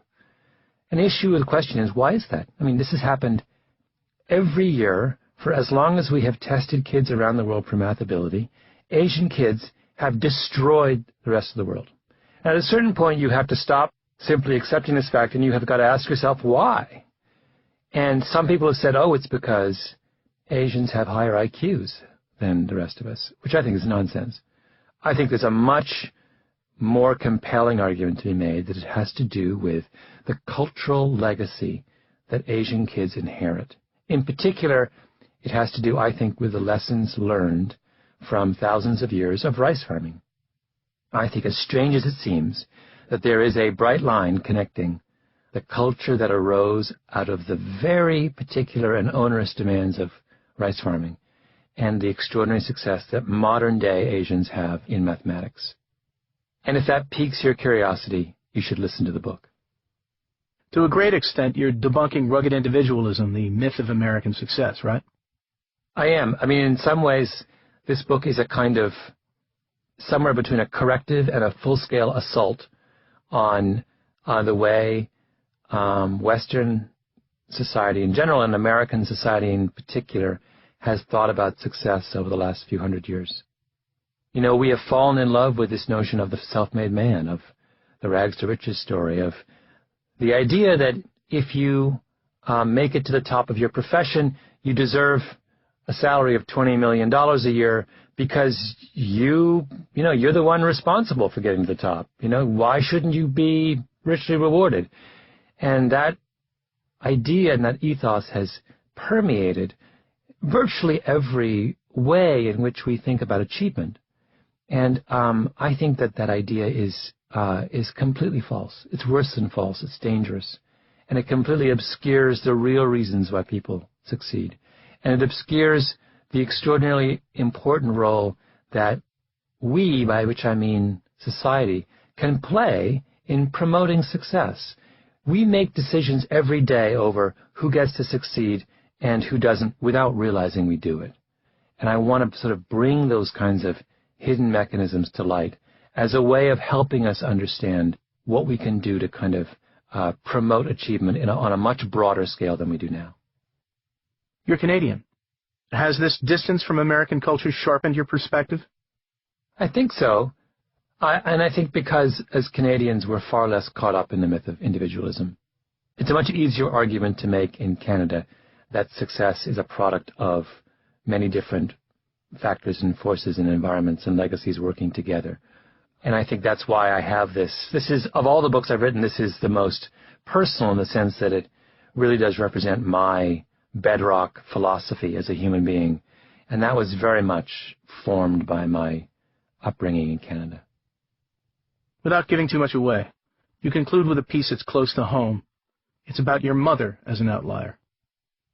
Yeah, because this book was so personal, I thought it would be appropriate to end on a personal note. And so the last chapter is all about my mother as Jamaican and grew up in a house the size of the recording studio I'm in right now, whose parents, although they were school teachers, by any contemporary reckoning were lower middle class. And she ended up living in an upper middle class professional family in Canada, in wealthy Canada. And the question for that last chapter is, how did she get there? it would be tempting to say she got there because she's ambitious and really smart. And in fact, that explanation, as flattering as it is to my mother, is completely false. And the last chapter is an attempt to go back in my own family and my own culture, or more specifically my mother's own culture, and try and locate kind of antecedents of her success.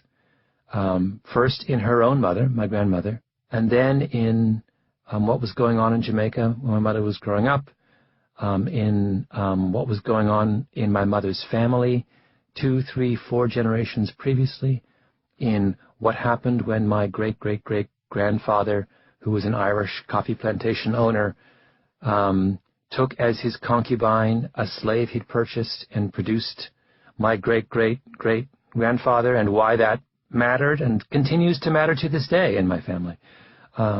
Just this idea of, instead of thinking of my mother as someone who was born in 1931 and whose life belongs entirely to the 20th and 21st century, to make people understand that her success actually belongs to the 21st century, the 20th century, the 19th century, and the 18th century. And unless you look at her life and my family's life with that kind of remove, you understand nothing about why we've achieved what we've achieved. Tell a tale on yourself as an outlier. How about something formative from your childhood that has contributed to your own success? Well, this is actually the best explanation for, here's an example of, if I was telling, I don't in my book, but if I was telling a similar kind of story of my own life, there was one very lucky fact I would have to dwell on, which was, I grew up in a very rural area of Ontario, and I went to one of these country schools where I would say 75 to 80% of the kids were farmers' kids. And in my high school of 1,200 kids, probably 20 went to college every year, right? So that gives you a sense of, it was not a highly intellectual environment. However, by sheerest good fortune, my oldest friend, who I met on the first day of first grade and has been my closest friend ever since, and was in every class with me from first grade to the end of college, happened to be one of the very, very few educated, literate, sophisticated people in town. In fact, he's today an editor at the New York Times. My other best friend from that period, who was a farmer's kid, but also was very kind of educated and literate, was just 2 years ago the youngest tenured professor at Harvard University. So here I was in the middle of nowhere in Canada, and my two best friends happened to be people who were outliers. I mean, absolutely, particularly the one at Harvard who's a one in a million kind of guy. I would not be here without those two, absolutely not. I mean, they shaped me in ways that I can barely even begin to understand. And that was just luck. I mean, pure and simple.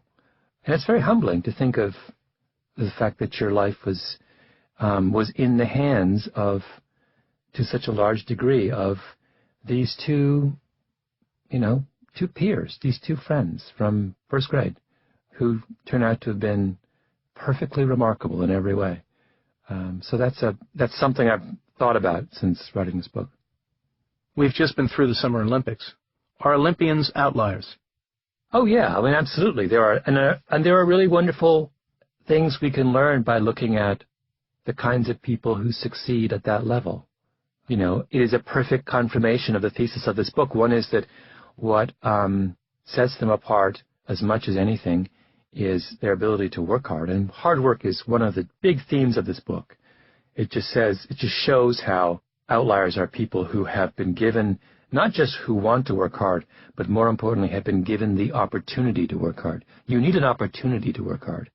If you want to be a great gymnast in the Olympics, all of the ambition and drive and discipline in the world will come for naught unless there is a gym within walking or driving distance of your house when you're 6 years old, staffed with someone who knows how to teach gymnastics, right? You know, you look at all the great female gymnasts in the United States in this past Olympics, you know, they come out of gyms. They're affiliated with a gym run by, invariably, someone who was themselves a world-class gymnast. Nastya Lukin comes from a gym in Texas run by her father and mother, who were themselves world-class gymnasts, right? Without her father and mother, she's not there. Shawn Johnson comes from a gym in, I think, somewhere in Iowa, right? That was started by someone who was a world-class gymnast in China and who left China and moved to Iowa and opened a gym. Unless that guy moves to Iowa and opens a gym, Shawn Johnson is not a gold medal winner in the Olympics. She might have been a fine gymnast, but she needed that opportunity to learn and work hard in order to reach the level that she reached. And you can't, and I am sure that if we had Shawn Johnson and Nastya Lukin here, the first thing they would do was credit their coaches and their gyms, not because they're being modest or being nice, but because they're being honest. And almost all world-class athletes recognize instantly how critical those kinds of communities of learning were in their own achievement. And that's why they'll always, when you ask them, they'll always start with coach, family, club, and then move on to their own personal gifts and contributions. I can't help but ask about the great string of comedians from Canada. I actually thought of doing a chapter on this. It has to do with, it gets slightly off topic, it has to do with outsiderness. So it's a subset of the same reason why all great comedians are Jewish and black, and that is to be a minority, to be a stigmatized minority, is to be given the comic stance, right?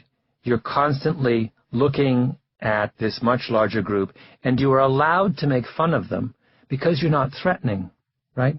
You permit minorities to make light of you because there's no way they can, first of all, they're not powerful enough to threaten you in some way, but secondly, because they're not part of your world, they can be rude, right? The person who you grew up with in your family or who is a close part of your culture, you hold them to a very high standard of behavior. You can't, you have to observe the rules of the community. The person outside the community doesn't have to observe the rules at all, right? Well, comedy is all about not observing the rules. So people who come from outside the dominant community always have a comic advantage. So Jews have a comic advantage, African Americans have a comic advantage, Canadians have a comic advantage. And that's always been the case. As long as people have made jokes, jokes have been made by outsiders. So it's another way in which your upbringing influences your success.